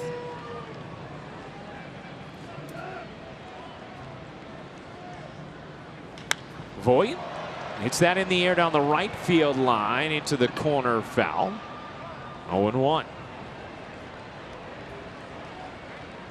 Voit 2 for 4 tonight. A ground ball that kicked off the mound and found a vacated right side, and then an infield single. He's also lined out to short.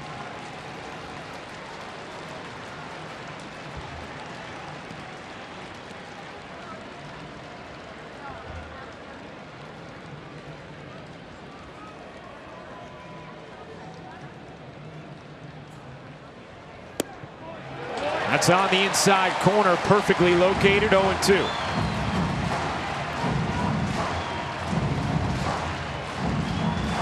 Duffy's coming out of the pen smoking.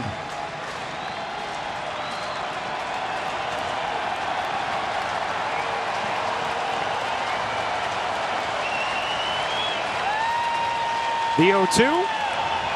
Voit does not go around. 1-2.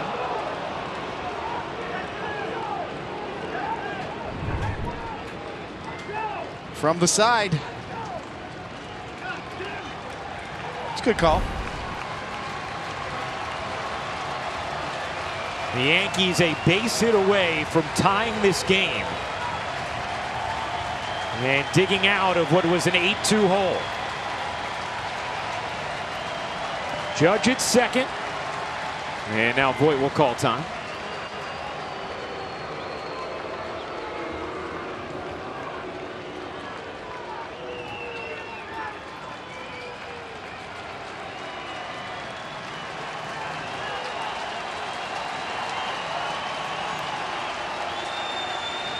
The 1-2. Good swing from Voit as he fouled it straight back. 95 right down Broadway.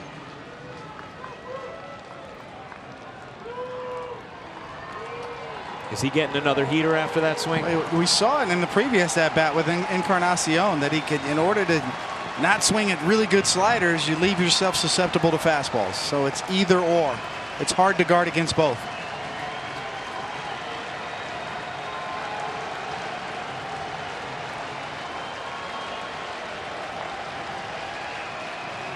The 1-2.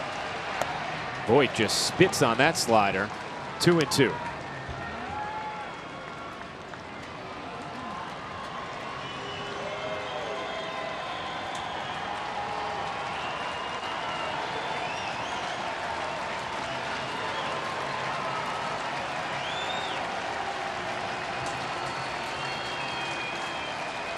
The 2-2.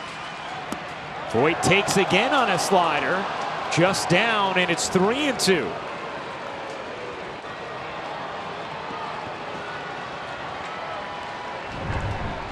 Takes some guts to take this pitch. Boy, that's a strike the whole way until the end.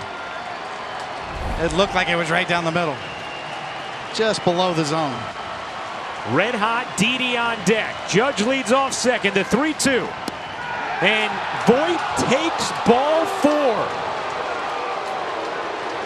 Some gutsy vision from Luke Voit to extend the inning here in the 8th.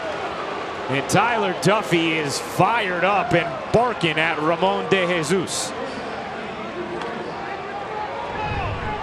I've been there and done that.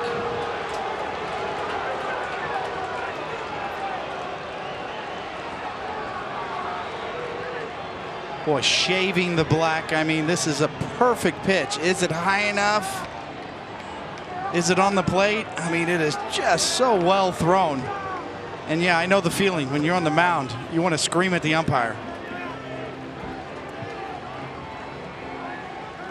The night is done for Duffy. It continues for the Yankees in the 8th. Didi coming up. Wild game in Minneapolis, and Didi Gregorius has had a monster night. Yes, just drills it in the gap on his first at bat. One hops the wall. That might have been the most impressive swing, I think. But then again, maybe not.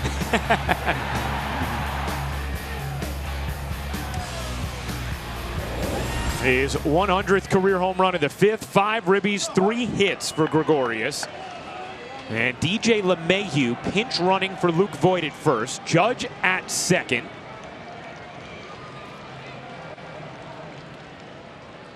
And Ryan Harper, the new pitcher for Minnesota. As Didi takes ball 1.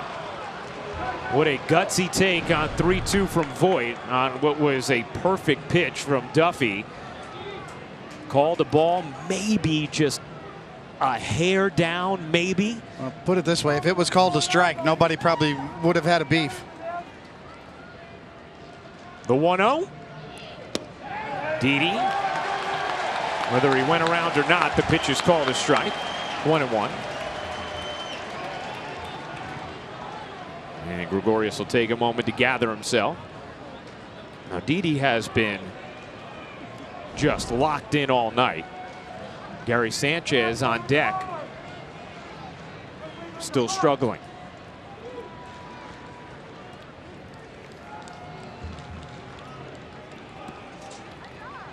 Just that quickly, Didi Gregorius' average is up to 270. Trying to deliver a game-tying hit for the Yankees here. 3 runs already in this 8th. The 1-1. Swing and a miss. 1-2.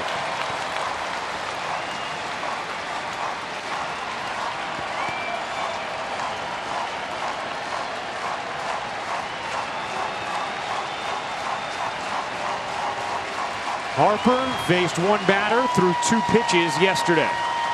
This is his 3rd straight day throwing, 4th in 5 days. And Didi will call time.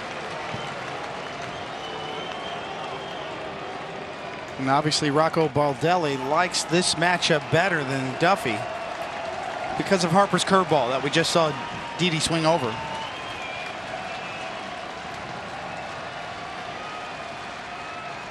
The 1-2. Raked foul. And it is a slow curve. Generally speaking, from a right-handed to a left-handed batter, a curveball is more effective than a slider because it changes planes, has more depth to it.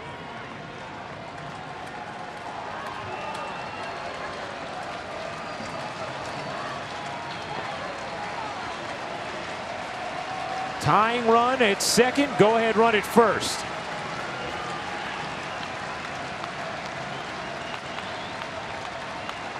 Harper stares in, and Gregorius will call time again.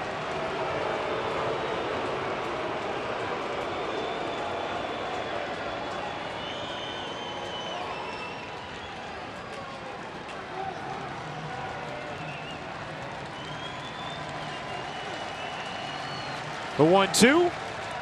Gregorius rolls it foul. Just staying alive against that 73-mile-an-hour curve.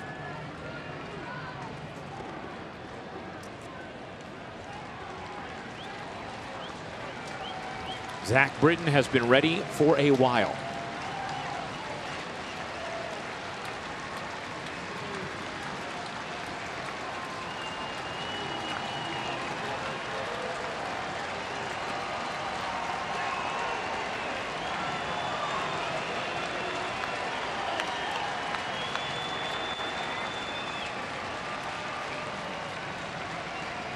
The 1-2 outside, and the count even, 2-2.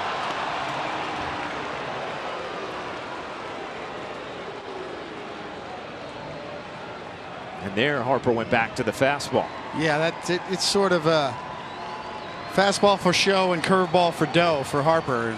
I'd be very surprised if he doesn't go back to the curveball here.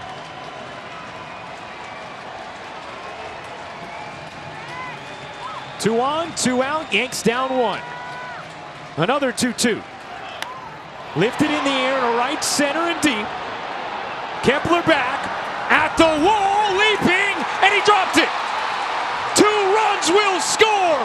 Gregorius in its second, and the Yankees have pulled in front here in the 8th. What a night for D.D. Gregorius.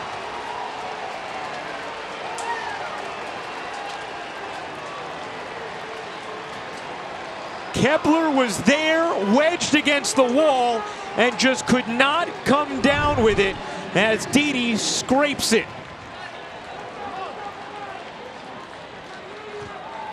He thought he had it timed, and he could not make the play. And it lands in his lap. Another curveball. This one's up and out over the plate, and Didi gets just enough of it.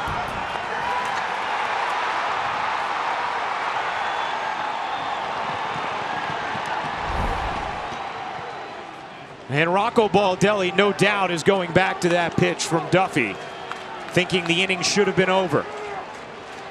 Instead, it's extended, and D.D. Gregorius has driven in 7 runs tonight. And the Yankees have climbed out of an 8-2 hole to take a 10-9 lead.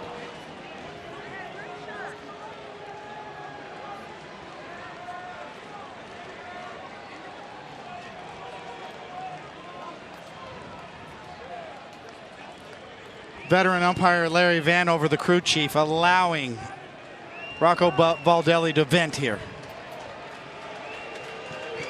And in my opinion, well handled by Larry Vanover.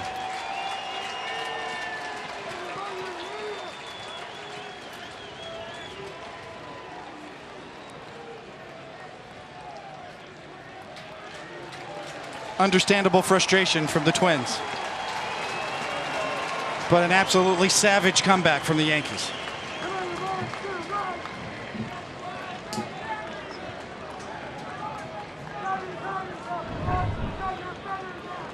Now Baldelli was tossed. A few magic words here, was tossed, and then extended the conversation into what we just saw live. So the Yankees, down 8-2, have battled back, and still a duck on the pond for Sanchez. Ball 1. Sanchez, last time up, hit a rocket, 106 miles an hour. It just happened to be at Polanco, who turned it into an inning-ending double play. You get the feeling he just needs a flare to drop somewhere. Hit hard, backhanded diving stop Polanco, the sidearm throw in time. A ridiculous play from Polanco, and Sanchez cannot buy a hit right now. And did he tweak something there as well? We'll see if he's exasperated or maybe dinged up. Did Sanchez kind of take an awkward step? Sort of a weird ending to that. We will take another look at that when we return. The Yankees do take a 10-9 lead with 5 runs in the frame.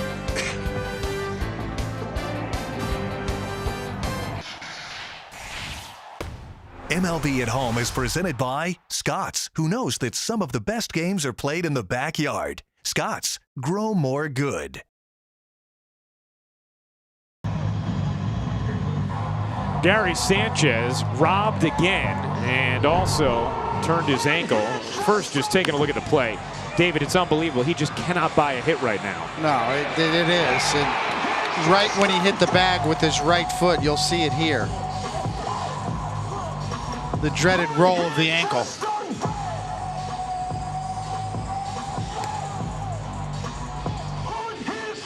And another look right there tells you all you need to know. He is out of this game now, and Romine is in. And you obviously hope it's nothing serious with the ankle of Sanchez, but now Romine comes in, and Zach Britton trying to throw a scoreless eighth. The Yankees, down 8-2 in this game, have clawed back to take a 10-9 lead. Didi Gregorius with 7 ribbies tonight, including the go-ahead 2-run double that Max Kepler mistimed in right center up against the wall. I guess he was really upset about not playing the other night. I have a feeling he's going to be in there for a while now. As DJ LeMahieu in at first after running for Voit. It'll be 3-4-5 in the Twins order. And Britton starts off Cruz with strike one. On the Hyundai scoreboard, it has been a fascinating, wild ride tonight in Minneapolis. 10-9 Yankees. The Twins scored 5 in the bottom of the 4th. Yankees got him back in the top of the 8th. Tap back to Britton. He'll pump and fire. One down. It almost feels like a London baseball game broke out here in Minneapolis. Boy, if this is indeed a playoff preview, buckle your seatbelts. And you get the feeling there's still a lot of game left tonight.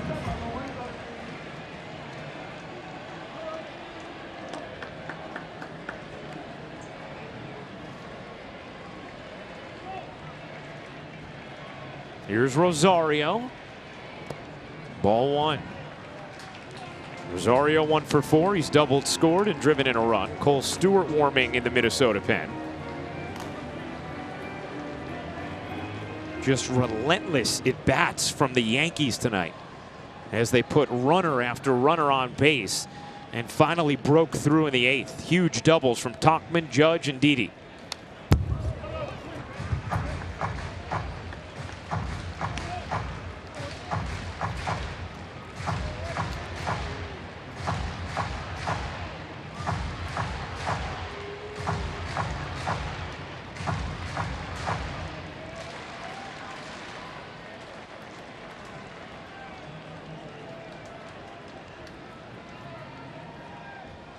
The 1-1.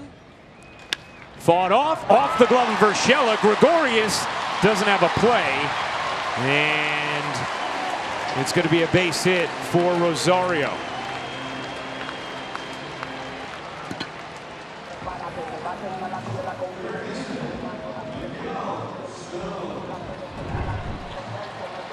Gio almost into the grass, guarding against a potential bunt.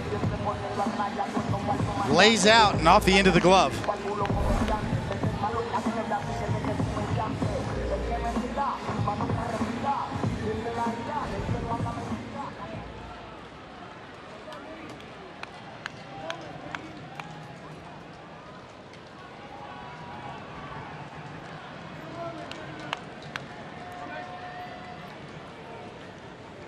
So here's Sano, who has homered tonight. 1 for 4, a 3-run shot.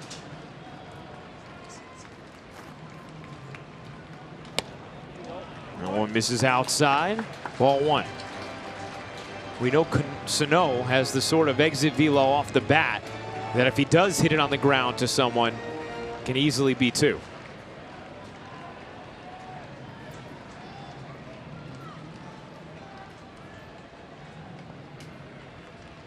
The 1-0.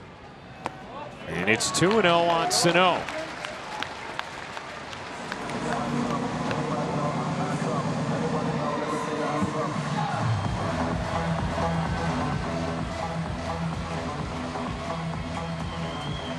This game well over 3 hours and 40 minutes old.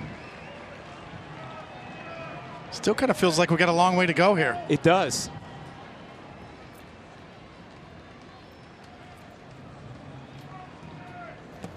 Sano went around 2-1.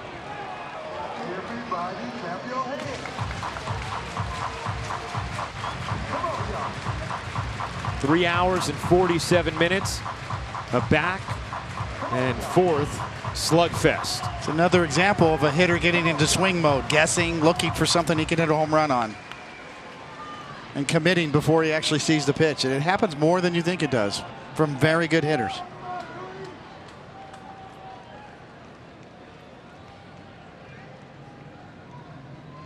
The 2-1. Hit in the air to left center a mile. Minnesota's back in front.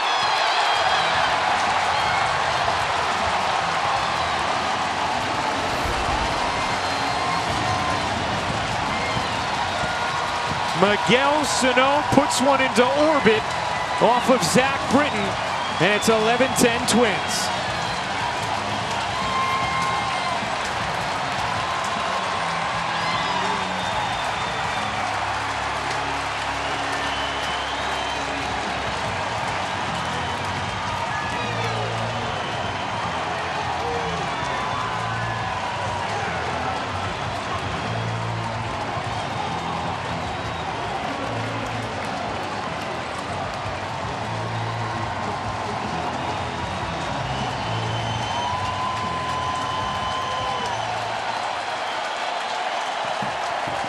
Miguel Sano absolutely lights up this crowd and that Twins bench.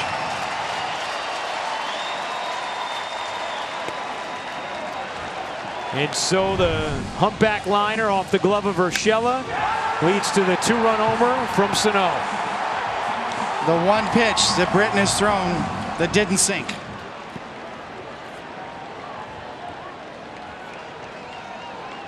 And that ball was absolutely attacked. 457 feet away.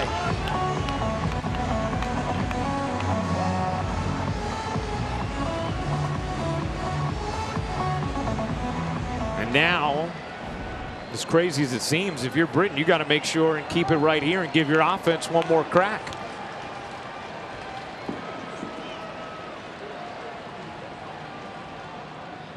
Both of these offenses have proven their ability to resuscitate the pitching staffs.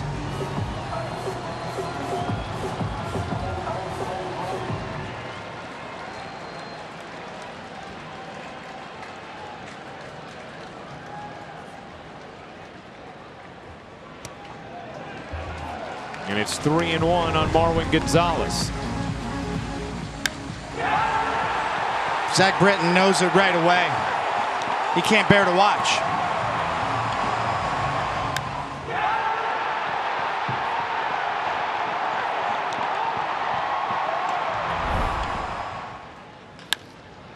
Grounded toward the middle. Torres comes around it and throws out Gonzalez. And now you also think about, as Taylor Rogers warms, the play that Polanco made to end the 8th inning, robbing Gary Sanchez of an RBI single and the Yankees of an insurance run. It's a great point, Ryan. That culminated with Gary Sanchez twisting his ankle on the bag. Looking ahead to the 9th, the Yankees will have Torres, Urshela, and Tauchman. Hicks and Judge after that. Well, Meredith's going to be a busy little bee after this game. Oh, man.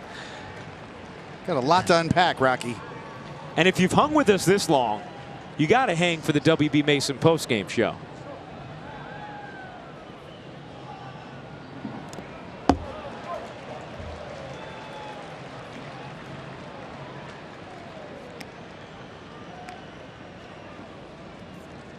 The home run count, 9 for Twins so far this series. Banner days for James Rowson, Rudy Hernandez on the Twins side of the hitting coaches, and Marcus Timms, PJ Pilateri on the Yankees side of things. The weather's just getting hot here in Minnesota too, so watch out. They're already on a historic pace of home runs. The ball definitely carries here very well, Ryan. 12 of the 19 runs Minnesota scored in these two games coming via the homer. 2-2 on a rise.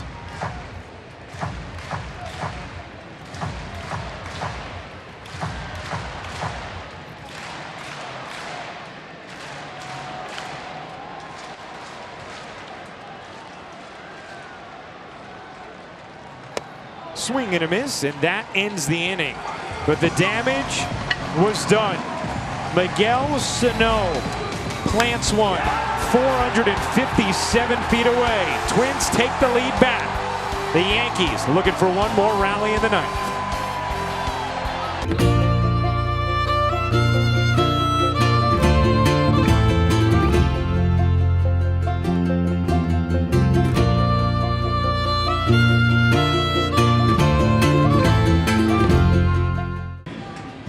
Stay tuned for the WB Mason post game and join Bob Lorenz, Jack Curry, and Meredith Marakovitz to get highlights, analysis, and clubhouse reaction from tonight's game, plus a look ahead to tomorrow's series finale right here on ES. Well, the Yankees offense pounded its way back after being down 8-2 to take a 10-9 eighth inning lead, and then that man, Miguel Sano, launched a two-run homer off of Zach Britton, and now Taylor Rogers on, looking to lock down an 11-10 Twins win. It'll be Torres, Urshela, and Tauchman. And the first pitch, a ball to Gleyber Torres. Torres has singled and walked. His walk started the eighth, and the Yankees rally. See the numbers for Rogers.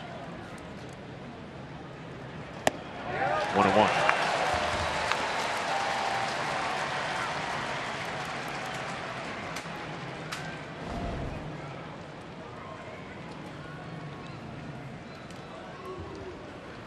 Rogers threw 12 pitches last night, recording his 15th save.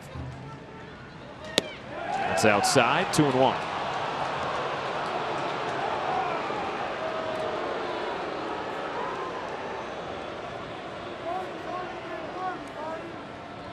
Rogers blew the save and took the loss against Oakland on Saturday.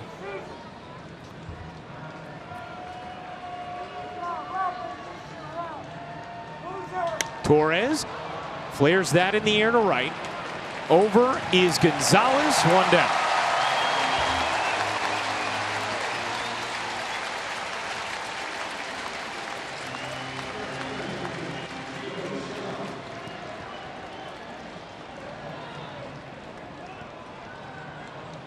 Here is Gio Urshela, who doubled and scored in the eighth.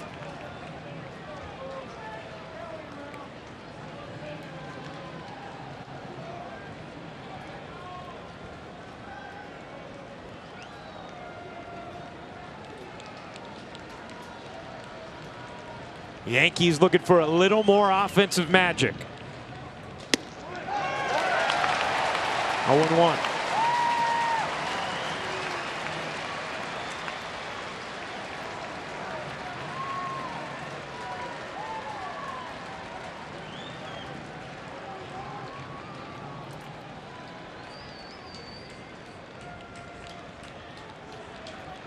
Urshela skies one to center. Kepler waits, two down.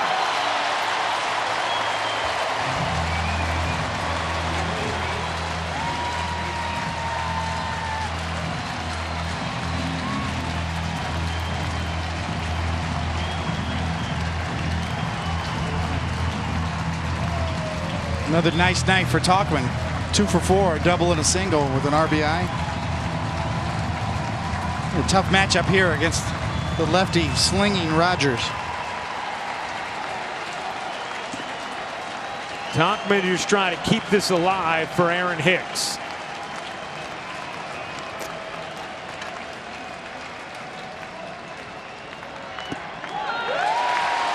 Strike one.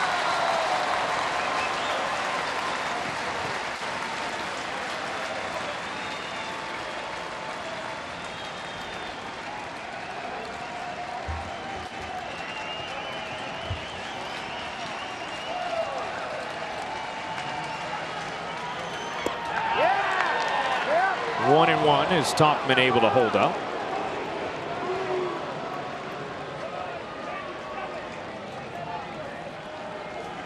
One thing we've seen from Tauchman in his early career here with the Yankees is he hangs in there on lefties pretty well. And the numbers bear it out, albeit a small sample size. The 1-1. That is way off the plate, but called a strike. 1-2.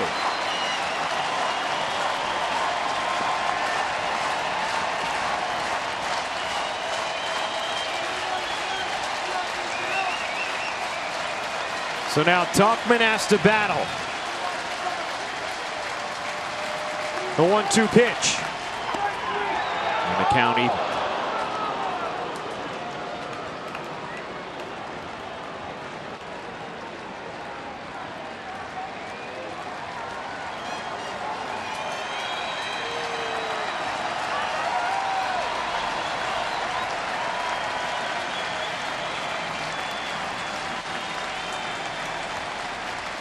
The 2-2.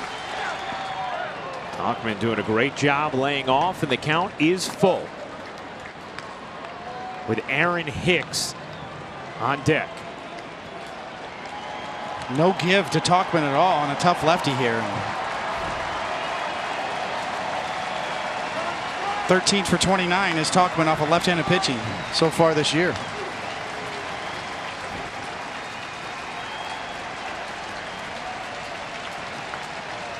The 3-2. Outside, ball 4, and the Yankees are still alive after an outstanding plate appearance from Mike Tauchman.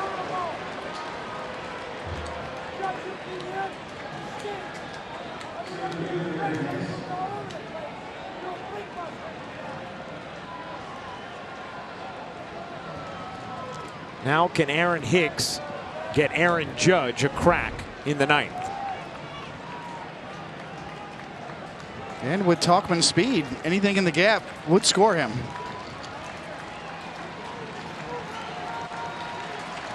Hicks hit a hot shot up the middle last night off Rogers that he fielded.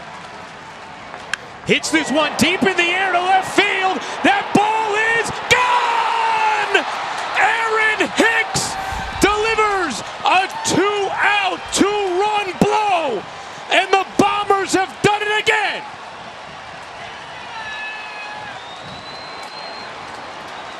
Are you kidding me?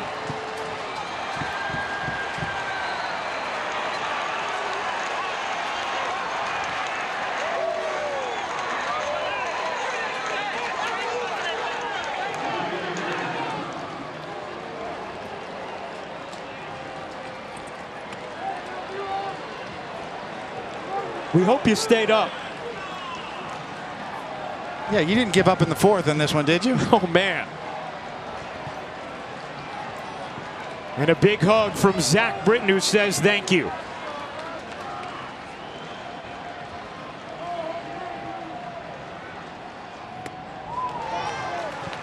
Of course, it had to be Aaron Hicks, right? The former Twin. Right there. Fastball down the middle. At the belt. Absolutely belted.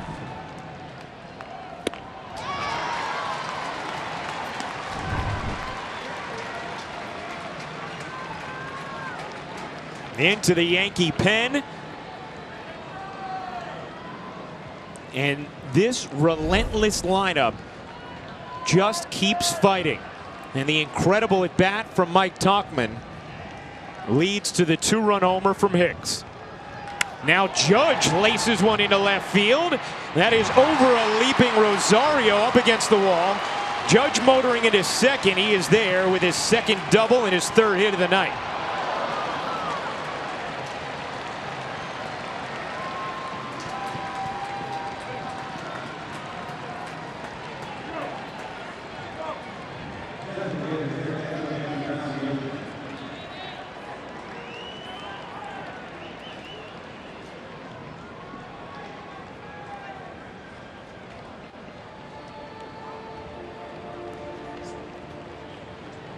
Let's take a look at the Yankee dugout reaction to that home run.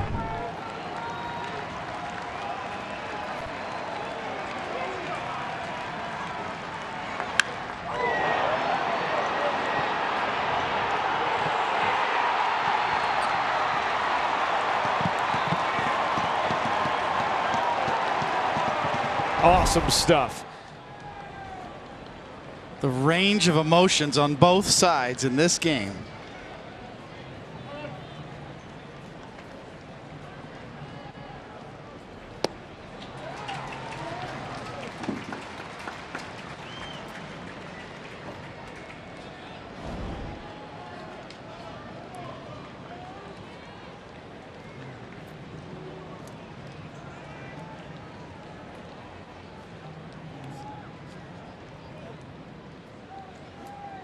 The 0-1.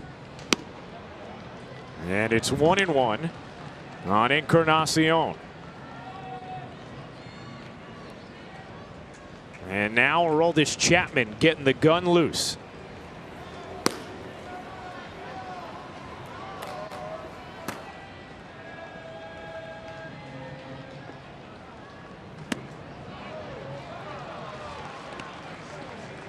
And you know, the way this game is going, if you're the Yankees, you take another hit here. Don't stop now.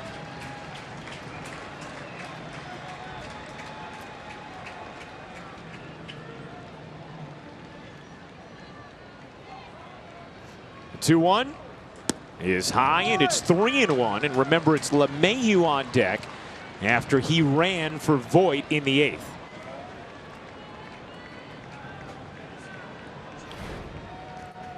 It's just crazy emotional swings both ways. Highs and lows. This game needs a Xanax.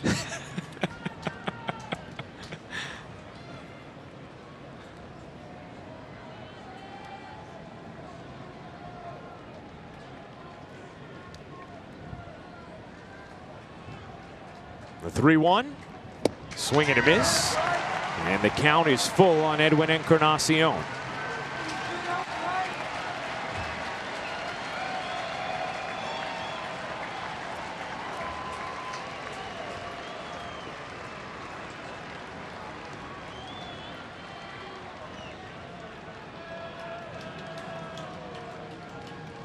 The 3-2, swing and a miss. Encarnacion down on strikes. But not before some two-out magic in the ninth. After a Tauchman walk, a Hicks homer, and the Yankees lead going to the bottom of the ninth in Minneapolis.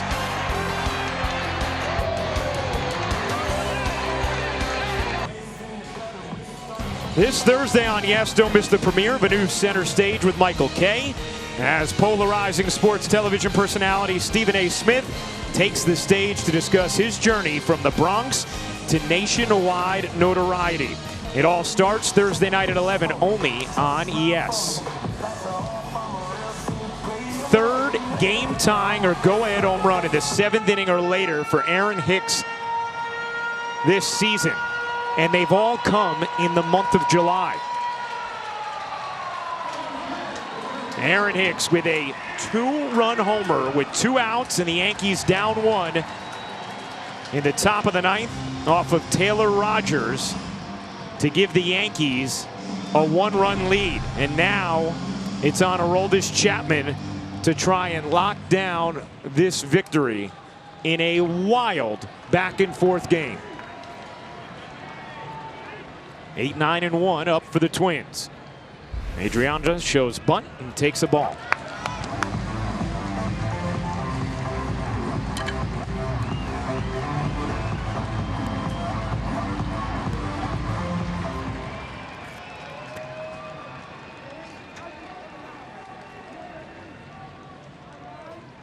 The 1-0 is down 2-0. And just 95 from Chapman.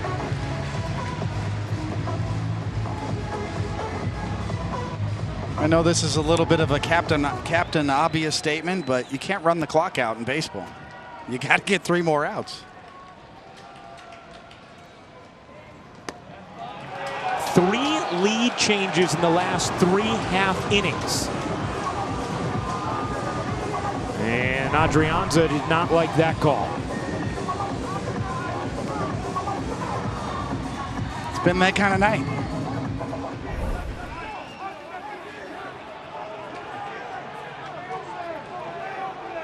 And now someone else from the Twins dugout is thrown out. It might have been James Rowson. Twins hitting coach.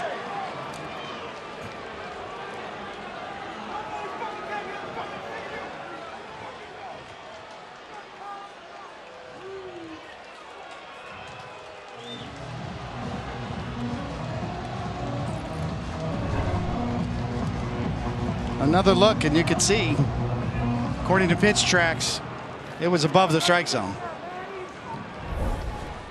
Rowson ejected, and Derek Shelton, the bench coach, was in for the ejected manager Rocco Baldelli, who you saw go out to the field. As Chapman is now behind Adrianza, 3-1. And the last thing you want to do is walk the leadoff man this inning.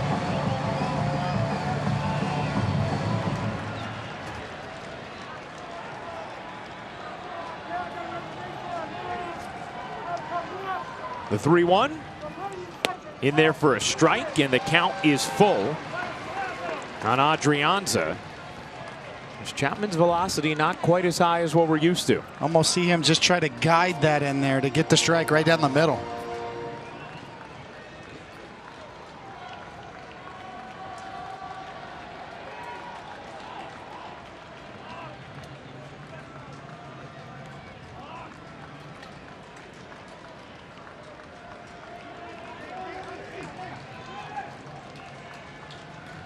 The 3-2, bounced it, a slider, and the tying run is on to lead off the ninth.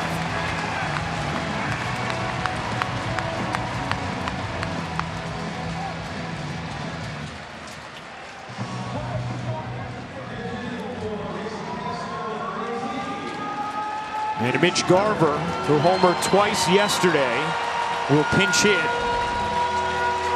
for Jason Castro.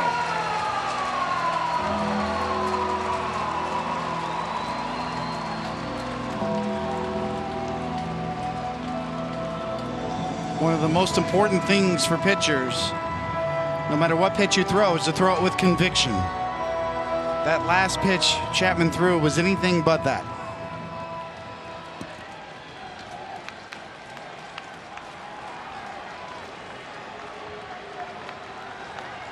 So now Chapman will deal to Garver with the tying run on. And a check at first. And remember, it's Romine who is catching now, not Sanchez, after Sanchez turned his ankle on the final out of the 8th inning. The Yankees were down 8-2 in this game. Took a 10-9 lead in the 8th on a 2-run double from Didi Gregorius with 2 outs. Then watch Sano hit a 2-run homer to put the Twins in front, and then Hicks answered with a 2-run shot with 2 outs in the 9th. And Chapman has not looked sharp thus far.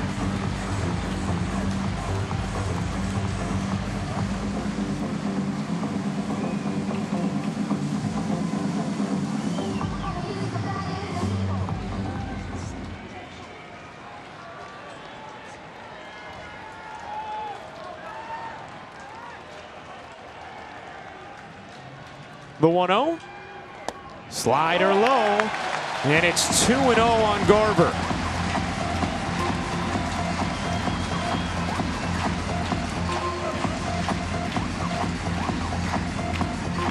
Nothing you can do if you're on the Yankee bench. Just got to watch. No moves to be made.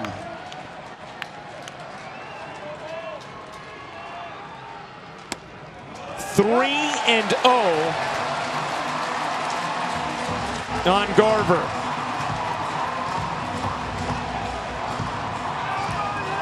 As the Yankee pen tries to lock down the Herculean effort of the offense tonight.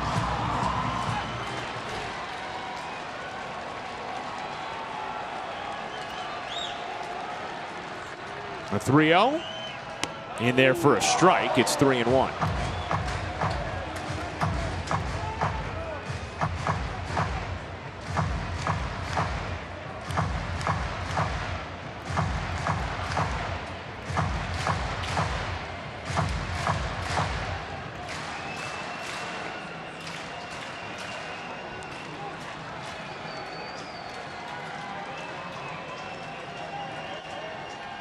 The 3-1 is low, ball 4.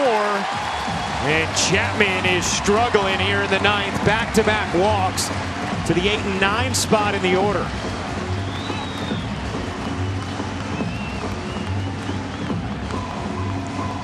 David, I know it is highly irregular, but with the way Chapman has looked these first 2 hitters and sort of throwing just 95, would you give any consideration to having Ottavino up in that pen right now?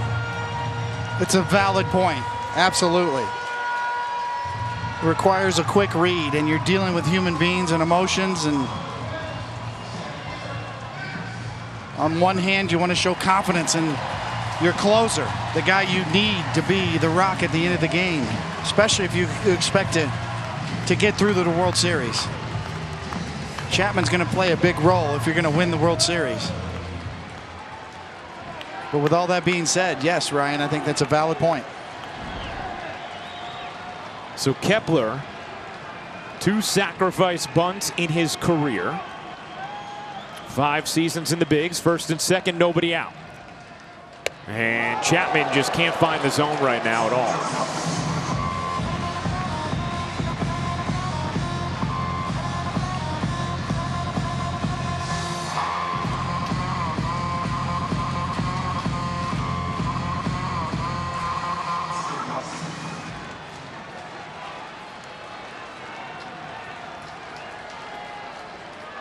No thought of a bunt at all. Yankees not even looking for it.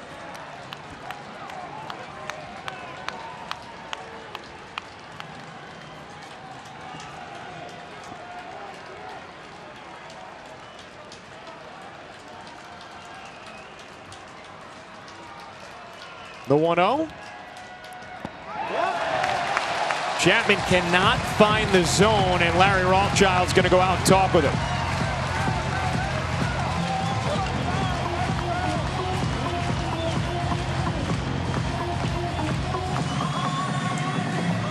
Hey fans, want a chance to win a free Yankees on Yes CC Sabathia signed baseball? Just go to yesnetwork.com/subscribe to sign up for the Yanks on Yes newsletter. Subscribe today so you don't miss out.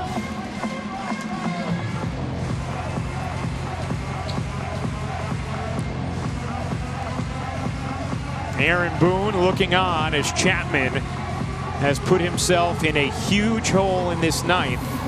After more incredible fireworks from the Yankees offense, Chapman has come out and thrown 10 of his 13 pitches for balls. And to your point, Ryan, you'd have to make a quick decision if you did want to have a reliever up. Nobody's warming up right now, so it's almost too late if you did want to make that sort of a quick move.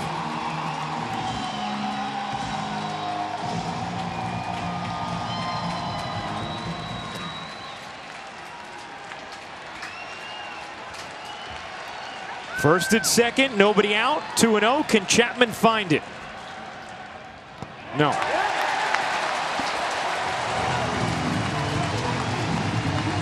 (3-0). And the Yankees are going to live or die with Aroldis Chapman here in the 9th. Desperately seeking a strike. That's why you would throw a 2-0 slider. Just anything to get something in the strike zone.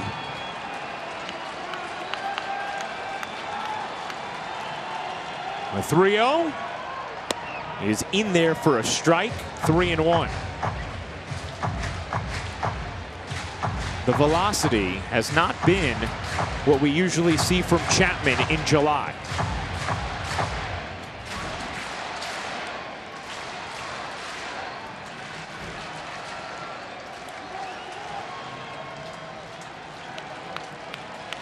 It's hard to turn it loose if you don't know where it's going. So from Chapman's standpoint, you just got to throw a strike. From Kepler's standpoint, do you try to let him self-implode, or do you try to take a lash at a 3-1 fastball here?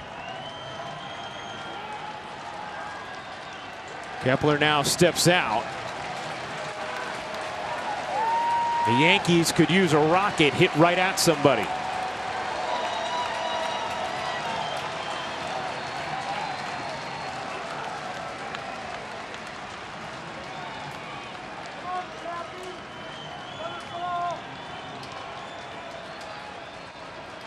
The 3-1. Grounded foul, and the count is 3-2. Well, there's your answer, and he did him a favor. Swung a ball 4.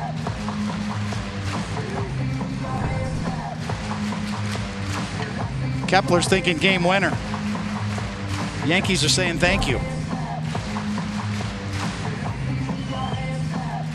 David, we have not seen him be able to locate much, but especially not the slider. You're just throwing another heater here? I would go to the slider. See what Chapman does on 3-2. It's a fastball in, ball 4, and the bases are loaded with nobody out.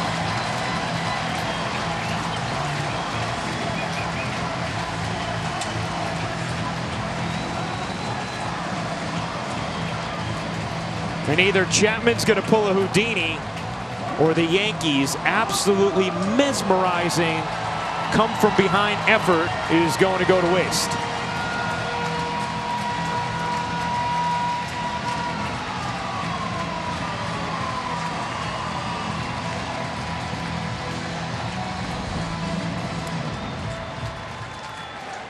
Yankees are going to come in at the corners and play halfway up the middle. Polanco 3 for 5 tonight. Ball 1.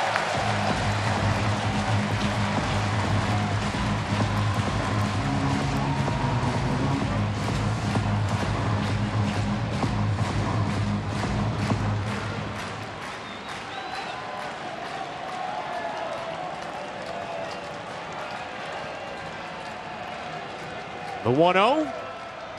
Fouled away, 1-1. Just 95 miles an hour from Chapman. It's a very tentative delivery right now from Chapman.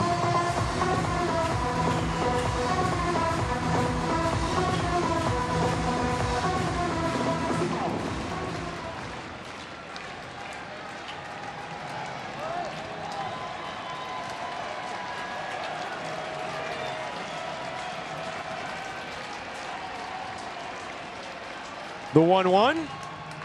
In the dirt with a slider. 2-1.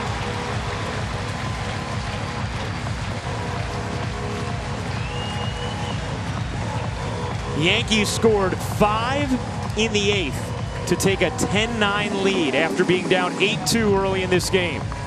The Twins responded with a 2-run homer from Miguel Sano off of Zach Britton to take the lead back. And then a 2-out, 2-run homer from Aaron Hicks put the Yankees in front. Bases loaded, nobody out. Swing and a miss, 2-2.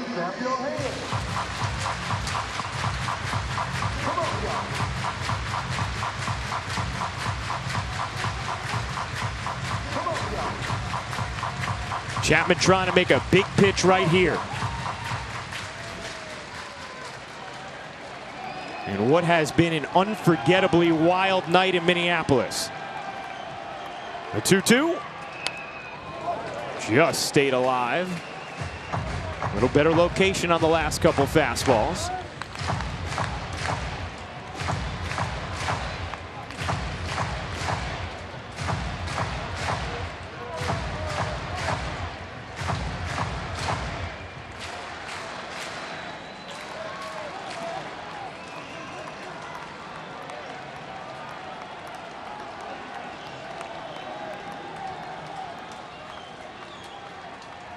The 2-2. Drilled to left field.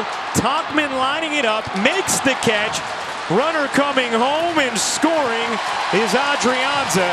It's a game-tying sacrifice fly. And the Twins have knotted it up at 12 with 1 out in the bottom of the ninth.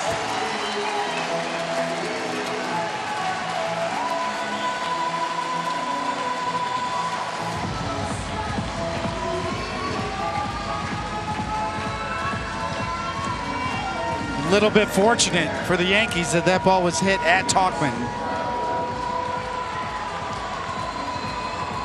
Still a lot of work to be done by Chapman, as you see here on the 2-2 fastball. Pretty much middle, right at the belt. Good swing. Right at him. And now the question is, can Chapman deliver this game into extras? Or will it end here? The save has been blown. Here's Nelson Cruz. He lines that in the air to center. Hicks right there. 2 down. And Chapman an out away from sending this to the 10th.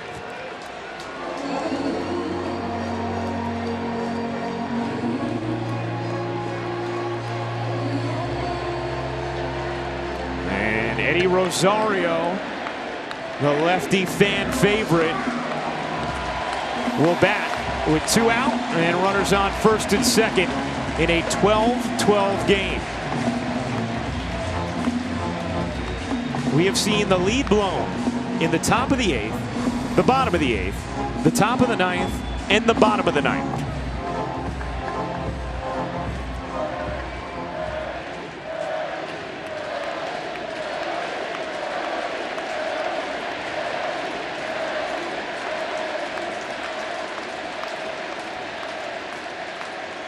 Chapman deals.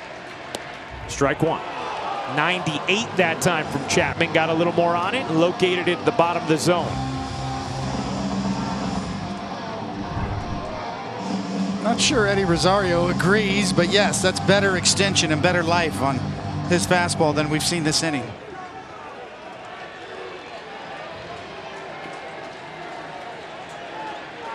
You can see Romine bringing that back up. The 0-1. 1-1. Chapman walked Adrianza to start the inning. Then the pinch hitter Garver. And then Max Kepler. As Cole Stewart warms for Minnesota in case there's extras.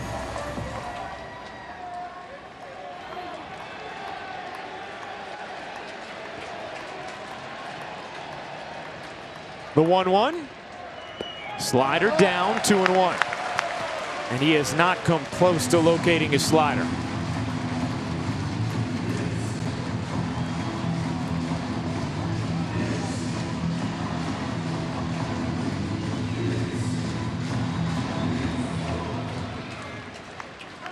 On a night he's really needed that slider too, Ryan.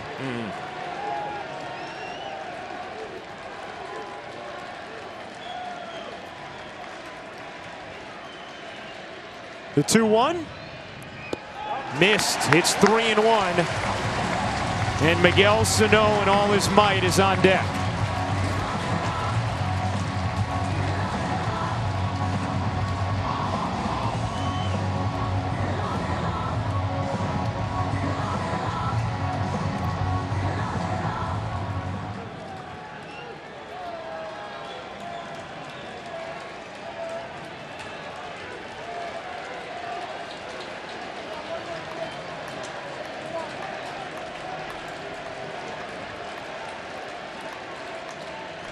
The 3-1. Slider dunked in the air to short. Gregorius catches it, and we go to extras. Chapman blows the save, then holds the fort. It's 12-12 after 9.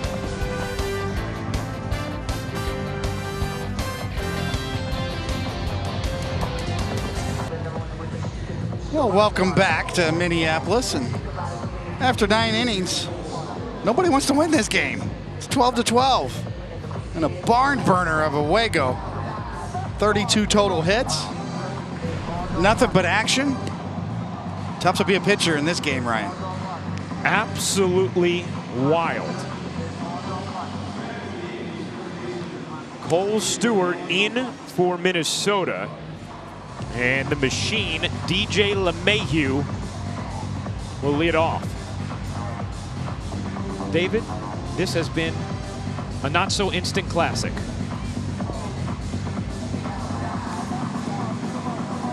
A breathtakingly wild affair. Yes, I mean, just incredible. The emotions on both sides, the ebbs and flows. Put another log on the fire, because we ain't done. And here's DJ LeMahieu, who pinch ran for Luke Voigt in the 8th, getting his first at bat here in the 10th. And he takes down 1-0.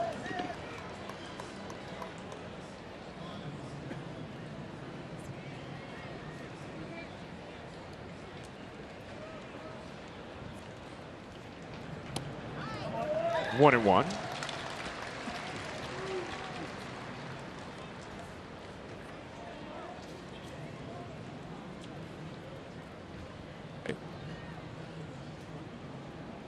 Well, DJ might be the freshest one. He came in to pinch run for Luke Voigt. Yeah. Now he gets a chance to get in on the action. LeMahieu grounds it maybe off of Stewart. It's fielded at second by Arise, and he throws out LeMahieu, who may have caught a bad break there.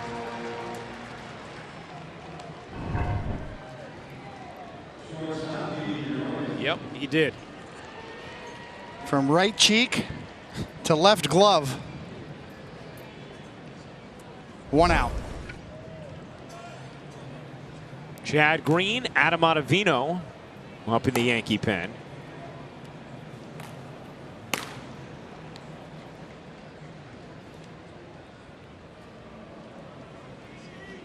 This has been an unforgettable back and forth slugfest. Didi has been right in the middle of it. Gregorius tonight, 4 for 4 with 7 ribbies.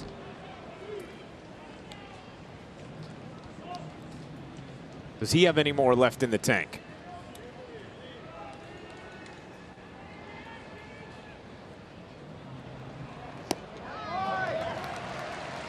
One and one.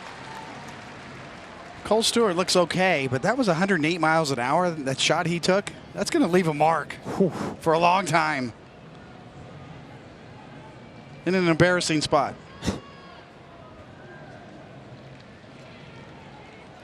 The 1-1. Didi lines that to left field. His 5th hit of the game.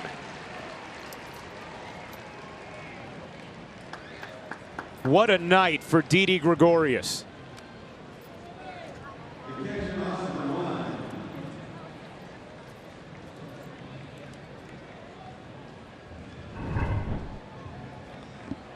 It's been that kind of night for Didi Gregorius. Even goes out of the strike zone. Up and away off the plate. And covers it. First career 5-hit game for Didi Gregorius. He does it on the night he hit his 100th career home run. Here's Austin Romine. Romine lines that to center field, dropping fast and in front of Kepler. It's a base hit for Austin Romine. And the Yankees are set up once again. 2 on and 1 out for Torres. Well, another look. As you see, Romine's off the end of the bat. Full swing. And it just dies. Right in front.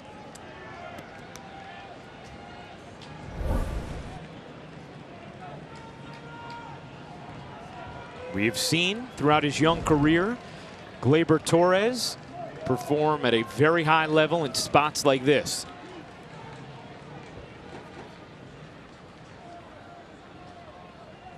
Ball 1.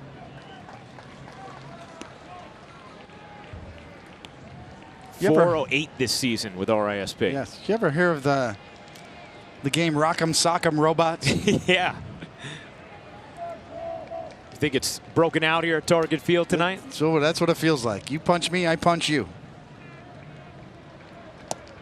2-0 on Torres. David, can you remember, are there any games that come to mind that this one reminds you of?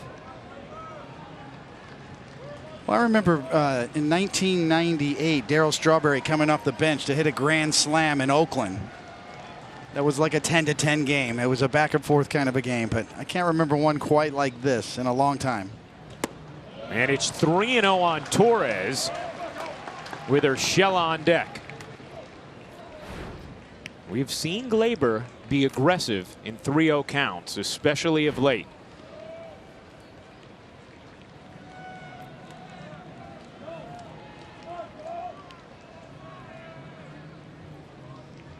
The 3-0. Swinging and lining a base hit into right center field. Gregorius rounding third. He will score. Gleyber Torres delivers a ribby single to put the Yankees back in front here in the 10th.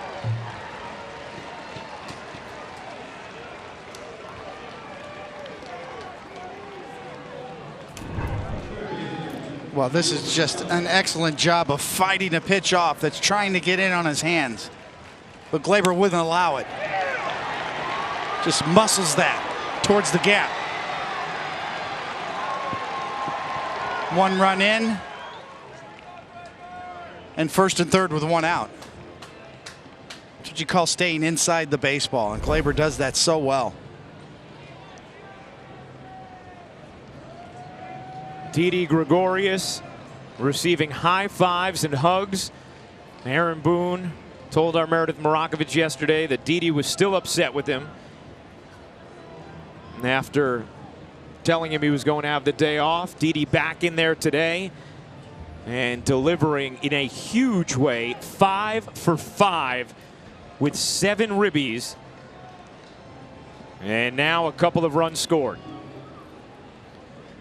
And Gleyber Torres, who started the 8th inning rally, there's been a lot of them, so we need to categorize them, with a walk, delivers the go-ahead run here. Is now Ottavino is the lone Yankee warming in the pen. And as we said before, the Yankees could use some more because, as we've seen, it's hard getting those 3 outs against Minnesota. Urshela skies that a mile high into shallow center. Tagging is Romine, and he will just bluff and hold up. So that does not get the job done as Urshela flies out. And now Tauchman will bat with runners on the corners and 2 down.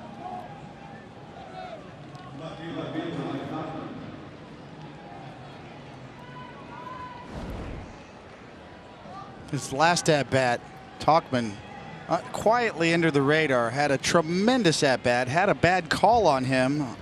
Pitch that was way outside, called a strike, still worked a walk to set up Aaron Hicks's big home run.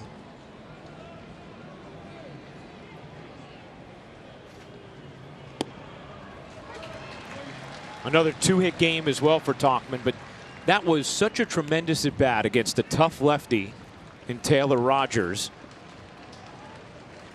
Tauchman took multiple close sliders, eventually worked the walk, and then Hicks hit the next pitch out to left. And that was with 2 down in the 9th, and the Yankees down 1.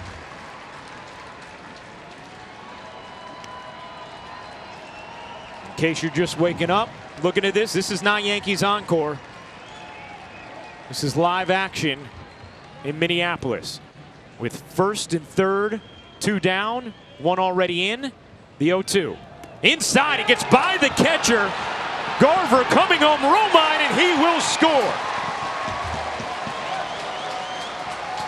A big insurance run for the Bombers as Romine scores on the wild pitch.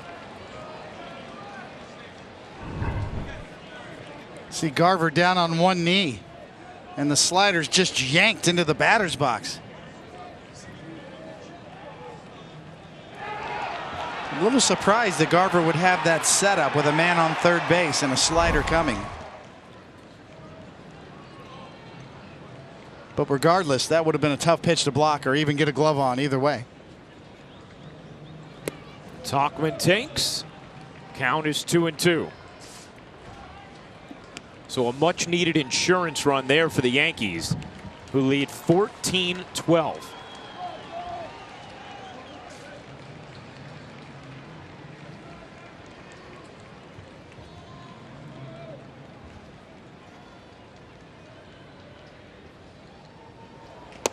Way inside again. And the count is full on Mike Tauchman, who continues to show incredible poise even when he's behind in the count.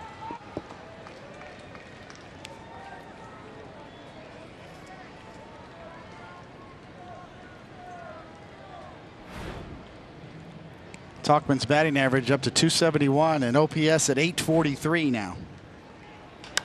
He grounds that to second. Arise will toss out Tauchman, but the Yankees offense does it again. Gleyber Torres swinging 3-0, and here's why.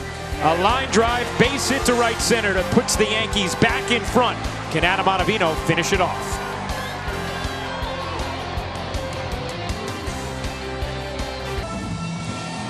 Bottom of the 10th inning. How about a game recap?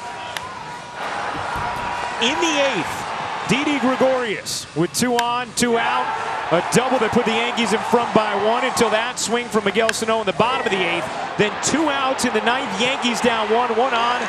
Aaron Hicks a 2-run homer. And then a sac fly off of Aroldis Chapman after he walked the bases loaded. Blew the save. Yankees respond. Gleyber Torres a go-ahead base hit. In the top of the 10th, Yankees tack on 1 more, and that is a jam-packed game summary.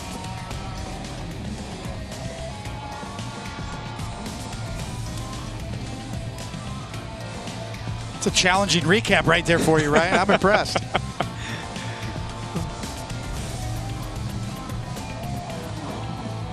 And now it's Adam Ottavino's turn to try and lock down this game that nobody wants to finish. Sano leading off, already 2 homers tonight. And ball 1 from Ottavino.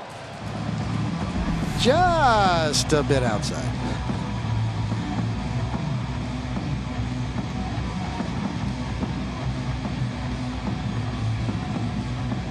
The Yankees took a 2-0 lead in the first. Twins jumped up 8-2. Yankees battled back, scored 5 in the 8th, took a 10-9 lead. Then back and forth they went, and here we are in the 10th, 14-12. There's a strike.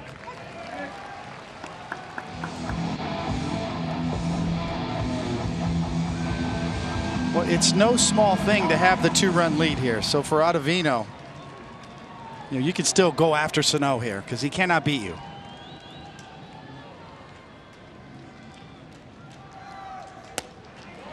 Well, he felt good about the slider he had the other day against Colorado. His first appearance against them, especially, it was like that. Yeah, it's like his slider gets to a different level, a different spin rate when it's on.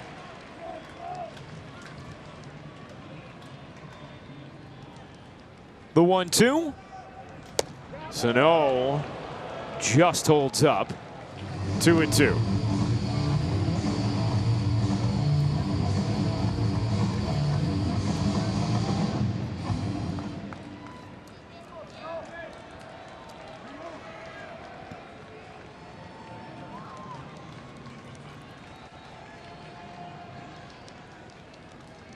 The 2-2. Popped up foul behind home and into the seats. Still 2-2.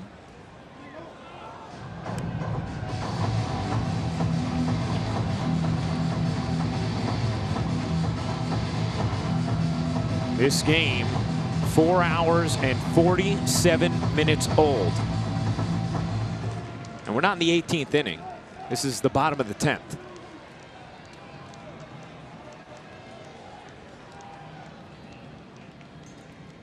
The 2-2.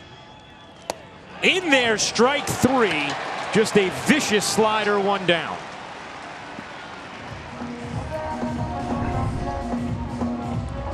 Watch his left leg buckle. I mean, this gets a lot of the strike zone.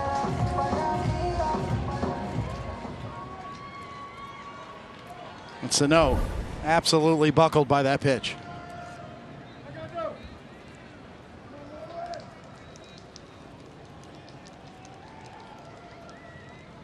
Marwin Gonzalez takes a ball. 1-0.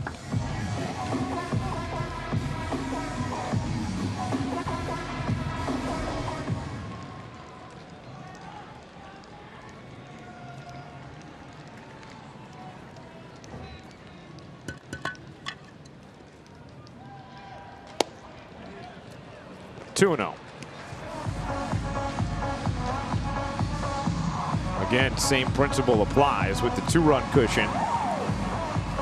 You could attack if you're Ottavino.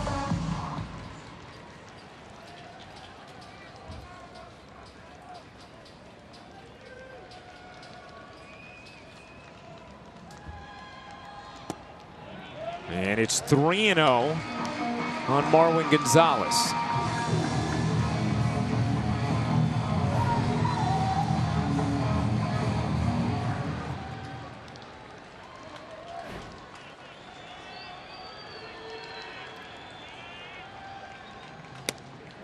There's a strike.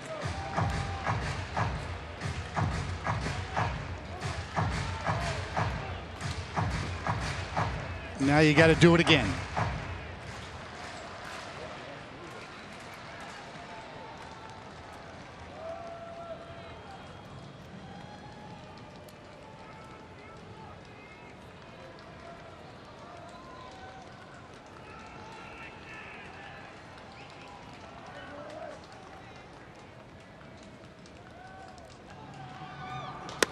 Instead, it's ball 4, and the tying run will come to the plate in the bottom of the 10th.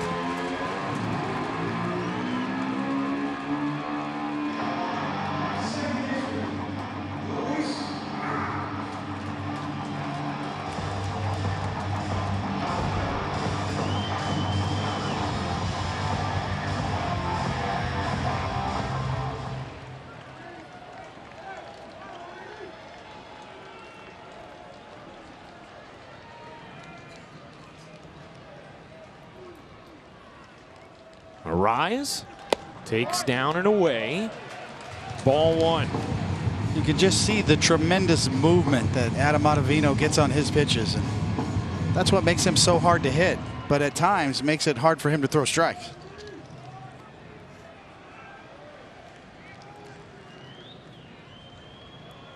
Ottavino seeking his first save with the Yankees.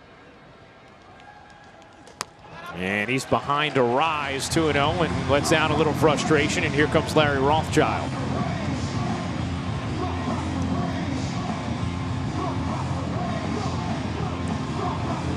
There have been so many moments in this game where you think, well, that's it. Oh, now that's it. And every time, the games keep breathing. What time do the bars close here in Minneapolis? Someone tweeted David. Let him know.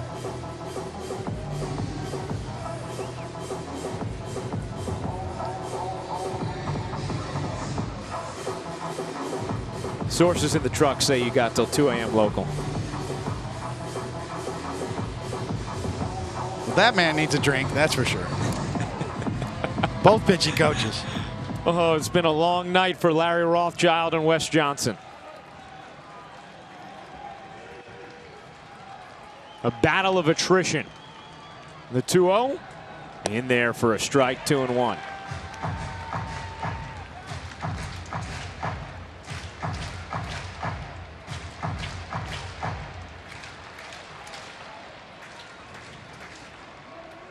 The Yankees now out of mound visits. The 2-1 in there, 2-2.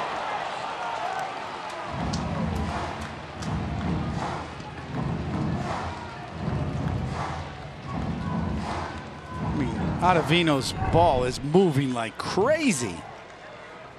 From the overhead, looks like it got the corner.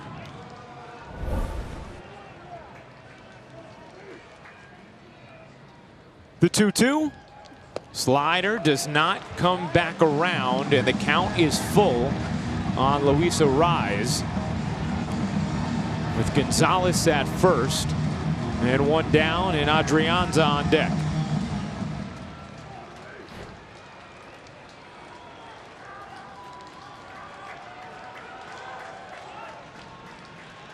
The payoff. Fouled straight back. Everybody clap your hands.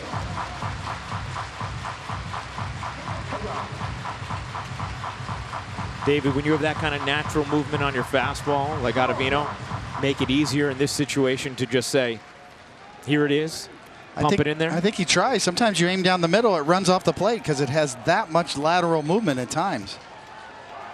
It's not like you can aim for the glove. You have to pick out a spot to aim for. The 3-2 inside, and Arise is on, and the Twins now in business.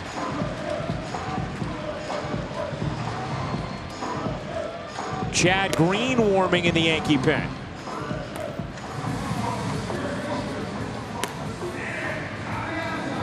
See here, Aaron Boone being a little more proactive this time as opposed to the last inning with Chapman. And Ottavino looks so sharp striking out Sano, but now has walked Gonzalez and walked Arise. And now the tying runs are on base. The winning run is in the batter's box in Adrianza. Pitch. Grounded, back up the middle. Gregorius gloves it, tosses to Torres for one, on to first. Not in time, as Adrianza just beat what would have been a remarkable highlight reel double play to end it. 2 down. Well, absolutely remarkable. First the play to get there, and then that flip with the glove and the bare hand from Glaber. Bang, bang at first.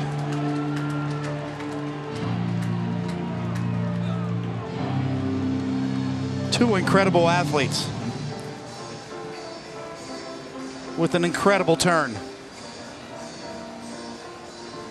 And Adrianza a little shaken up down the first baseline. But David, you're right. I mean, that ball easily could get into center field. And then after Didi flips it, that is not an easy play for Torres to barehand it behind him and then get to the bag. Yeah, find the bag afterwards. Fully extended on the bare hand too.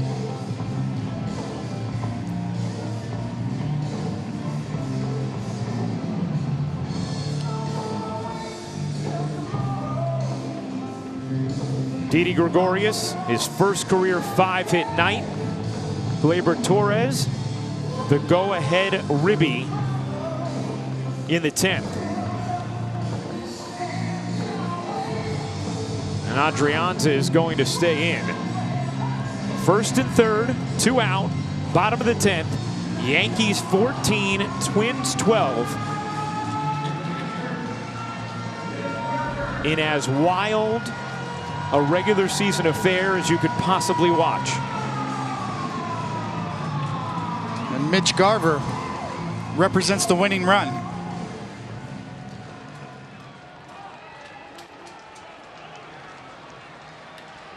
Two homers last night for Garver. He walked in his first plate appearance tonight.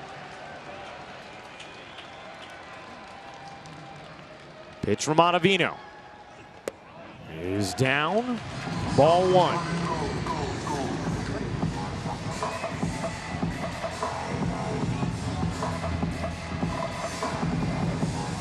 You look at this situation, how huge was that insurance run that Romine scored on the wild pitch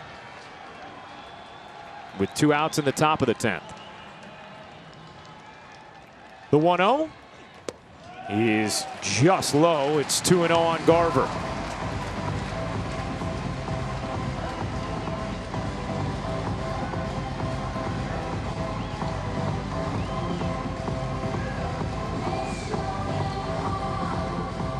Every single out has felt like a monumental chore.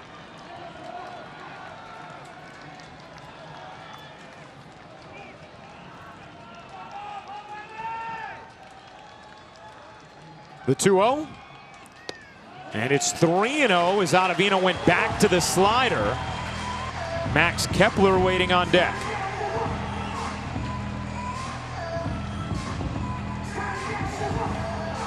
Now you can't just lay one in here. And in case you were wondering, Chad Green is ready and warmed up. So it would be decision-making time should Ottavino lose Garver here.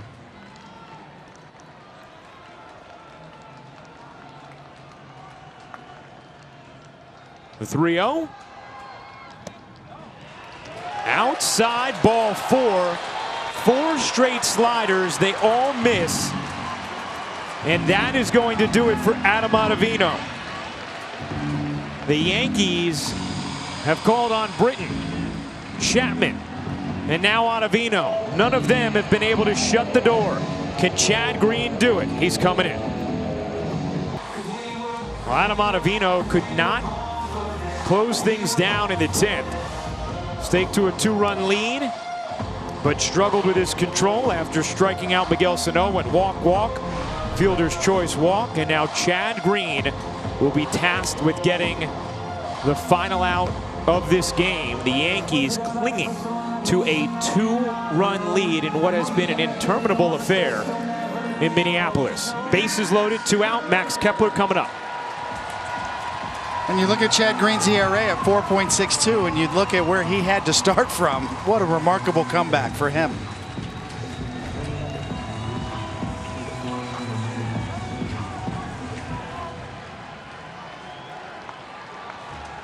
This game is 5 hours and 1 minute old, and we so appreciate all of you who have hung with us throughout it.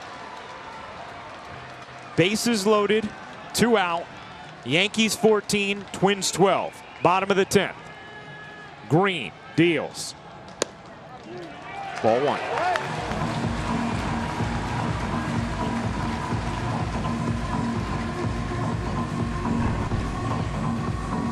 See another look. Chad Green trying to thread the outside corner. Just misses.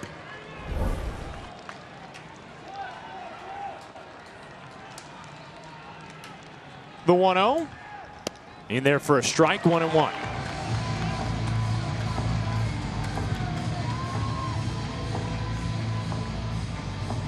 David, if you're Green, are you even thinking about mixing in a slider at this point? I doubt it. You know, I mean, Green is a strike thrower. You've got 2 outs here. So I would imagine he probably stays with his best pitch. The 1-1. Just misses a hair below the zone, and it's 2-1.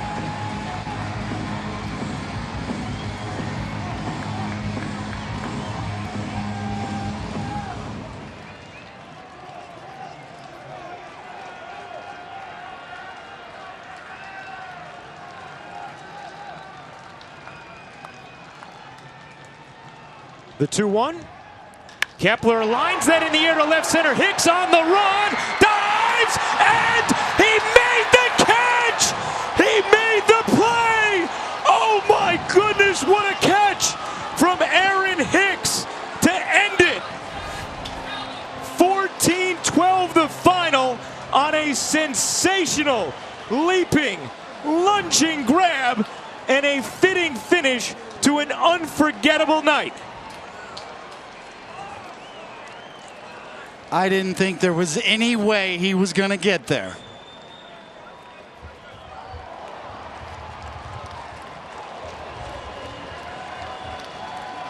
The crowd is stunned silent. Another look. This is hammered in the gap. There's no way he's going to get there. There's no way. He got there. Took every bit of effort, every bit of length on this full out sacrifice your body dive.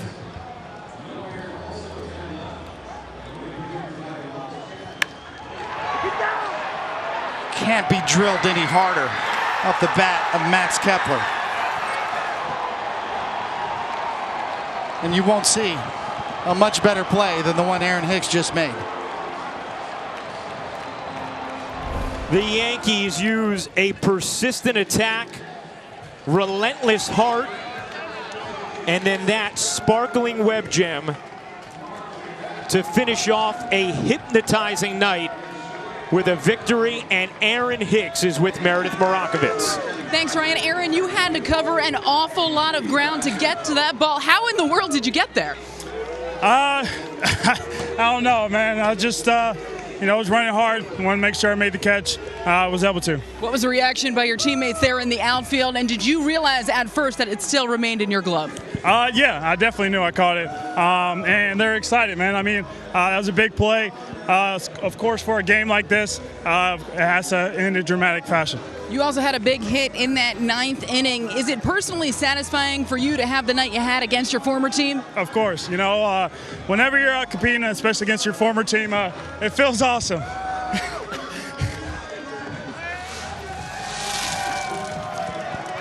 God, no more water.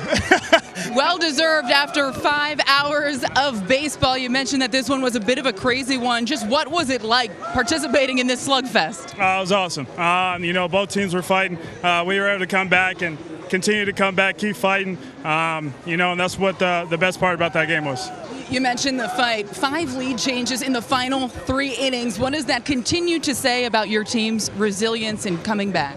There were a bunch of savages in the box, and now we're going to continue to play hard and do what we can to win ball games. Aaron, thanks for the time. Yeah, definitely. You heard it from him. Yankees once again savages. Ryan Rucco. Well, Meredith, you are right. I mean, that is. Look at that play. That's a ridiculous play to end a ridiculous night. It doesn't get much more wild than what we just witnessed in Minneapolis. We'll be back to wrap things up in a moment from Target Field.